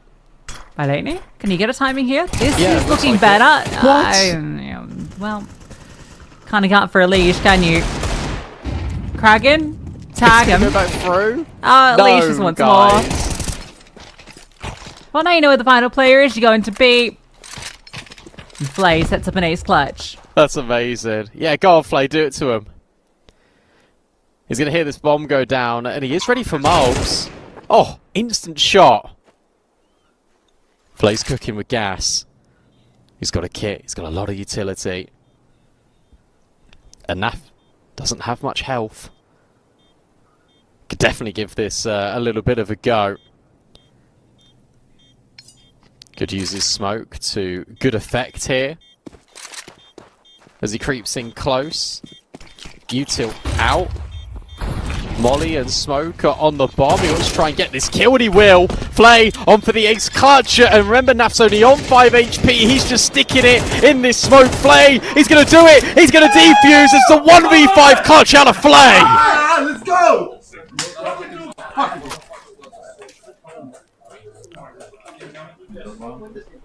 That's a little humbling.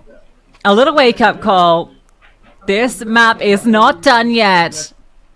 Absolutely superb from Flay. Let's just watch that back.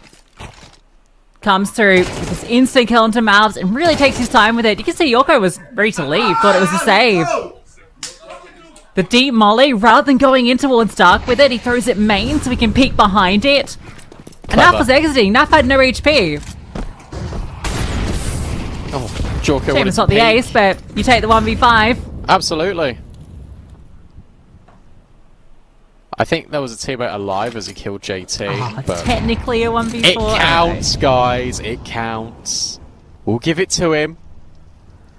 Especially when you just pull off something as absurd as that. Flashbang forward. Nade. Malbs isolated. Rolls just jumps on him. And I like this. A smoke up, flash back. That'll push Liquid away. Look at how dynamic this is. Now Flay's just been flashed it in towards camera to clear middle. Naf is lurking. Which is going to be this jiggle. And because of this, a third rotate is now going to enter the B bomb site.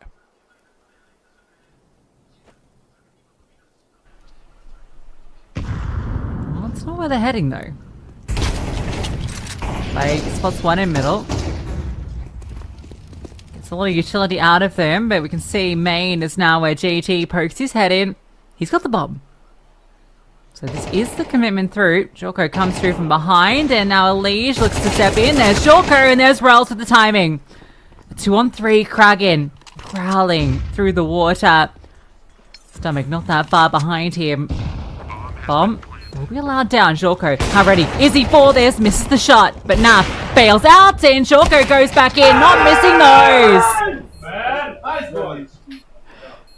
I can't believe he just re-peaks, and then guess what? He just re-peaks again. This kid's got confidence. Team Liquid have got a ton of rounds. And even if they drop the ball, even if they let a ridiculous 1vx moment happen for Flay, Jorko's then able to get a multi. Even the plant position gave him a little bit of a heads up ahead of A main. That is the money smashed to bits for 9. And Liquid can now look to really take this in 2. I really felt like we were about to get with that, what was that, 3-on-5? I thought that was going to be 9, getting their 7th, putting Liquid on notice and building into this, potentially setting us up for that comeback. Now this is looking good for a 12th. So can't fall to the 5-7s. Elige, rarely a victim of such cases. Flay and Steagle.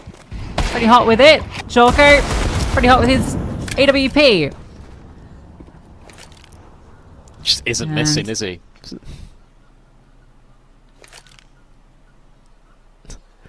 just going to pause it. Yeah. Where did he get all his kills from, by the way? Is that just been on this T side? Because he was not doing it as well as he was, I feel like, a few rounds ago. 17 and 8, Jorko. Oh. Did Naf see Flay? I don't think so. It is still a 4-on-2, and it is still pistols for 9. But, oh, Jorko will miss the mark. Flay going to give it another look, but every single player has turned their attention. Jorko gets out. He gets ushered to safety by the Liquid camp, and then Naf just hits the instant headshot. There's 12, and there is a lot of chances for Liquid to take this in 2 dominantly. Yeah, they were just like, alright, listen, we know Flay's in the canals here. Like, we don't need to waste time on this. Let's just go through main. There's just going to be Kraken here. We just need to overwhelm him 4-on-1, and we've won the round, and that's what they do. The 12 now established, and that was the force buy from 9 as well, despite it being pistols, so it's not going to be much prettier into this one. In fact, it's more or less the same.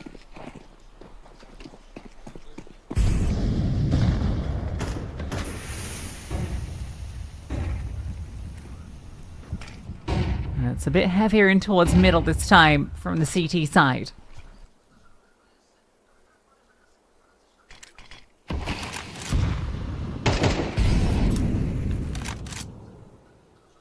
No breaker on the smoke in towards middle. Jorko just drops off his utility to JT.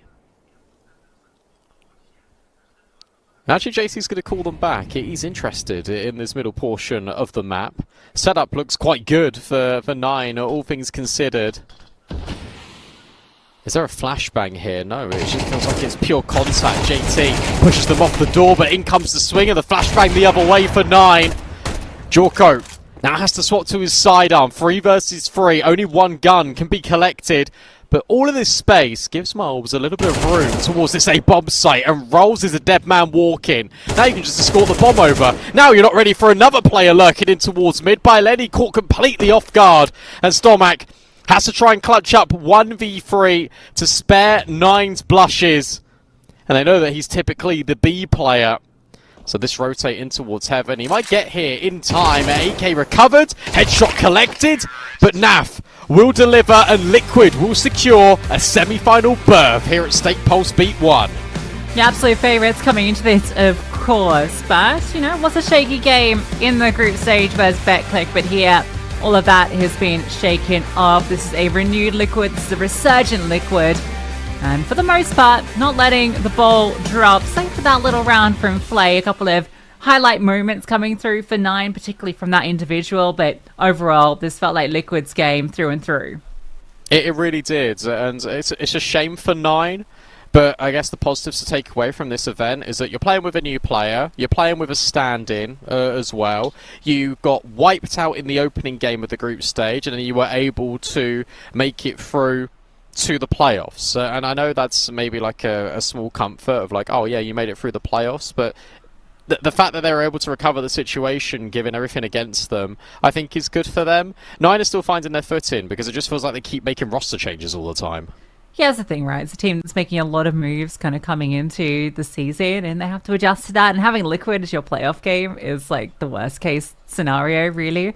But I'm loving what I'm seeing on this Liquid. I'm seeing our Jorko here when it comes to the Anubis pick, right? Because as mentioned, brand new space for him. So really cool to hear. And well, let's hear from Liquid. We've got Coach DP on the sidelines.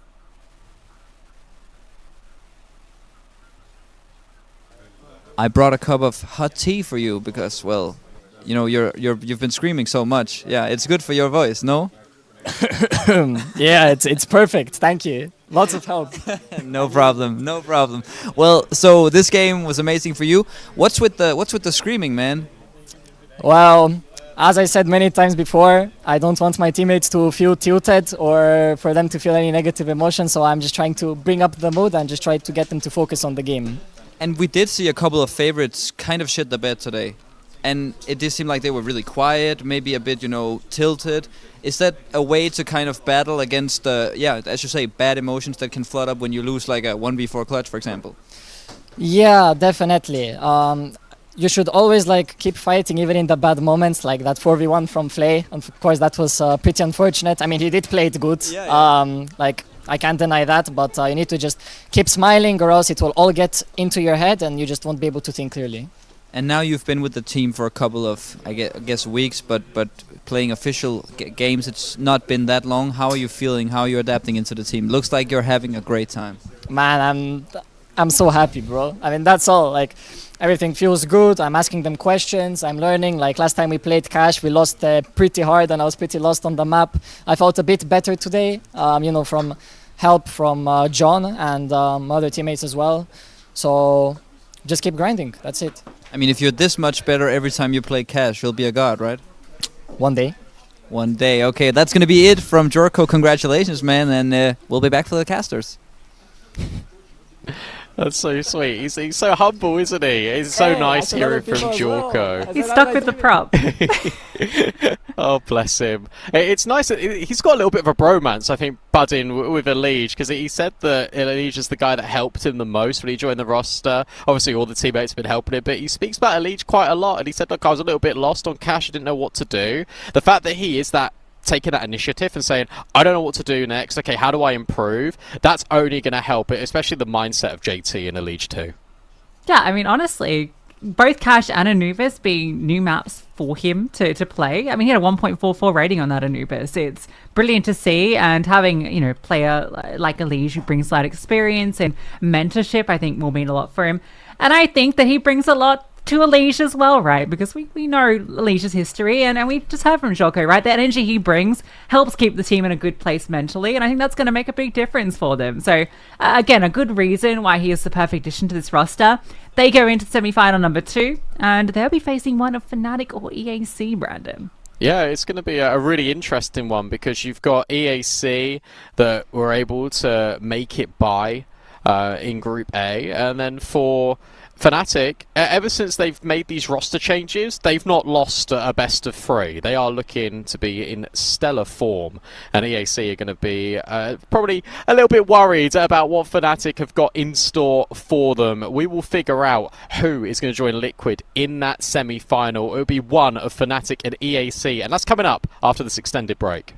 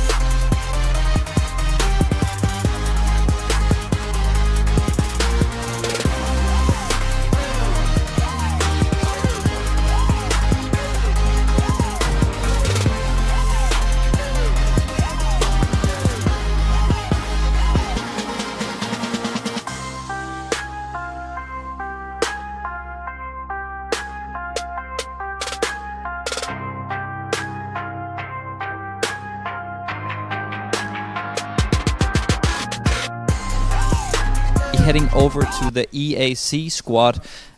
We've got, first of all, we've got Kenny Wessex. He suddenly knows now that he can speak in freeze time. That's true. That's a good thing for a coach to know. That's really good. I did not know I could speak in freeze time, so probably I hope it's a buff. So now I can help the boys even more. So if you lose today, it's your fault? I don't hope so. Okay, we'll see. We maybe blame him if he takes some bad timeouts now, because suddenly he can speak. Now I'm gonna catch up a little bit with my boy Fessa here. So Fessa, Nice to meet you. Nice to meet you. Are you good? I am really good. We are so happy to be here. And how have you been enjoying the event so far? Because I've heard that you've had a good time. Yeah, we had a really good time after our win against Totso. We were like out celebrating it with we took some milk. And we're drinking some milk, and we enjoyed the night. And then I found my dream girl here in the Nordics, so I had the best day at my entire life. Can you shout out the dream girl? No, I'm sorry, no comments for that. No comments, but so the way to get your dream girl is just a cold glass of milk and then into the town? Nah, I think it was like winning against Totso. We got so much dopamine and happiness in our body, so that's how you do it. Okay, well, beat Hoto and you find your dream girl. That's good to know. And now I think it's pretty important to balance things out, because you need to be serious sometimes, but you also need to celebrate. What do you think, when you win the groups, you have 4 days of chill. You think it's a good idea to go out and, just also celebrate sometimes, be happy about what you do instead of just waking up and going to practice again? I think it's really important to be happy. We are like a new team. I just joined them, and we still need some team, what is it called, chemistry, and all that. So it's really nice to go out and have fun with the boys as well. And I don't think anything will happen if you drink a milk 4 days before. That's very important. Now let's get real just for 1 second, because your career has been a bit up and down, and I would say the pressure from being a very young talent probably hits everyone, and it's very rare that we see these talents, coming in. They get so much pressure from the outside. You qualify for FPL, everyone's talking about you, and then your career maybe doesn't go the way you want to. You also got sick recently. Yeah. Did you ever lose hope in all of this, or maybe felt a little bit in dark times through all of it? No, I never lost hope, because I enjoy playing CS, but I had a really rough period in my life. But now I'm back, and I'm happy to be with the boys, and we are ready to give everything against FNATIC. That's going to be it from here. I don't think any words could say it better. We're looking forward to seeing EAC and see if they can beat FNATIC. At least good luck in your game. I can't do anything. I'm not biased, of course, even though I'm Danish. I'm fully unbiased, but I wish you the best. Thank you so much. You too. Back to the casters. Nothing like a cold glass of milk or 10 and but a celebration after the Ho2 win. Good for Fessa. Enjoys his milk, finds his dream girl. Doesn't get much better.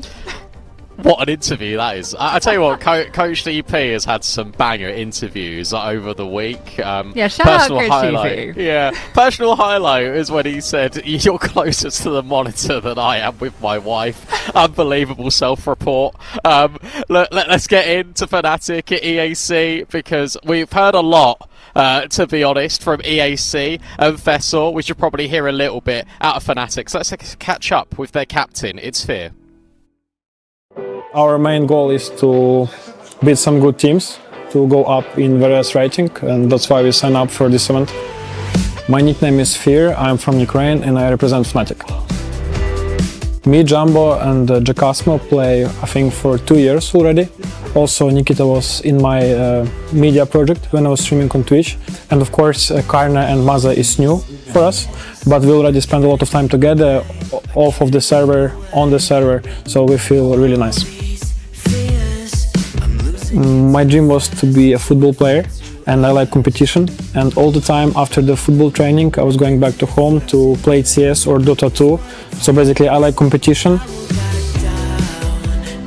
At my prime, I was running, I think, 2 or 3 years in a row at 6:30, just wake up, run. I built these habits for myself, and it's helped me in CS a lot. Right now, I just spam Skybox, for example, all the time, because I understand I need to. Do I like? Of course not, but I need to, because CS is improving day by day, and you cannot stay and stop on the same level. No, for sure, we're not scared to play anyone. Of course, we want to play the best teams to show ourselves. to test our things and try to steal the point from them. Just stay present, guys, because we are ready. Also, every single CS player being like, oh, I wanted to play football, and then I just started playing CS. Like, literally every Origin story is like, I wanted to be a footballer, and now I play CS. Or here's the thing behind the scenes that you don't know, is that all the production got given a script, they wrote it out, and they gave it to every single player.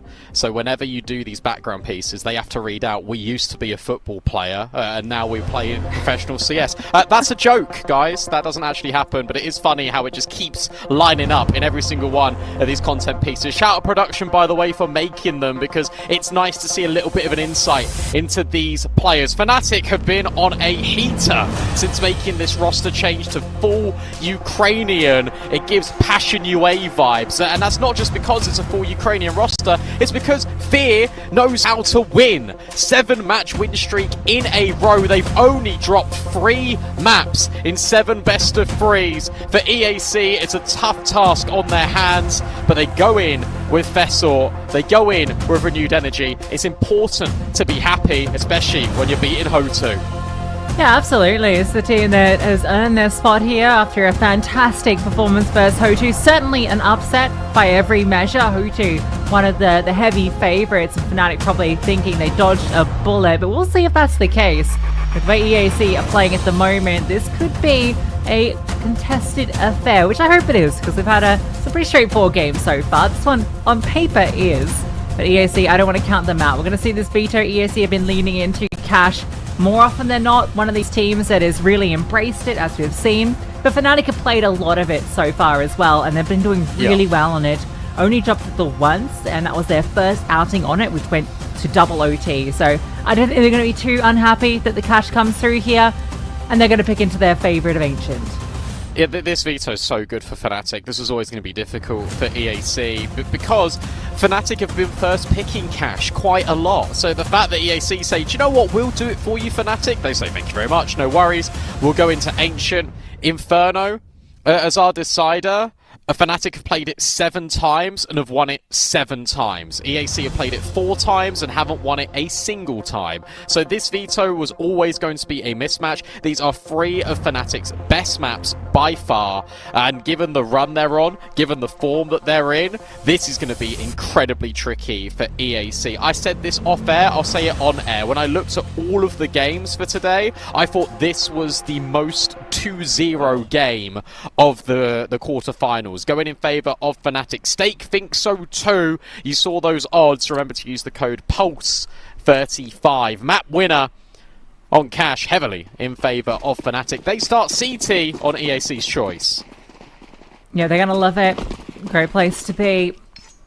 Every match so far has been single digits. I continue an aggressive stance, and Jambo needs to be careful, but the flashbang is exceptional. And they get 2 quick kills, and will come out with the double trade. But there's Fear backside getting a double of his own, and Sen has to come through with the ace clutch. A smoke goes down, and he spots that player deep. Might just leave. Why not? Ace clutch first round. That would be exceptional for Sen. And no one's here. So he's going to be able to get a free bomb plant out of this. Where do you take your after plant? That's the next question. I'd love it if he goes into CT and just plays a crazy off angle. But he's going to go safe. This is okay in part, but also not great, because he has to now play basically on the site. Ken should have superior timing, and Sen now starts to feel the burden. 6 points of health. Jacasmo's just going to come up the top, and Ken will lock it in from down low. Gets scary. NT from Sen, but FNATIC always in control. Yeah, lovely way to start it, right? You get the contact, you just go straight in, peek, and they're looking for a player. Even if they don't get the kill, they get the confirmation bodies are there, then that flash comes over. A lovely double kill. Sen puts it into a close contest with his sequence. And I like the way Ken plays that at the end there as well, right? Just waits on that far side, hoping to catch someone on the cross, or catch Sen on the cross. And he's just completely caught off guard, brought down such low HP that it's very simple to close. And Ken's play I want to talk about, because obviously he had that run on NIP. I don't think we really got what you kind of hoped out of him under that No. roster. But I think we're getting it here. He's been averaging 1.35 ratings since he joined the team. Well, he's playing the roles that he was playing before. Like that's the biggest difference, to be honest. Uh-oh. That didn't work out well. It's a full spike in. It's a spray out of Fear, but he's now full blind. Smoke goes up. Spray in for Fessor. And well, we'll speak about them in a minute because Jambo and Jacasmo, as Coach DP said, Jacasmo, highest rated player at Stake Pulse Beat right now, might be looking to try and clutch this, but a 2v5, it feels unlikely. So they'll just leave. They'll get out of there. And yeah, Ken. He's been playing well. Yeah, well. No, we can talk about it still. Like, I don't think like that round doesn't really matter. Like they flashed into A main, they died, they lost the bomb site. Whatever. The point is still valid, and I think it's important to talk about Ken. Basically, in NIP, he was playing, I think, more self-sacrificial roles. He wasn't really having those selfish roles that he used to have, and that's what made him like Ken. I'm very glad that he is sort of coming into this team, and Fear is like, okay, I understand exactly how to use you. This is why he was so good in Inner Circle. Very aggressive player. And Fear's good at moulding aggressive pieces. I mean, literally look at Jacasmo.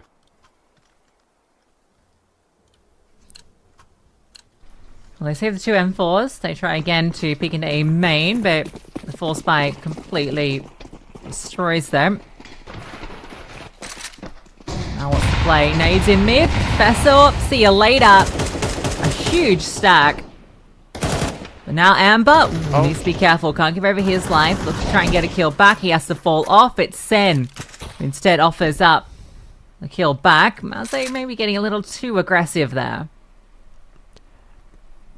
Not maybe. He got spotted in the boost and decided to walk in the smoke. That's just ridiculously aggressive. Interesting setup here. Jacasmo with the M4. You got the dual Berettas on Ken in the vent. This feels weird. Where on earth's Jambo? He's quite close. Spray out Jacasmo. Good. Can he drop the smoke and get out of there? Kind of. But they don't know about Ken in the vent. And now they do. Big dink from Ken. Jacasmo still low. Sen starting to feel the pressure. Jambo will now start spamming. And it's actually a lot of damage onto these players.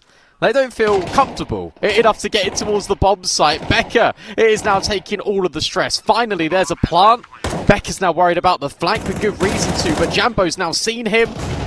Is there any way this flank player can get a kill? No. Alright, Becca has done more than enough. Low HP on everyone. It's a little bit of a mess, especially when Jambo is now put into this clutch. I don't think he can win it. Unless he hits these headshots cleanly, but the pixels are going to be too much for him. Especially given the time burden. Great flashbang. Well handled on the situation from EAC because that was getting scrappy. Yeah, Fear doesn't get his kill on the round end right there. As soon as he goes down, it's over. There's just no way in. They're both stuck in checkers. The crossfires are too good. So great bailout from Amber. Really thought that setup in towards checkers was going to pay off, especially with that spam damage that was coming through. Close call, but EAC managed to brave past the force back, and now they'll be in a great position. This T side into a solid lead. It'd be a stack over on B from the USPs. Nixon will just take some time to pick them off at long range. Deagle getting juggled. Ouch. Getting himself an ace. Oh, no, well, never mind. They might be getting themselves an AK. I can do it as well. Oh no, they didn't. They've got the... 3 of them in a row have got like the breathing tape thing on their nose. Interesting, you do see that for like individuals, but rarely like as a team effort. Maybe too much milk? Yeah, maybe. Maybe it isn't tape as well. Maybe they're like the metal ones that like... I don't know. I don't really know what they do. I just think they make you breathe more. Yeah, make you breathe better. Alright, well you need that when you're playing. Breathing important. Sent full blind. EAC off to a beautiful start so far on their offense. Oh. Was that heard? Well, certainly wasn't silent, let me tell you. I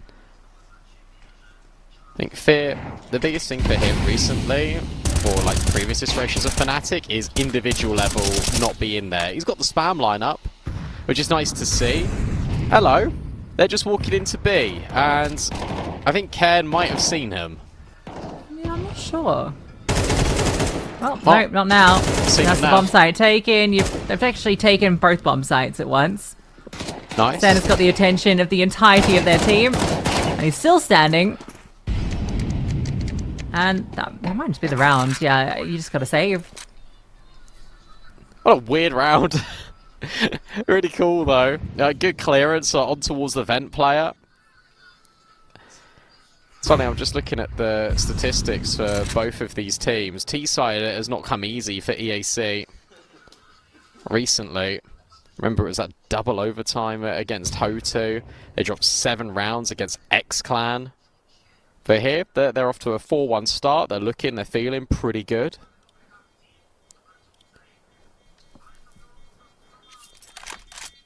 I'm interested. I'm also just interested in this FNATIC. I've not had a chance to watch them since they've made the adjustments to their roster. Made it just a one domestic language. Crims is doing well on Eyeballers. That's cool to see. It's weird that Crims on Eyeballers. Is it? It feels odd. No, I mean, it makes sense. It just feels weird. I don't know. It felt weirder seeing him with like all these weird international rosters that FNATIC has. That's true. Like the players make sense and aren't weird. It's just like the organization. Yeah, seeing the jersey. Just everything. Yeah, I mean, it's just been such a long time for Crims here. But it's a new look. And so far, it's looked very good for FNATIC. As you mentioned, that 7-match win streak. That slow start to this one, that reset early, definitely hampering them. But even the gun rounds now have been a difficulty.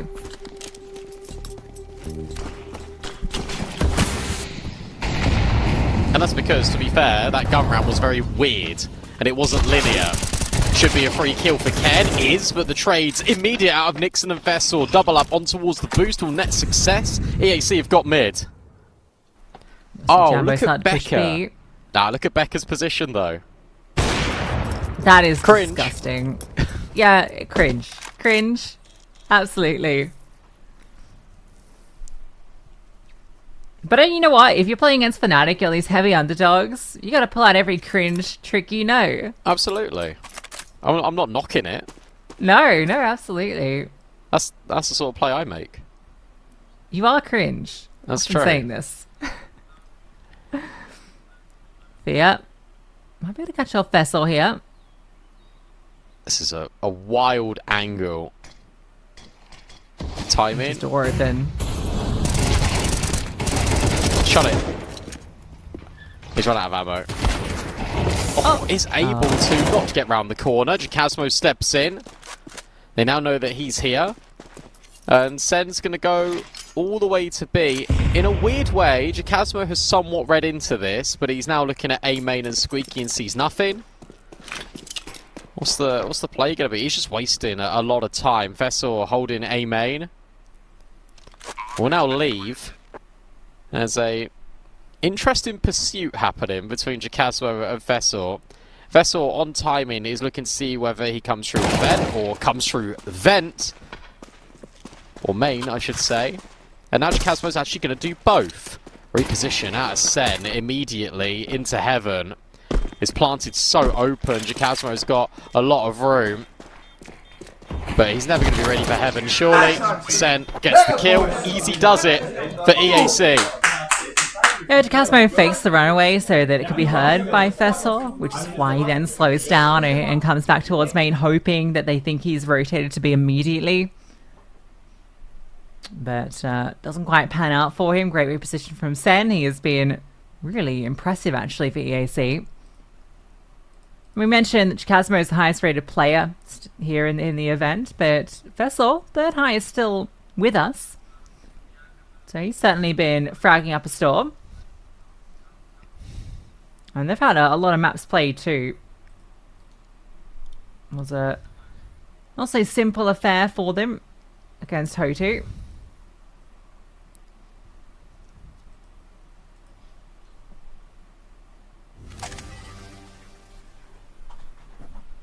Oh, rebooting the game.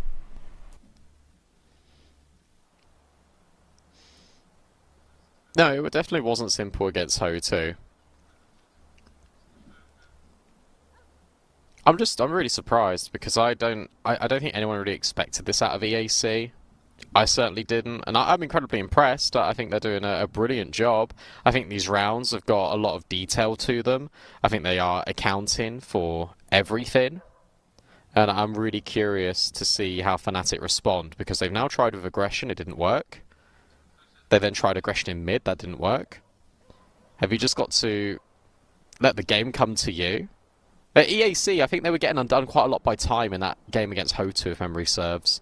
So I think maybe you could let the game get there, rely a lot on your crossfires. I'd be so curious to see what the call is out of Fear, because you've got so many aggressive players, it's almost counterintuitive to play passive. Yeah, it has felt like a lot of these rounds, it's very early when these fights are playing out and FNATIC getting caught off. Fair. We've all been there. We've all had those scares. Okay, we've got an AWP, pistols, Mag 7 for Fear, and there's Jambo. Getting the opening pick. It's a stack on B. They're moving towards A. This is where Fear's Mag 7 is about to put on a show.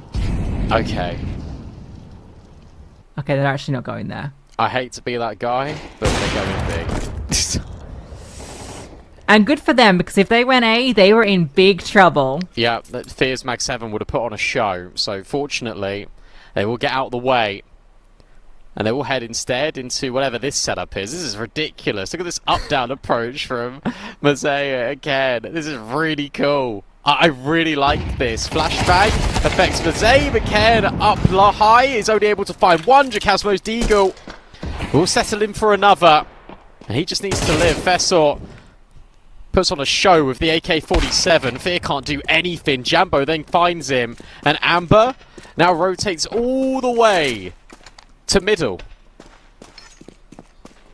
Is that going to start sprinting up highway? Jambo considers it. I think he was heard by Jacasmo. I know you can hear a lot of things in towards middle there, but awesome round out of Jambo.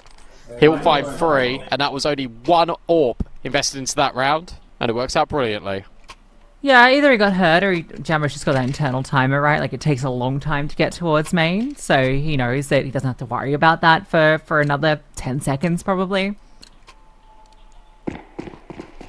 But a really well played from Jambo. We get to see that AWP shine. Beautiful triple kill.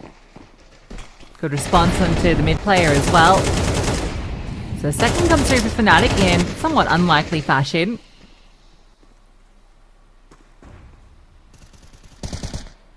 And it's feeling like EAC are interested once again in B. This is a new variation. Casmo, yeah, boots it up on this box. Not something you'll at all be anticipating. And he should be immune to the mollies. This will be interesting. Ken, back sight. Oh, won't get mollies, but we'll just get headshot. Great angle. That's so good out of Jacasmo. Amber will finally, in fact it's said, get that trade. Amber will finally go and plant the bomb. 3 versus 3. Fear and Mosaic walk over together. They can just wait out this incendiary and everyone can go for the retake. Fear's lining up the util. They've got a lot of it. Oh, Amber's in a very active position. That's a dangerous spot to be. There's a molly for Sen in the post plant as well. Gotta get going. That actually could be a serious thing. In fact, he's just gonna drop it now. Slow them down. Kill the time. However, the force out, Sen does get a kill. They're getting in. That's the tricky part. They can't find the entry. Nixon comes through with 2 from underneath heaven. Jacasmo's cool boost and nice double are in vain. Players on site just didn't do their job. And also, when you are retaking B there, if you're flashing up high, you need to be looking down low. And it felt like the AWP was really tunnel visioned on just holding B main. He just goes too wide. I really like the pressure that's being put there on by the checkers player on the heaven players, because it just meant that Nixon was completely undetected. He's having a great game, so too is Sen. And now you've got the greatest investment in the world. If you're FNATIC, Fear is hiding in plain sight, and this is either genius or going to go catastrophically wrong. And he's left. Yeah, he decides, you know what, the smoke's about to fade. I've had my little scout mission, time to fall back.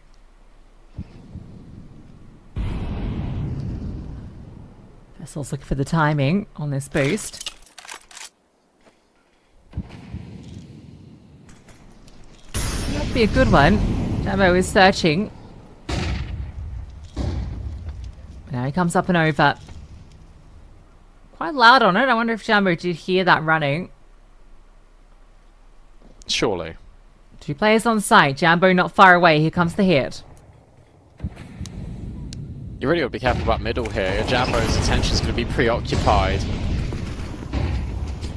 Flashbangs go forward. Ken waiting just on the off angle. Doesn't want to strafe into the sniper, or maybe he does. Becker deleted. MP9 overwhelmed by Sen just walking through that smoke. Jose, who's had a very difficult time. Oh, it gets even worse. One tapped by Fessor. Jambo and Jacasmo. One in from truck, one in from highway. Jambo hasn't been able to do anything much in this round. Sen's jumping and spotting. And collecting info. You need to leave if you're FNATIC. They are being overrun by EAC. Sen's having a fantastic map. 13 and 4. Playing around the smokes, making it so uncomfortable. Well, you need to hold on to this AWP, Jambo, or you will not have anything into the next round. And it's gone. Misses the shots. This is looking a little dire for FNATIC. It's their opponent's map pick. One that they have been very proficient on.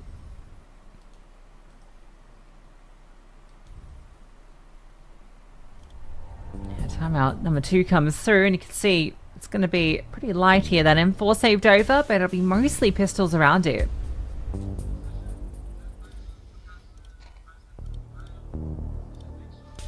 It's not going to be great. I was just taking a look back at Mazet, and I know that he was playing on Spirit Academy for a little bit, but I took a step back even further and found out that last year he qualified through to ESEA main. So he's gone from ESEA main to now playing on LAN with FNATIC in the space of a year. That's pretty absurd.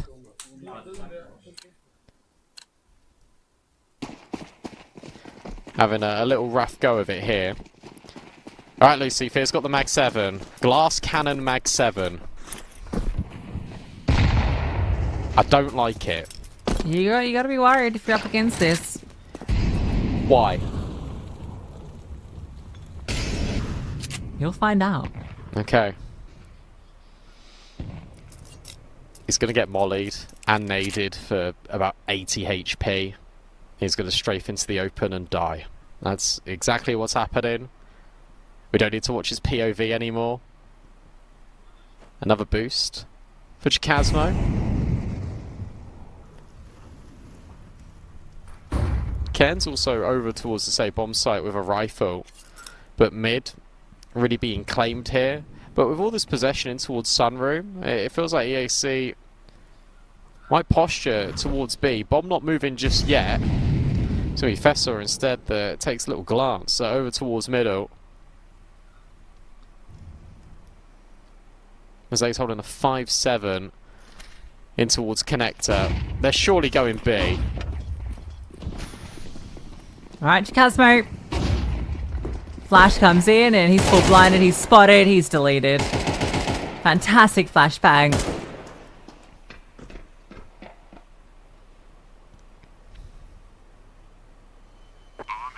This will be 8. Ken's already just holding on to that M4. He absolutely needs to, so he'll be fine to do so. Look for some exits here, some damage. Oh, actually, Fessol's looking for kills. He ends up getting killed. So that's now an AK given over, and here we go. The Fear Mag 7 strikes true. Please don't save it.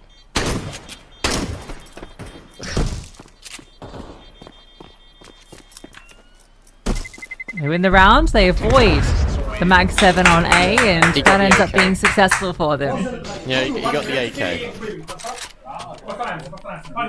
This is $900. Yeah, it is. And it's also just a drubbing right now. They are not performing very well here, FNATIC. EAC have got a very diligent game plan.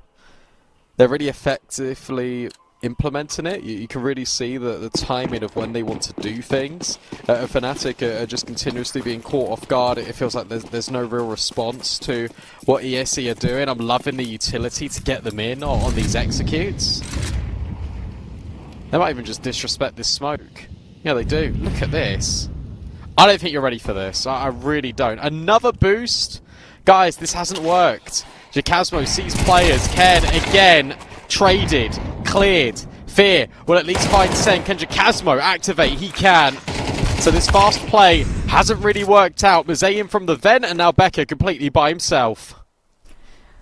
Yeah, you know, if you run a boost every single round, they will be clearing it. But finally, FNATIC gets some success. Great work from Jacasmo, making sure he confirmed his kill, or that B-bomb site was going to get overrun. I don't think Becker's going to be ready for Fear. Not in the way he's holding this angle. Here it comes.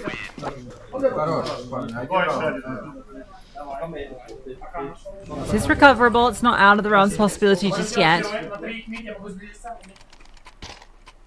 Especially if they can get this 4th.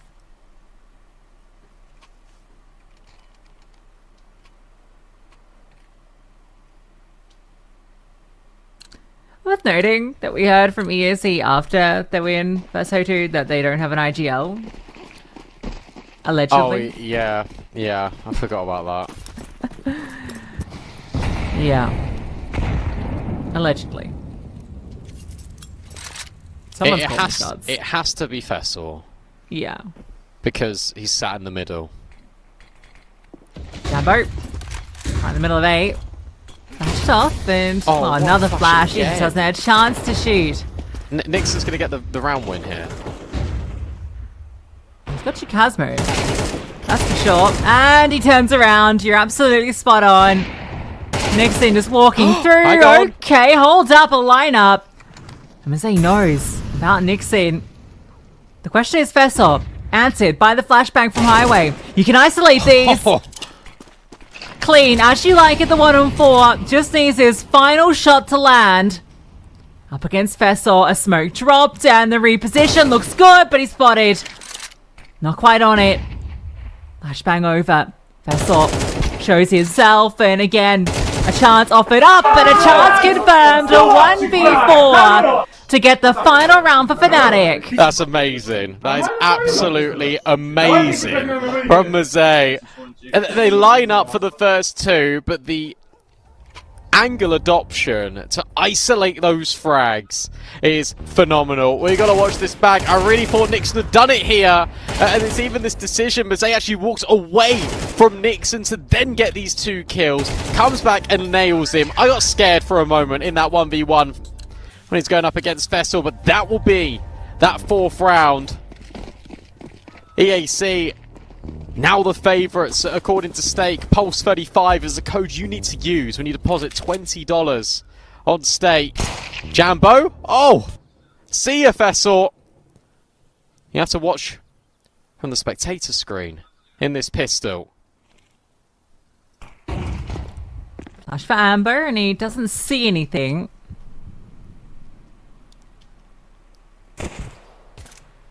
Not coming his way. Nixon definitely gets that information, and that's the bomb also spotted Sunroom.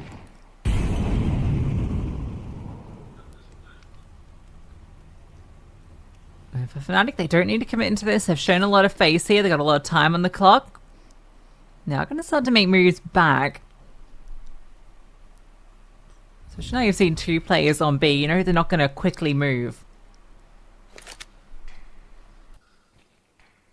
Oh, smoke blocked. That's nice. The issue is that no one is here. Apart from Fear, who now knows the smoke is blocked too. And he's just going to run away. I like this decision. You don't actually have to commit in towards that fight fully. Becca, door open. Able to get the first. Will there be a trade? Oh, not currently. And no, there won't be. Becca, able to get a double. Sen, now spotted over towards Quad, but the rotates that they're already here. 3 on 3, Jacasmo and Amber now going blow for blow. It's Fear knocking it down just into these doolies. Up high goes Maze, but down low strikes Fear. Important round for FNATIC to claim. Now one, it felt like they were set for success after Jambo gets that great entry. They keep the players rooted on B. It feels like they've done everything correctly. But Becca with a double as they try and get onto A. Throws a spanner into the works. The rotations come over. But it's Fear and Jacasmo both coming through with a double apiece that gets that pistol. No force buy from EAC, so FNATIC don't run the risk of getting reset. We've seen 5 pistols on cash win a round, so maybe we hold our horses for a moment. It should be fine. That was a 1 in a million round you feel for Brute. Maybe 1 in 10 million because they did it again in the different half. But no. A-bomb site completely clear. That smoke didn't miss from FNATIC. They made a little wall so they can just skirt by. That's nice. Very cool. Look, this is our last best of 3, and I've already typed this to production and observing, but I'm going to say it out loud because they do deserve appreciation. Firstly, in general, just for being behind the scenes, like they make our lives a million times easier. But secondly, whenever we've spoken about things, like, for example, that smoke wall, missed window smokes, they always put it on the screen. When we're speaking about players, production do their very best just to put the player on the screen so you know exactly who we're talking about. Oh yeah? Can we test that out? Ready? Yeah. Sen. He's dead. After the round. I'm not talking about after the round. Sorry, he died. Ah, okay. That's alright. Yeah. They're listening. But no, thank you. We do Jambo appreciate died. you. So this FNATIC because they won. And then maybe we look at Sen in a sec. There you go. He's right there on the end. Thank you very much. He's playing great. 14 and 8. They do lose 1 Galil in that round. They're still rocking 2 SMGs. Does that dictate their decisions into this round?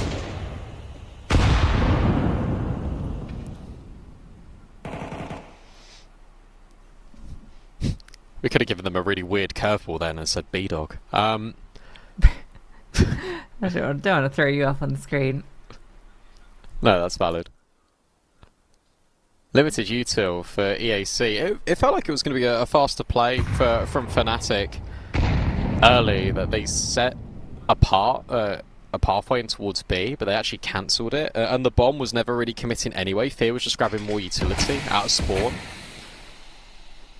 A smoke tunnel has been crafted outside B main for both of those smokes. In come the mollies that we're really used to seeing, one in the vent, now a smoking con. So FNATIC have got space, it's just about what they want to do with it.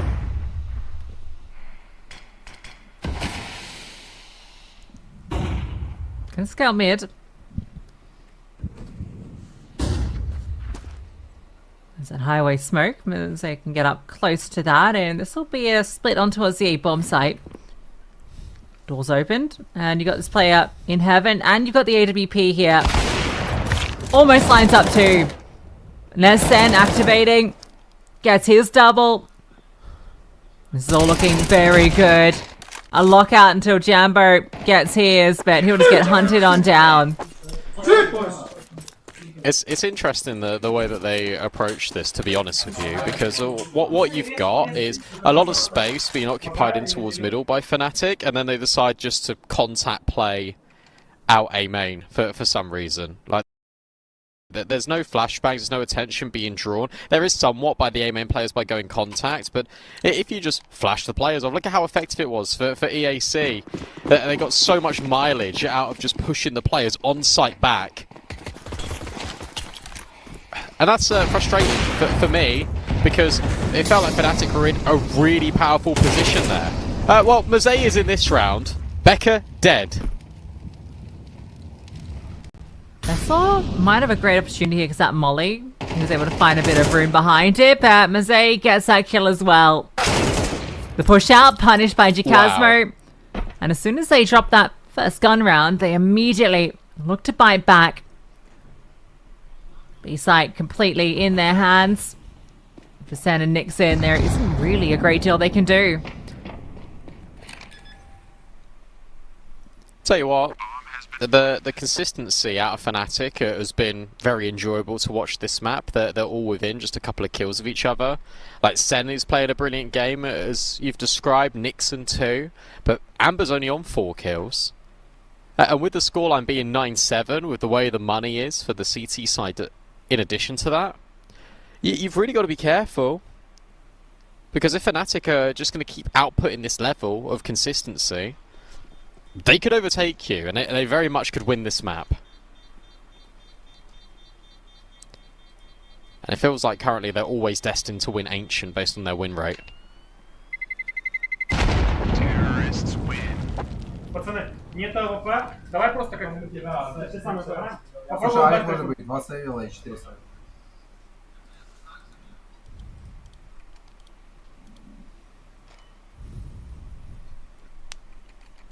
There'll be a reinvestment here, but it won't be the prettiest. Nixon will be able to drop 1. Okay, so you end up with the FAMAS. Util missing, sends very low on that. Could be worse. And when Jumbo sees nothing, says, I'll just take the space. Speaking of... Oh, Ken knows. He's so aware that this could be a possibility. Especially when you've seen no aggressive signs in towards middle. Like, you're anticipating something on one of those extremities. Oh, like that. Oh, and there's a second player too. Ken takes a little bit of damage. Ooh. And that shot out of fear is pristine. Ken will fall for his troubles.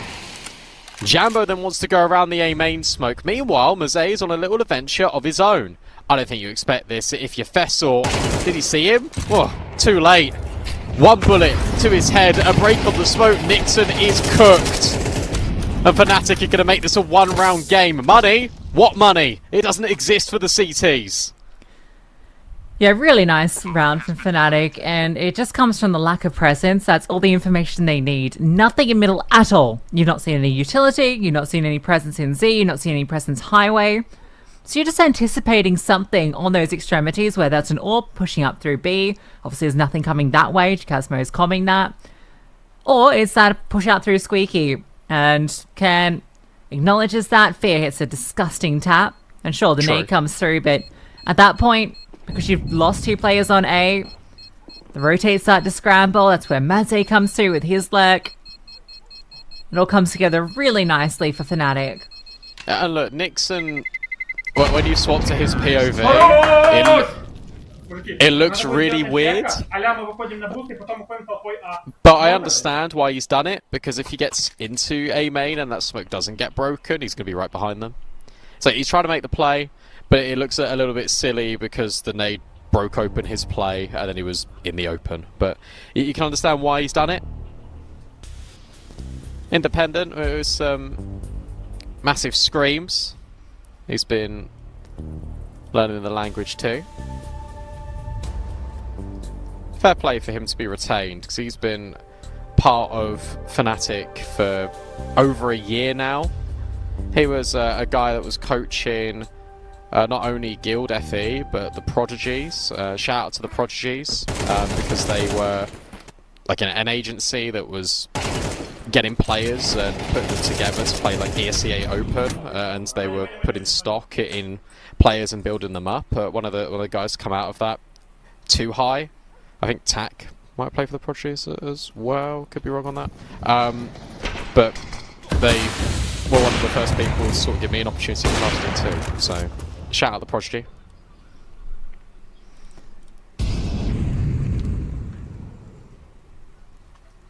It should be a tied game, unless Amber with this M4 can upset, but with Jambo holding this line, as our observers have shown, it feels very difficult for him to get much action. This will allow this stack towards A, although Vessel's not going to be part of that, so it is only the 3 pistols here. I feel like you can just brute force your way into this, especially with no real counter utility outside of a flashbang.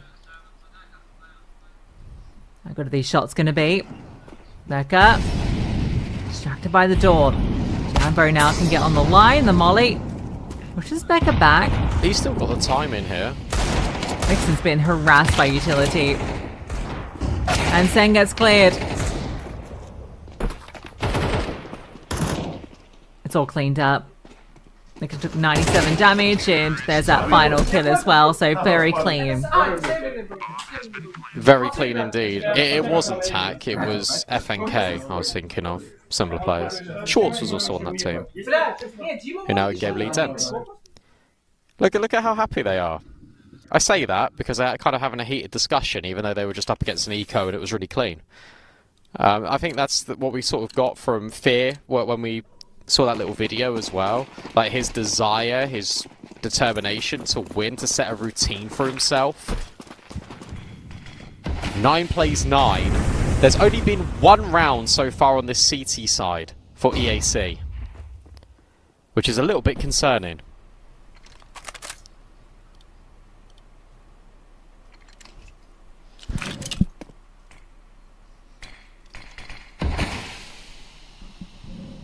I mean, this is what, 8-2? Now it's 9-9. Yes, correct. This is what I was saying as well, just about the individuals, like that they've all kept going as well for FNATIC. Becca has got an opportunity, maybe on this B main line. Nixon's got an opportunity on this boost if Vessel takes the contact. This setup's brilliant because they're actually all in the correct avenue. They seems like aware of the possibility. I'd say so, yes. He's not going to drop on Molly, but I think he'll just hard clear it. Oh, gun barrel. Hello. Yeah, very easy. Very thorough on the clears. Sen played here last round. A lot of bodies here. This can still get a bit concerning. Sen ready to strike. Standing out next to the doorway. Everyone's here. And now the bomb's committed. Can quick trade. Here's Vessel in towards heaven. Amber walks into the scope. Casmo on this lurk. He's got 2 backs turned. Finds the first. And now you know Vessel. Time is a problem. Can he beat out Jambo? That now gives him the chance. And now he just needs to avoid Jacasmo. Ring around the Rosie. Get out of touch. And Jacasmo misses the jump. Vessel takes the round through time. He plays it so well. He recognises it too. He's like, wait, hang on. If I just kill the Orpa, I win. Expertly done from Vessel. Jacasmo had an opportunity just to lock in that round with 2 backs turned. Doesn't happen. EAC were always taking a timeout in that round. Regardless of the outcome, let's be honest, they didn't expect to win. And they walk away with one that they simply should not have been afforded. It was looking really good for FNATIC, but they took way too long. And let's be honest, Jacasmo should have got that double kill. It is tough at the range, especially with the M4, right, rather than the AK. Yeah, dicey situation. You think with this opening kill, you're in a great position. Brilliant from Fessel. Like he was about to get up and start yelling, but Cable caught him. Their money is still not great. Money's not good. No. 4 Famuses. He obviously lost everybody that round, even though he won it. Amber? Don't know about that one, mate. I understand you want to get into the game, but that is not the way to do it. You force a fight, and as a consequence, it's now a 5-on-4. 5-on-4 comes a lot earlier than last time, and FNATIC are making the right read. Becca is completely alone here on the A-bomb site, and, well, so gives over a free fight. But now they'll just be in hot pursuit. Becca, can you get anything more from this? That would feel like he's maybe done enough to give his team a shot.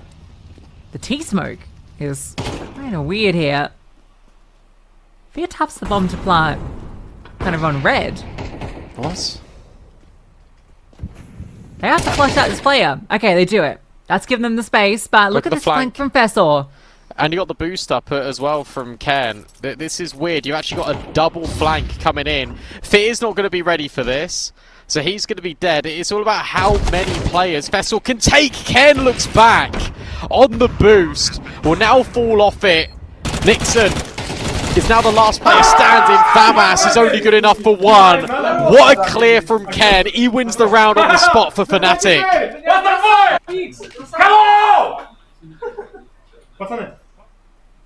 Was the door closed? I swear I heard the door open then, and maybe that's what turned things. And they went back and closed it. Maybe. Waken, huge bailout. Becca also eventually dealt with. Couldn't find that second.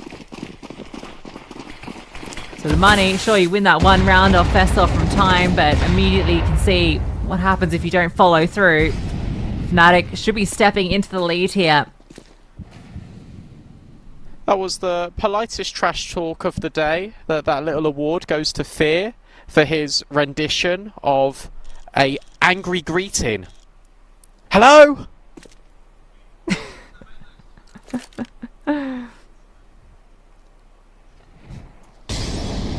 Grrr. I'm quaking in my boots. And so too should EAC. Their money on thin ice. But FNATIC, they can get a little bit dicey, especially when you look at where the bomb is, you look at where the stack is. It should be fine, potentially. Didn't Mazay see anyone? Ken's got rid of Becca at least, but Amber's on the boost. But he's now been spotted. And it's fine. They can just force their way in. It's a little scary for a second, but they do take their time a little bit. T's crossed, I's dotted.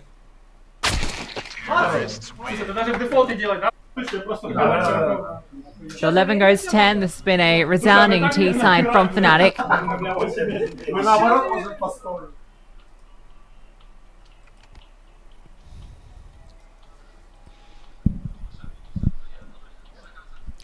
Yeah, the only time back out. the only time they've really lost FNATIC is to themselves, to be honest. But you're right, guns are here. Is there an AWP for Becca? There is. It does come at a cost of utility, same for Fessor and his M4. I would like to see them get active, and Becca will, towards B main. Jacasmo could be caught. Nice nade. Yeah, they're not going to overextend though, they just show a bit of presence. This is information for EAC. Maybe consider moving Amber. Some timing. You see, thinking that yeah, B mid might be more of a focus now after FNATIC have been so focused on A. Becca's just waiting for this jiggle, but I don't think it's gonna be given to him. Because in fact, we'll just throw a smoke down.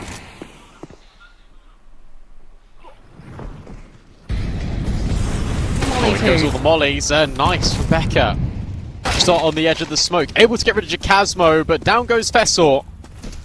Mazay will find him, and the counter utility actually very good in highway. And now there's going to be this swing. Mazay will get another. A 3-on-3, 35 seconds. Jambo best Nixon. You know that Becker was over here.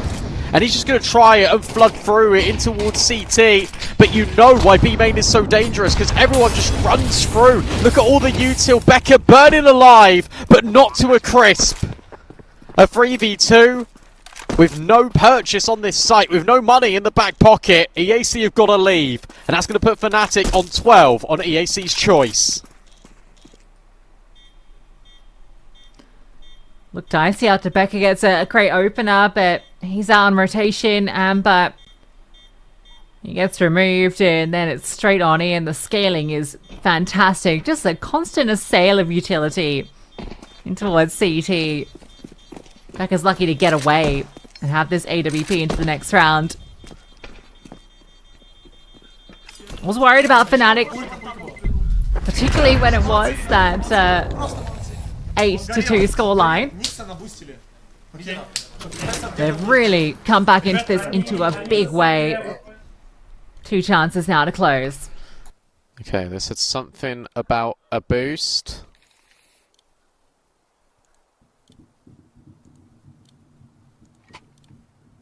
I don't know who they're boosting. But Fear nodded. So I can only assume that's the play. An AWP in spawn. Jambo going for a very aggressive peek. Doesn't see checkers. Break on the smoke is only going to do damage. Look at Jacasmo go. And down he goes. Fessor will find the opener. I thought they had a timing there. I guess because Jambo didn't see anyone on the cross. Thought maybe there wasn't going to be that line. I think you're right. This is weird as well. Look at Nixon. He's just already ahead of his smoke.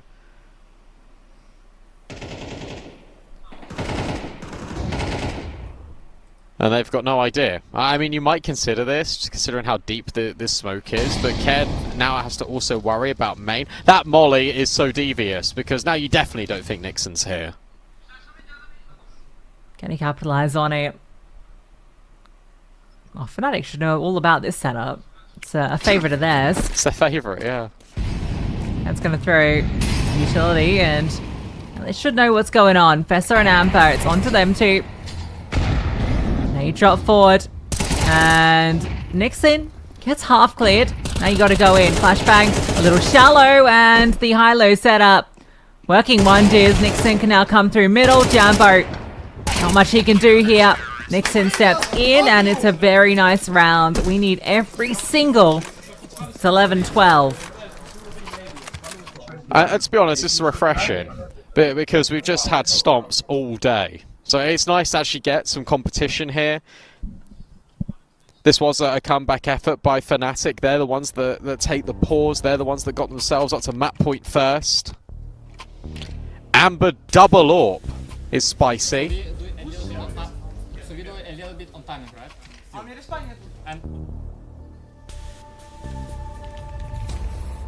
We mute the mics so we don't hear the strats. But it's clear for FNATIC that they might want to go a little bit faster. But not too fast. Not like that previous round where Jacasmo thinks he's got a time in but doesn't. I think what's been probably the best compliment for FNATIC on this T side is their trading's been really good. And that this round felt a little bit all over the place. Yeah, they really got cut off guard. The flashbang just going too shallow was a big killer too. Yes. Needed like a handful and a foot more distance and it would have worked. That Molly somehow doesn't go out, but Zay still gets the space, and now Nixon. Oh, he's okay. Oh, that's given him a powerful position. Has it? I think they're just going to go Ven. I think there's going to be a quick split through checkers. Yeah, the Molly's going to funnel them in. And yeah, they're right around the corner. Amber Misses the shot with the AWP, and they now know the Orpis backside. They're just going to wait for the CT. Smoke the spray. Very good out of Fessor, but only able to find one. That's where Ken activates. Got to be careful about Heaven. Got to be careful about Nixon, who just drops in from Checkers. Why is no one holding for Nixon? Awesome shot back. And now Sen can elevate. It's all up to Mazet. And Sen incredibly low. Becker looking to lead in the up-down approach. Mazet trying to isolate these kills. Becker now back on the angle. We need OT. There's so many things overlooked there. No one's considering vent during all of that. You've gotten full site control and no one is looking at vent. That feels like a massive missed opportunity for FNATIC to close this. Just when they get to 12, they can't get over the line. B has been difficult. I'll tell you why they didn't look at the vent. Because of the molly. Because they thought they cleared it. They thought they had more time. So that molly actually is relevant missing. Straight out for Ken. He's so blind. But he still gets the kill. Sen dealt with. And yeah, you guys, your molly is not good. Ken will get the trade. Comes. Yeah. Now they're going to go back to B. But you can see they really want to put the pressure on him. He is completely alone here. And already they are beneath him. Fires off his shot, misses the chance, and they're just going to scale in. Immediate site control.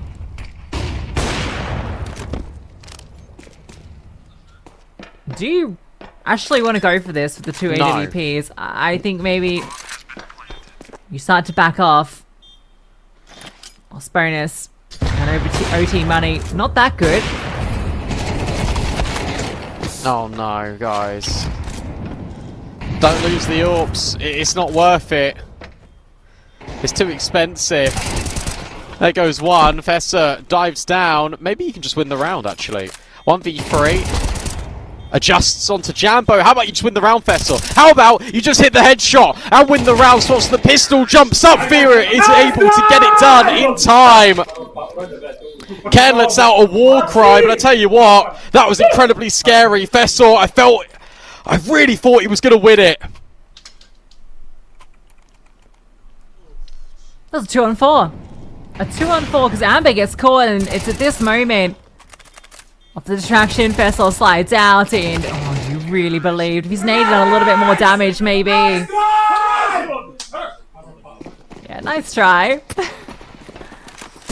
Didn't like that. Didn't have you shaking a little bit. Look at the money. Oh, Jambo gets rid of Becker as well. Okay, that was kind of crazy for Jambo to charge forward with the AWP there.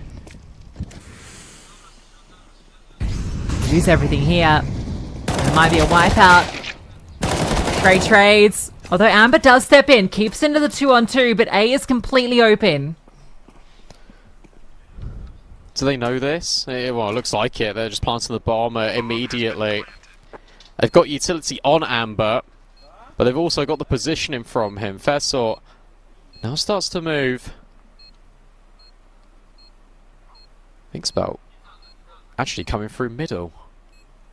Maybe this could work. Ken, Fear, lots of angles to consider. You now know that one's in a truck. And Ken just starts trying to adjust, but it'll be Fear that hits the headshot. It's Fessor again, thrown into the clutch, and Fear just wide swings him. This time there's no chance. And this time, surely, there's no money for EAC. That was a risky peek out from Ken. Gave them a chance. Fear is dragging them through this in these critical rounds. Fessor, it's going to be a real sting for him if this series ends up going the way of FNATIC. Back-to-back 1v1s. The ones that he was never favoured in. Had to battle forward for it. Yeah, look, 2 MP9s. M4 sure, where's your utility? Not present, and Fear just wants to charge in. Amber. Oh, hold on. How's that? What a step up. Uh-oh, timing not so great there, and okay. What's Bombs out on happening? A, bombs dropped on A. Okay. That's what we call silly. That is what we call silly out of FNATIC. They had that round. All they needed to do was just execute a bomb site together. Instead, it's a half-hearted effort to take B. It's a rush as a response in panic to take A. Fear's smiling and laughing it off because that's what you need to do in a situation like this if you're an in-game leader. But that strategy just wasn't it, King.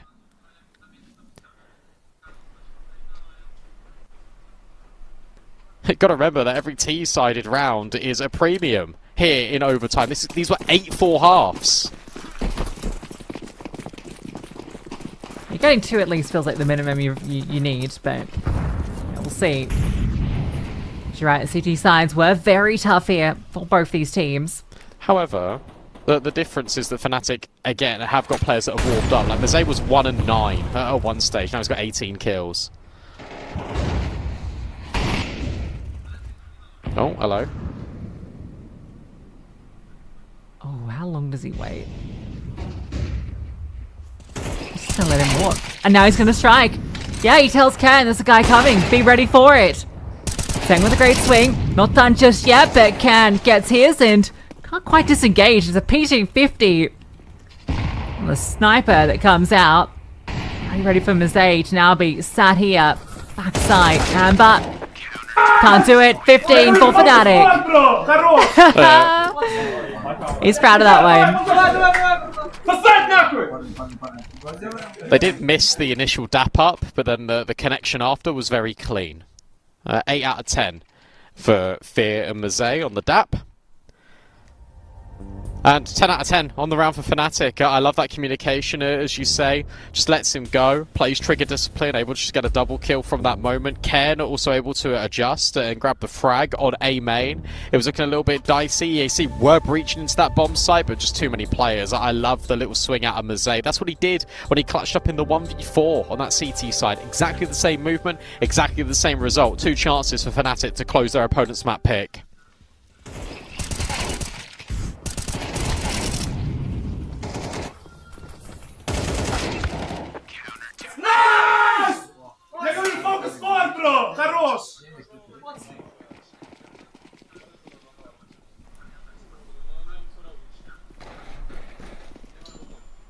FNATIC have had 4 opportunities to close out cash. Well, this is their 3rd. They have up to 4.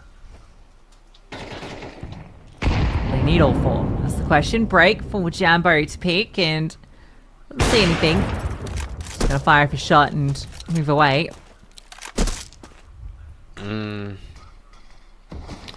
Here's the thing. If you see an AWP going for that play, 9 times out of 10, there's always a boost. So that's something to think about if you're EAC. Ken is now just hard committed to this site. I like the mollies in towards Checkers and Vent here. They're trying to gain space at EAC. And a lot of their rounds, they were ending B and having very good success on it. A lot of responsibility on Jambo here. Dealing with this lurk. He's going to go searching. How good is his clear going to be? Fessor's high and... oh, Fessor drops. So for Jambo, it's perfect. The flash comes, but he's already got the kill. And now you've got this double set up backside. Chasmo, disgusting. Absolute filth. And a 5-on-3. He's not done. Not just satisfied with that kill. Wants some more. Looking for his timing on this push forward. And another quick headshot. So Mazay sitting backside. Then, gonna get flashed forward. Jambo hits the no-scope, and surely you knew he was there. Back up, what can he do? Very little, not gonna be ready for Mazay. Time's not there, and it's the overwhelm, and it's FNATIC taking cash. Yeah, look, they looked a tiny little bit rough around the edges there, FNATIC, to be honest with you. It took them a very long time to close that. 3 opportunities, as you say, but we've got to give them credit. They were down 8-4 at the half, and they're able to come back. They make the T side look very easy. I think there was a lot of really nice calling coming out of Fear, and I was most impressed with the fact that everyone was so consistent. It really felt like a comprehensive team effort. It's unfortunate for EAC, but some players stepped up and others didn't. Yeah, unfortunately, there were some struggles there, right, for some of the individuals. That wasn't the case in that tail end from FNATIC. And that was an 8-2 comeback, right? Like, that is a really well-worked comeback, especially because they got to 12 first, right? Sure, they missed out on the opportunities to close it immediately, but they did get it done. And we've got Coach 2 on the sidelines to hear from them. Yeah, I'm on the sideline here with a guy who had an amazing play in this game, a 1v4 to end off the half. It's a long time ago. It's an overtime and all that. But do you remember it? How did it feel? Yeah, it was crazy actually. I didn't expect. You know, the biggest part played the information from my teammates because I was expecting the second guy in like aiming, and my teammates told me that the last guy was on mid last time, and that's why I won the round. So the power of your teammates. Yeah, for sure. Like the team play. I think my team did really great.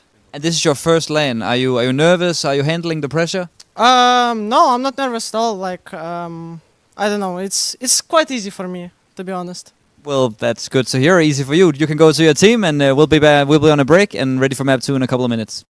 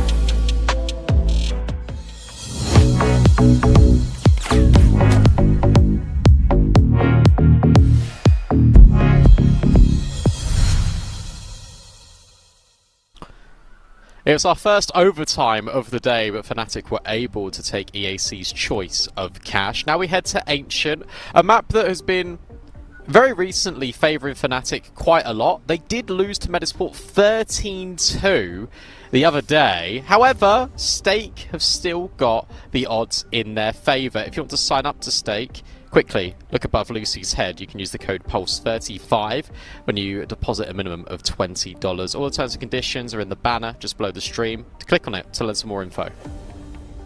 It's our first map of the day that even goes double digits, let alone overtime. Yeah, it's good to get some competition towards the end. FNATIC do close it out, which I think does make this very difficult for EAC. You mentioned, obviously, that one loss against Medisport being pretty brutal. Kind of surprising, considering the same day they had you know, a really nice win over Little Mix on the map.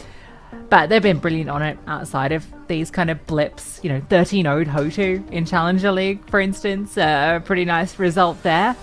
For the side of EAC, we saw them play against Hotu, we saw them play against G2 Ares, lost both of those matchups. G2 Ares one was pretty close. Did beat X-Clan, but I don't really want to read too much into that result. I wouldn't. I think we just kind of look at the teams that they've been playing against. It does feel very difficult for them here. It does, and that was also the Medisport game for FNATIC. That was with Fear getting 2 kills. Fear was highest rated player for FNATIC on cash, so I really do think that they're going to be absolutely fine now. I mean, the highest rated player was 1.33 for FNATIC.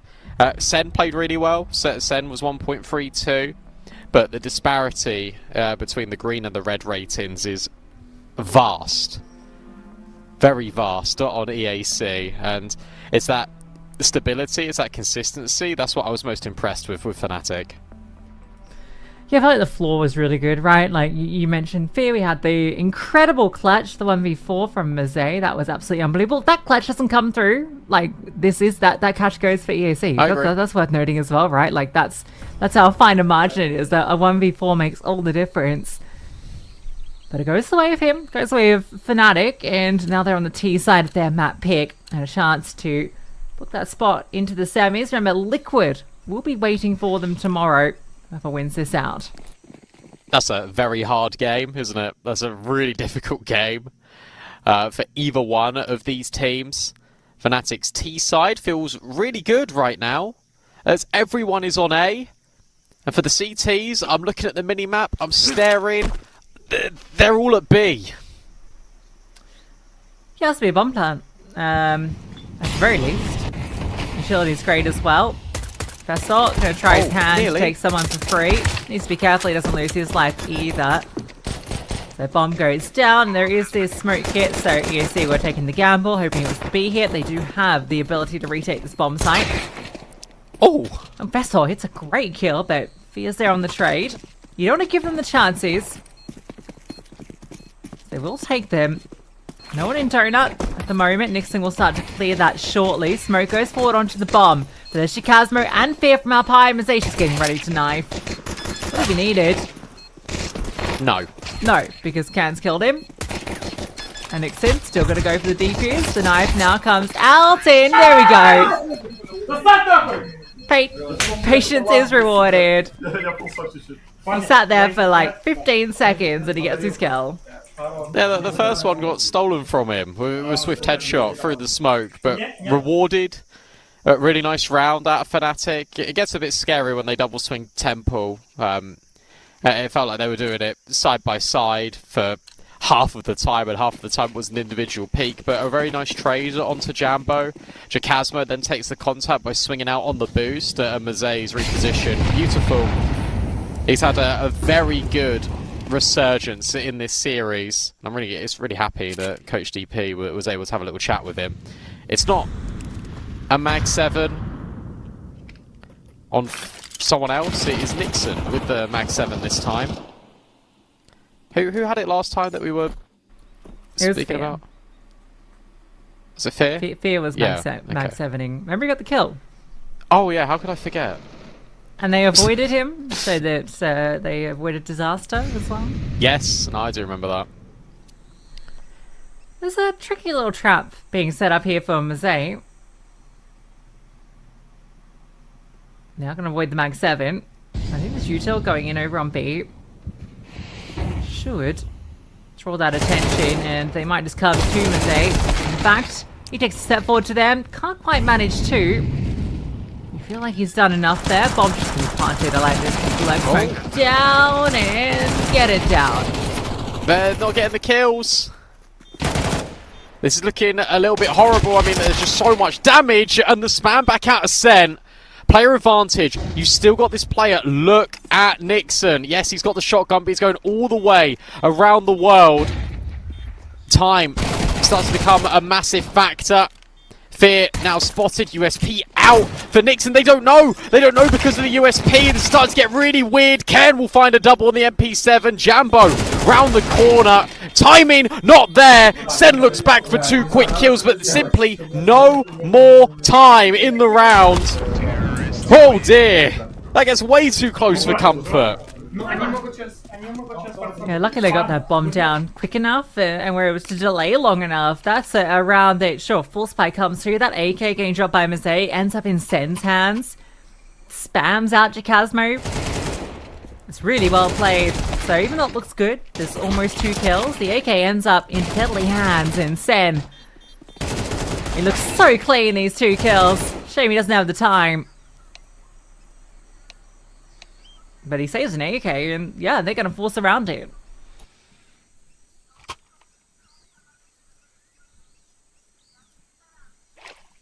What a wild round. It's just... This series has been brilliant because it feels like we've had a build-up. We've just been waiting and waiting and waiting for craziness to happen. We've had it sort of in terms of one-sided results. Here, it's just bonkers. Anything can happen at any time. Nixon will get pelted by utility. Mosaic more than happy to try and take fights out middle. He'll gain the space with Ken. And Amber, who's already down low on B ramp.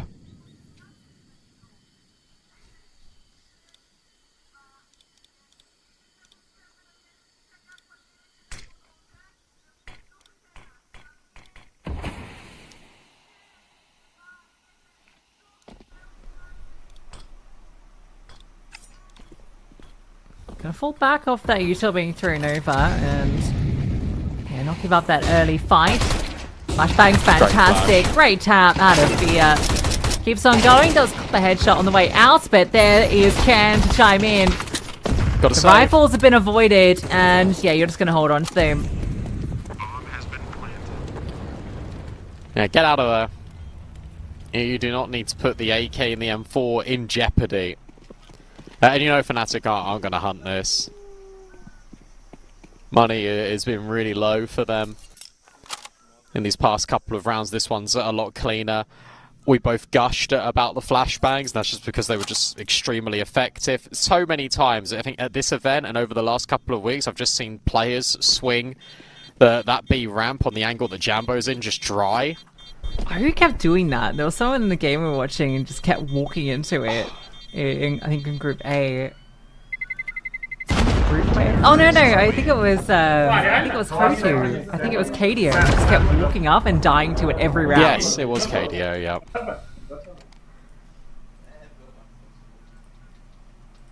It was sad.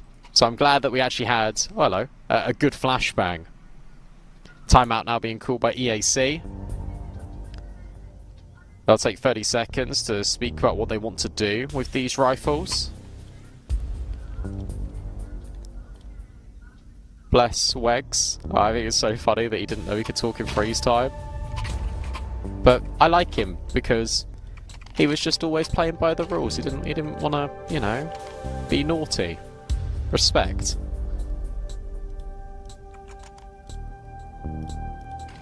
We've also got some really good interviews out of him from Coach TP. The confidence in his EAC roster. See how far they can take it here. I'm sure they were not too unhappy to see FNATIC. They want to play against every tier competition. We can do the FNATIC Liquid run. Feeling very good. Past FNATIC and Gazmo just charges on up. Amber under pressure and... actually... They're low! Oh, he manages to get another. That was a full HP player. Bombing planted and Fia lucky to be alive. Oh, the spam, no. Will be finished off by Becca. Jambo immediately deletes him afterwards. Ken, lovely angle. They've got to really anticipate that there's multiple players in towards Cave. Vessel's been heard down the ramp. Jambo's now feeling a little bit insecure about his position. He knows that Vessel's the other side of this smoke. Look at Jambo, who's just in the Matrix, dodging all of these bullets. And now he's going to go past Vessel. Surely Jambo has won the round here for FNATIC. And well, he desperately needs to now. Smoke about to fade, tap in, but trade not there. Has Vessel got enough time? Has he got the kit? He does, but then he doesn't. They keep getting away with it. I don't think the time was there, even if he had the kit immediately. I think Jambo done enough. It's not the cleanest, but he gets it done. Very dicey. Fantastic from Amber here. I cannot believe he hits this shot. Becca's flash comes over and... yeah, not quite the one tap. Yeah, I don't think there was time at that point. Very close call though. Yeah, so you keep having the money to invest. You got the EWP now as well. They're right there. Things aren't going their way. They just need one round. They just need one round and they break FNATIC. But obviously getting that one round is going to be tricky. A lot of players in towards mid. That nade felt destined for success. And now this gets weird. Because you can hear them dropping util. Ken will just find Becca. That's the A bomb site completely unlocked. And Amber certainly gets a kill back. You've also got the Temple player here too. Nixon, what's his timing like? It's pretty good. He's silent, but Ken clears him. And again, it's another round in which Ken provides a necessary kill to certainly lock it in for FNATIC. Absolutely saves him. That bomb was about to get dropped. That would have been a triple kill. He almost hit. Yeah, it would. He was set up for success. Ken just comes back. Realizes there's nothing for him in Temple. Keep an eye. Sorry, not throwing the donut. Keep an eye on Temple. Amber gets an exit. This is crazy from Jambo, by the way. Bro. Hunting the steal, I suppose he has to save, but you don't want to give away your AWP because you really wanted this kill. Go extend further.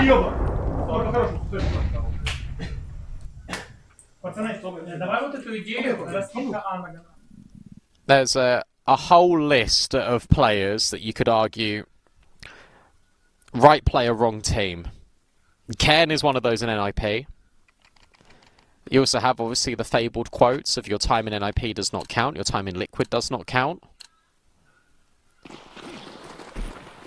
Ken's time in NIP currently doesn't count.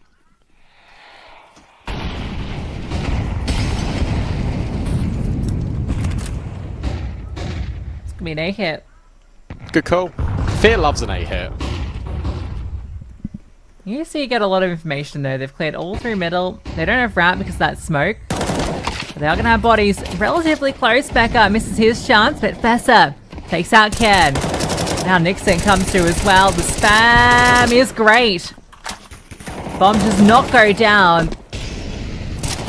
So the A hit, not looking like it's going to find success. Oh, that will. How did Becca get away? Fessa also got caught. Can you leave? Yeah. You can, but do you? Oh! What? Mercedes got two! Okay. You don't know about the donut player. You don't know about Fear. Jacasmo's just waiting. Nixon. Oh no. He's going to get backstabbed. Jacasmo's now been spotted and all dealt with. Fear.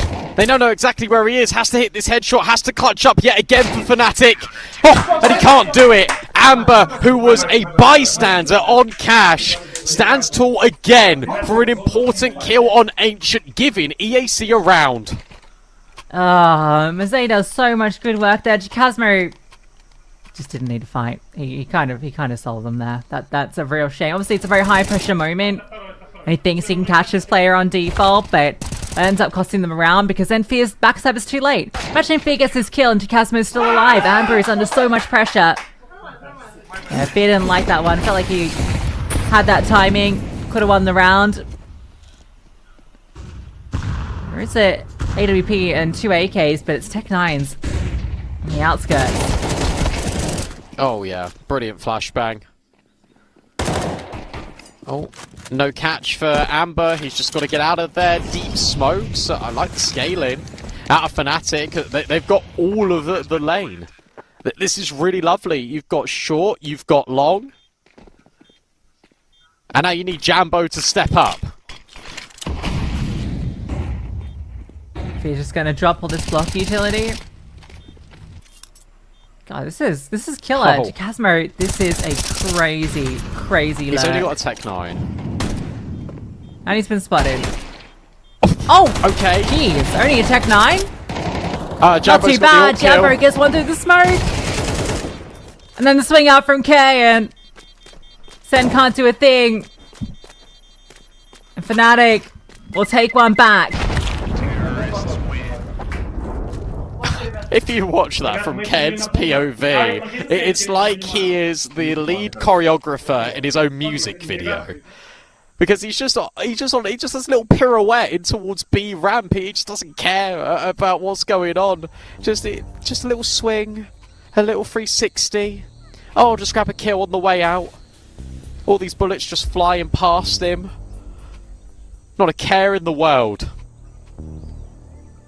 Ridiculous round coming out of FNATIC. All of that deep space being taken by the Tech-9s. More than enough. It was really well played. And a really good call out of Fear.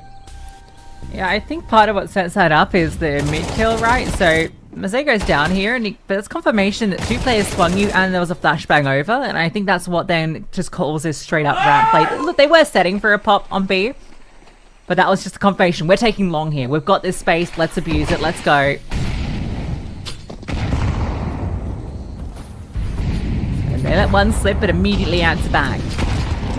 Oh, that nade is just about missing Fear, but the spam isn't. He was so blind. Jacasmo now looking for an opportunity. That flashbang is brilliant, and Jacasmo's adjustment even better. He finds the double on Fessel. Ken has just walked up B in the meanwhile. He's still being the main character. A double kill for Ken. Becker tries to step in with the FAMAS. Ken will at least spot him. Jambo gets the bomb down. Not quite the kill.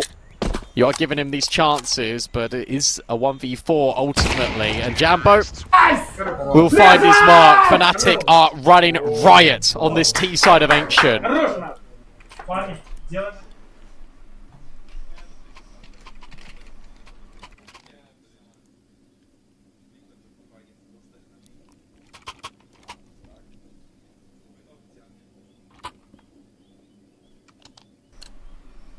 Brilliant. Jacasmo, that was just gorgeous to watch. The flashbang was brilliant from Jambo. And that second kill close to box is a tough one. Makes it look pretty clean. Flashbangs again, and oh, the CTs wanted to push out, try and crunch with Amber, but flashbangs really slowed them down. That was a really cool flash. It bounced off the rock and landed in the entrance of cave. I've never seen that before. Or if I have, I've just not been aware of it. That was really awesome. FNATIC, Group B. B has just been the source of success. So why would you reinvent the wheel if you fear? Jacasmo holding. It all falls very quiet. They're going to group up and they're going to move together. There are a lot of players here for EAC. And Sen will get a double alongside Nixon. Trades are in, 3-on-3, and look at the flank out of Amber. Jambo's dead. Will it matter? Oh, he's not. 5-7 on the progression, and the go back on the cleared. Yeah, Jambo considers it. They've been backstabbed too many times before. Any flash? No, Becca's just got to go on contact. The smoke will fade. Jambo's just ready for the swing, and he got Ken up close. Missed opportunity. Look at him. falls off, and Fest is out of that. Another boost.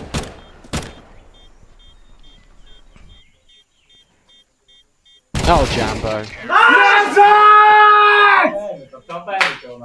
Дима, Игоревич, очень жестко нахуй, Дима, красавчик, бля. I would say, and I'm biased on this because I am a Jambo enjoyer, but I think in Tier 2, Jambo is the best AWP on Ancient. Okay. I think that's relatively fair. And that's a hard role to do, especially on Ancient, but I think he is immaculate. So good. 8-1, Becker's got his AWP, but utility yet again limited here. Jambo cleared, and Becker will also get a kill. But Fear walks through the smoke and punishes Sen, so immediately you're put back into a 3-on-3, up the ramp, go FNATIC. And they get rolled back down the hill by Amber for at least one frag. And now Fear is hoping for another opportunity. Still in towards this B-bomb site. Becca can undo this though. Can he? Oh. Well, now this reposition towards mid, FNATIC are just going to walk up. Now, you know both players are here. Obviously, Fear gets that kill. You saw Kern at ramp, so... Timing's good. They're going to... No, they've got this time to push up, but Fear is going to be aware of it. He's just making sure that bomb goes down, and he'll come back. Ramp. Again, Kit, just not present here. And spotted, but can't get the kill. It's on to Fear. Normally so good in these closes. Both these players half HP. It's a tap on the bomb. But not the commit. And Fear, he doesn't believe it is the commit. Now it will be. Gets that first kill. Bond's being stuck right in front of him. He needs to stop this. He doesn't know it. It's the full commit. The knife comes out and Fear secures it.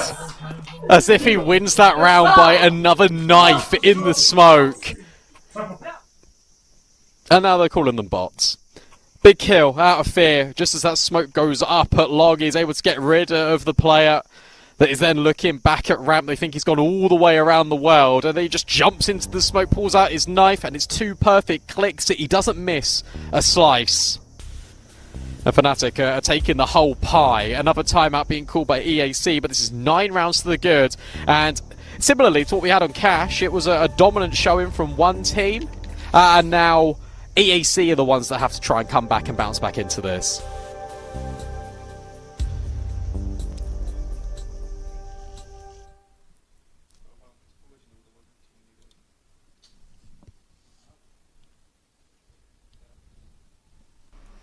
Ten-second stick. This was so close. I feel like he'd been sticking that forever. I thought Fear just assumed that he wasn't on it anymore. Nearly 10 seconds, Lucy. Yeah, it was...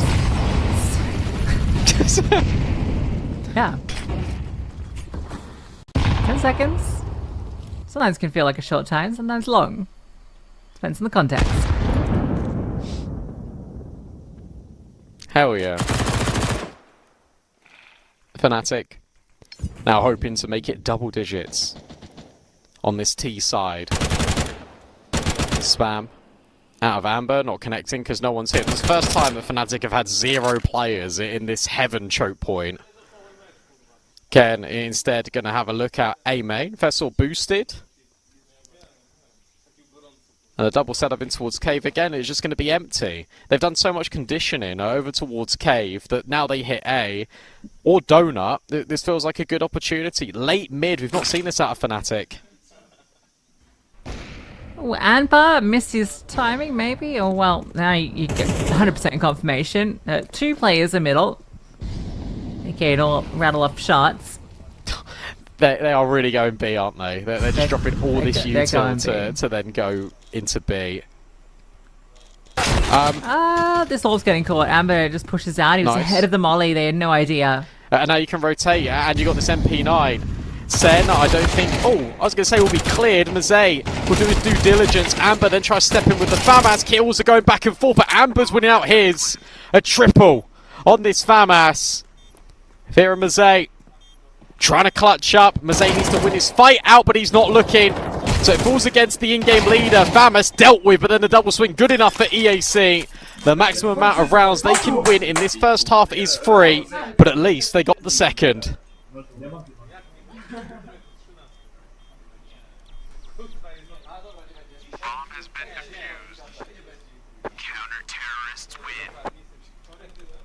At least they got the second. Can they get a third?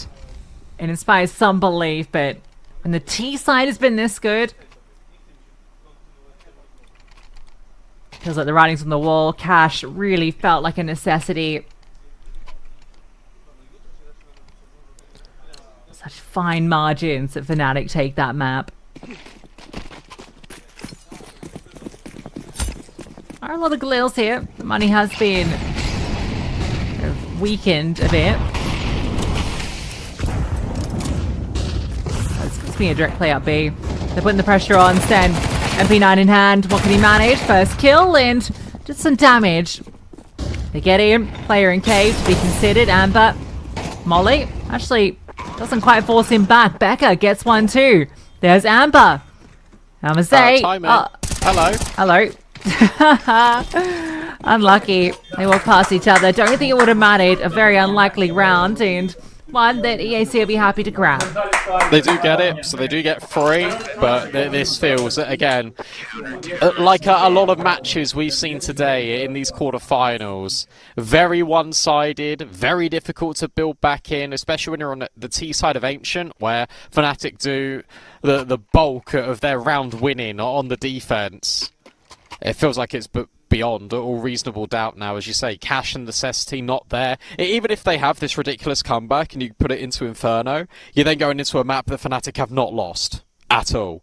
So yeah, not surprised that Stake believe that FNATIC are going to comprehensively wipe the floor with EAC in this second map of our last quarterfinal at Stake Pulse B.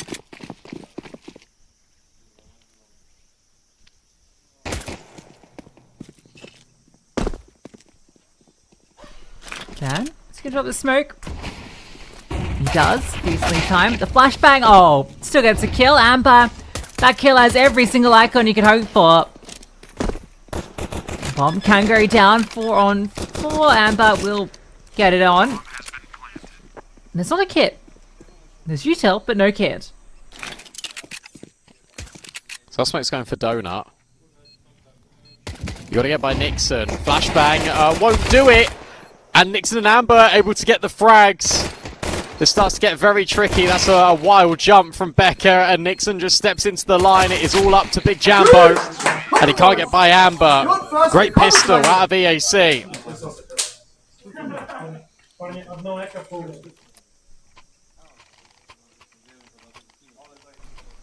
Yeah, despite Karen getting a nice first kill, that's always a tricky retake. And a necessary start to this for EAC. 9-1 becomes 9-4, and depending on what FNATIC opt to do here, yeah, it should be 9-5. Yeah, you don't need to force the issue.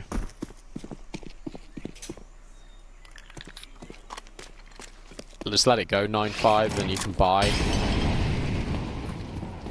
I think it makes sense, especially because how comfortable they are just in gun rounds on Ancient.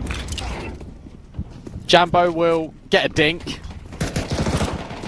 but this should just be a kill, and this has got to be karmic retribution for EAC. They get to run out B and just spray FNATIC down.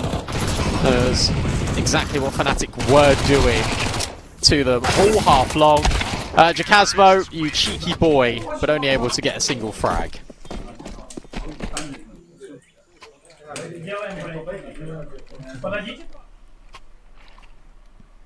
Okay, fight's not over yet. I'm glad we're getting this out of Amber in particular after a pretty rough showing, right? On Cash, we're getting that bounce back.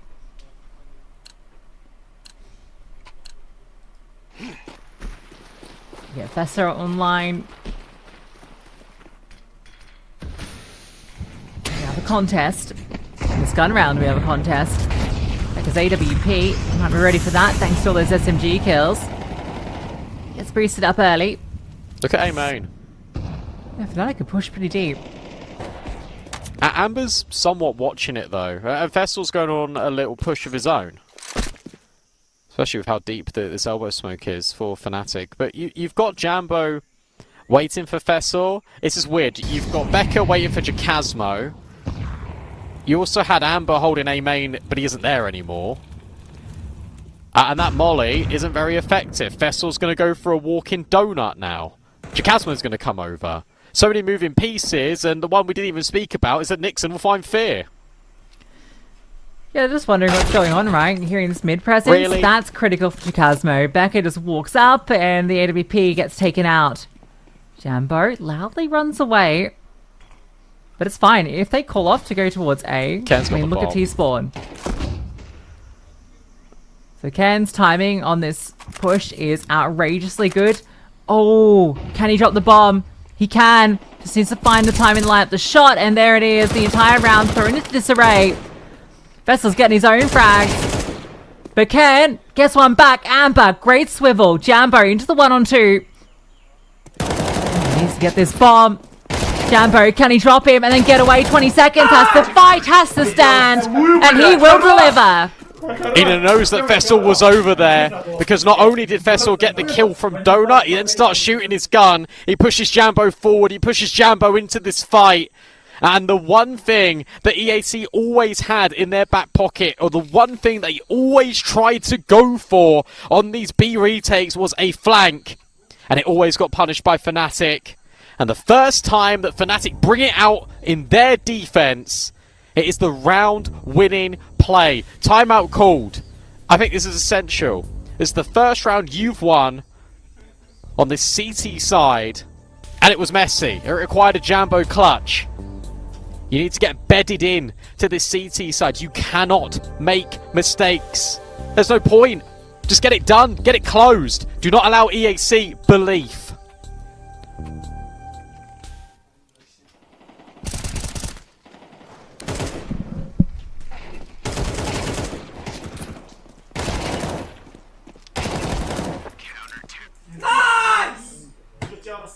Oh, yeah. You know how critical that first gun round is in building up into this. Cosmo's on the auto shotgun. Oh, for Jambo. That's a gift found on Rap. I'm just gonna get a play on B. Every single T player is here. Is V gonna push through? I don't really want to give up that fight early. He's just gonna sit, see if someone walks his way.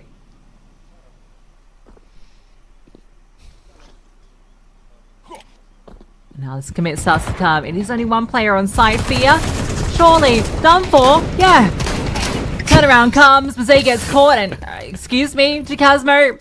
Ain't no way he gets that frag. He's going to probably They're get going another. back to A. I like it, but you are going into the Jambo AWP. Jacasmo will fall. Jambo now steps in at Temple. They line up and he hits a collat. And just like that, EAC... they try and redirect themselves away from the auto shotgun, away from the MP9.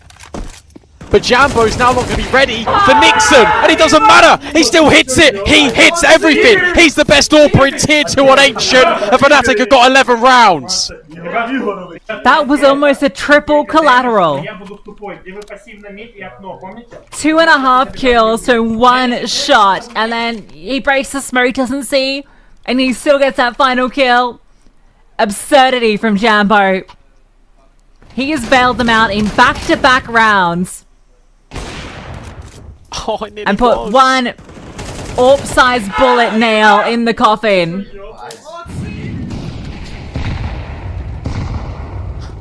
And now you've got nothing. Surprised the auto shotgun didn't come out again. Mazay's got all of mid. He's going to walk in right behind them. And surely Fessor heard this. Yeah, they did, but he still can't stop him. They will get a kill. Jacasmo killed Fear. What?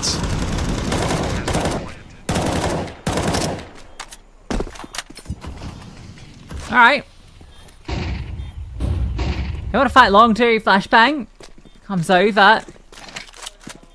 Kind of one over the top. Oh, doesn't quite work out, and now the smoke lands, and... oof, dink, but no way in. You just gotta leave here. What? Last second, go for it. No. Chamber gets the kill. They will. They're starting to scale forward. Oh, look at that shot. The knife comes out. Nixon walks through. And they will take it. Have they got it? That's got to be 12. There's no way.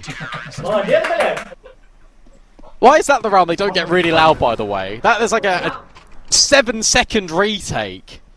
Where all the kills come in, they even get another knife kill, for goodness sake. They are having fun with it. Now FNATIC, EAC, their backs are well and truly up against the wall. Did ever so well to make it through the group stage, but their time here at State Pulse B is running out. They need to win 7 rounds in a row, and half of them don't even have a primary weapon.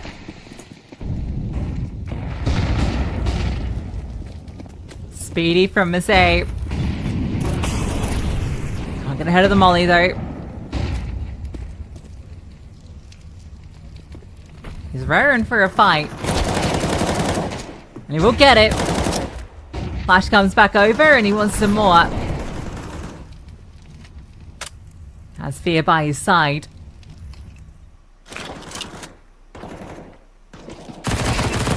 And now they push down. They're not paying attention. But the kills come back. There's another one. Are you ready for a third player? Vessel surely catches his timing. Doesn't walk through. Oh, Ken. He's in trouble. Or maybe he just is the trouble. Vessel. Now the smoke fades and, well, Ken is holding for it. Sen goes down and FNATIC. A triumph on Ancient. A test on Cash. And a semi-final booked with Liquid. Really impressive out of FNATIC, really. Look, this is their 8th best of 3 they have won in a row since changing to this roster to go back to full Ukrainian, and that's where Fear applied his trades. That's where Passion UA shot up the rankings and made the majors. He's still got Jambo, he's still got Jacasmo, but Ken is fitting in like a glove. Mazay, clutch factor off the chart. He's got in his X-Bio star rifler for FNATIC, and it certainly shows up when he needs to. He was playing in ESEA main a year ago and is now playing for FNATIC in a semi-final at Stake Pulse Beat Episode 1. Well played to FNATIC. A shame for EAC, but the fact they went overtime on Cash, I think, is a real testament to how well they've been doing. They beat Hotu in the group stage. This future looks bright. All they need, maybe, is someone to become an in-game leader.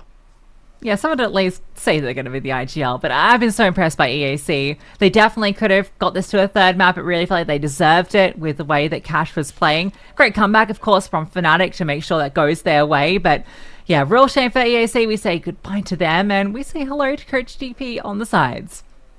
Yes, hello to you too. I'm here with Independent, the coach of FNATIC, from a game that was pretty convincing from you guys. This Ancient, at least, very smooth sailing. How are you feeling about this win? Very good. We made it to the final day of the tournament. That's always good news, right? They pressured us heavily on Cash though, and I'm very happy we just made comeback. Boys were resilient. On Ancient, yeah, sure, we just made some adjustments from yesterday because it was not a smooth sailing compared to today. But yeah, I'm just very happy that we made it through today. And can I ask you, because they are speaking Ukrainian while they're playing, or Russian together, do you understand them? Are you communicating with them in English, or are you also speaking their language? I mean, I understand them perfectly. I just communicate them like mixed English and mixed with their language, basically, because I haven't spoken the language for like 15 years, honestly. So it takes a little bit of time for me to get back to it, but I understand the comms. We made the theory in their language as well, so it's been going so far so good. Well, that's good to hear. And the new guys coming in, since they came in, Karn and Masai, you've been playing really well. You had some very good wins online, but now you came to LAN and proved it as well. Does it feel good to bring also Masai to his first LAN, playing this well, just getting some reps in with the team in a lane like this? Yeah, for sure. I'm very happy, and considering it's our debut with Masai and it's his first proper LAN. I'm very surprised how you see handling things, how confident he plays, especially on Cash today when we were losing, I think 7-9 or something, and he just single-handedly took mid for us and was very happy to see that from him. And Artyom Karne is bringing a lot of good energy and helping boys to get a rhythm in a very hard games. And sure, it's just the very beginning for this roster because it's 2 new players, a lot of role changes, guys going back to Ukrainian language, right, compared to last season. So it's a lot of changes, all things considered, but I'm very pleased with the start of the season. And just one last question, because I know tomorrow you're going to be facing Liquid. Sure, they're the favorite, but you don't seem like guys who go in like, we just see what happens, if we don't win, it doesn't matter. Like, you're going in to win, right, even though you are maybe not the favorites. You get a lot of confidence from this and probably believe that you can beat Liquid tomorrow. We don't really care who we face, whether it's Liquid or EAC. We're just happy to make it to the next game. We take it step by step, game by game. We never look at the bracket, really. Sure, I'm happy that we face a good team, really. It's a good challenge for us. We need to prepare accordingly. I haven't checked them yet that much with the new roster, but yeah, I don't really mind. Like, we just focus on ourselves. We focus how we progress daily. We focus on the process, and it sounds very primitive, right? But that's how we operate. That's how we operate because the season is long and you need to take it day by day, day by day. Well, I respect that. Trust the process and trust the planning. That's going to be it from the floor, and I'll let you get some sleep, and we'll be back with the casters. Thank you very much. What a great interview that is. And I tell you what, isn't it nice to see Ken so happy? And the fact that he's bringing a lot of energy to the team inspires a lot of confidence in this FNATIC roster for me. Lucy, that was all the quarterfinals. We can take a look at the bracket and see how it's shaping up. We've been here since the very start. Johnny Spees took down G2 Aries 2-0. BetClick Apogee took down Ascend 2-0. Then Liquid took down 9 2-0. And FNATIC just beat EAC 2-0. Every game, 2 maps. Yeah, the only map that even got double digits was at Cash, right? Which went 16-13. Even the first series, 13-8 was the next highest. Like, this was an absurd day considering we had 4 best of 3s in a row. It's surprising every single one was so dominant, but that means that going into our semis tomorrow, it's absolutely stacked, right? You've come through winning a 2-0, you go now into a semi, you're going to be fired up. We've got some very exciting games tomorrow. Yeah, we absolutely do. I'm really looking forward to it, and I'm really looking forward to seeing both of those semi-finals, especially that Liquid versus FNATIC game. That was brilliant out of the quarterfinals for both of them. Jay and Dweg are talking you through all of the action tomorrow on Championship Wednesday. Our final day here in the State Pulse Beach Studios will commence tomorrow. But for now, that's it for tonight. Thank you so much for watching. Take care, and we'll see you real soon.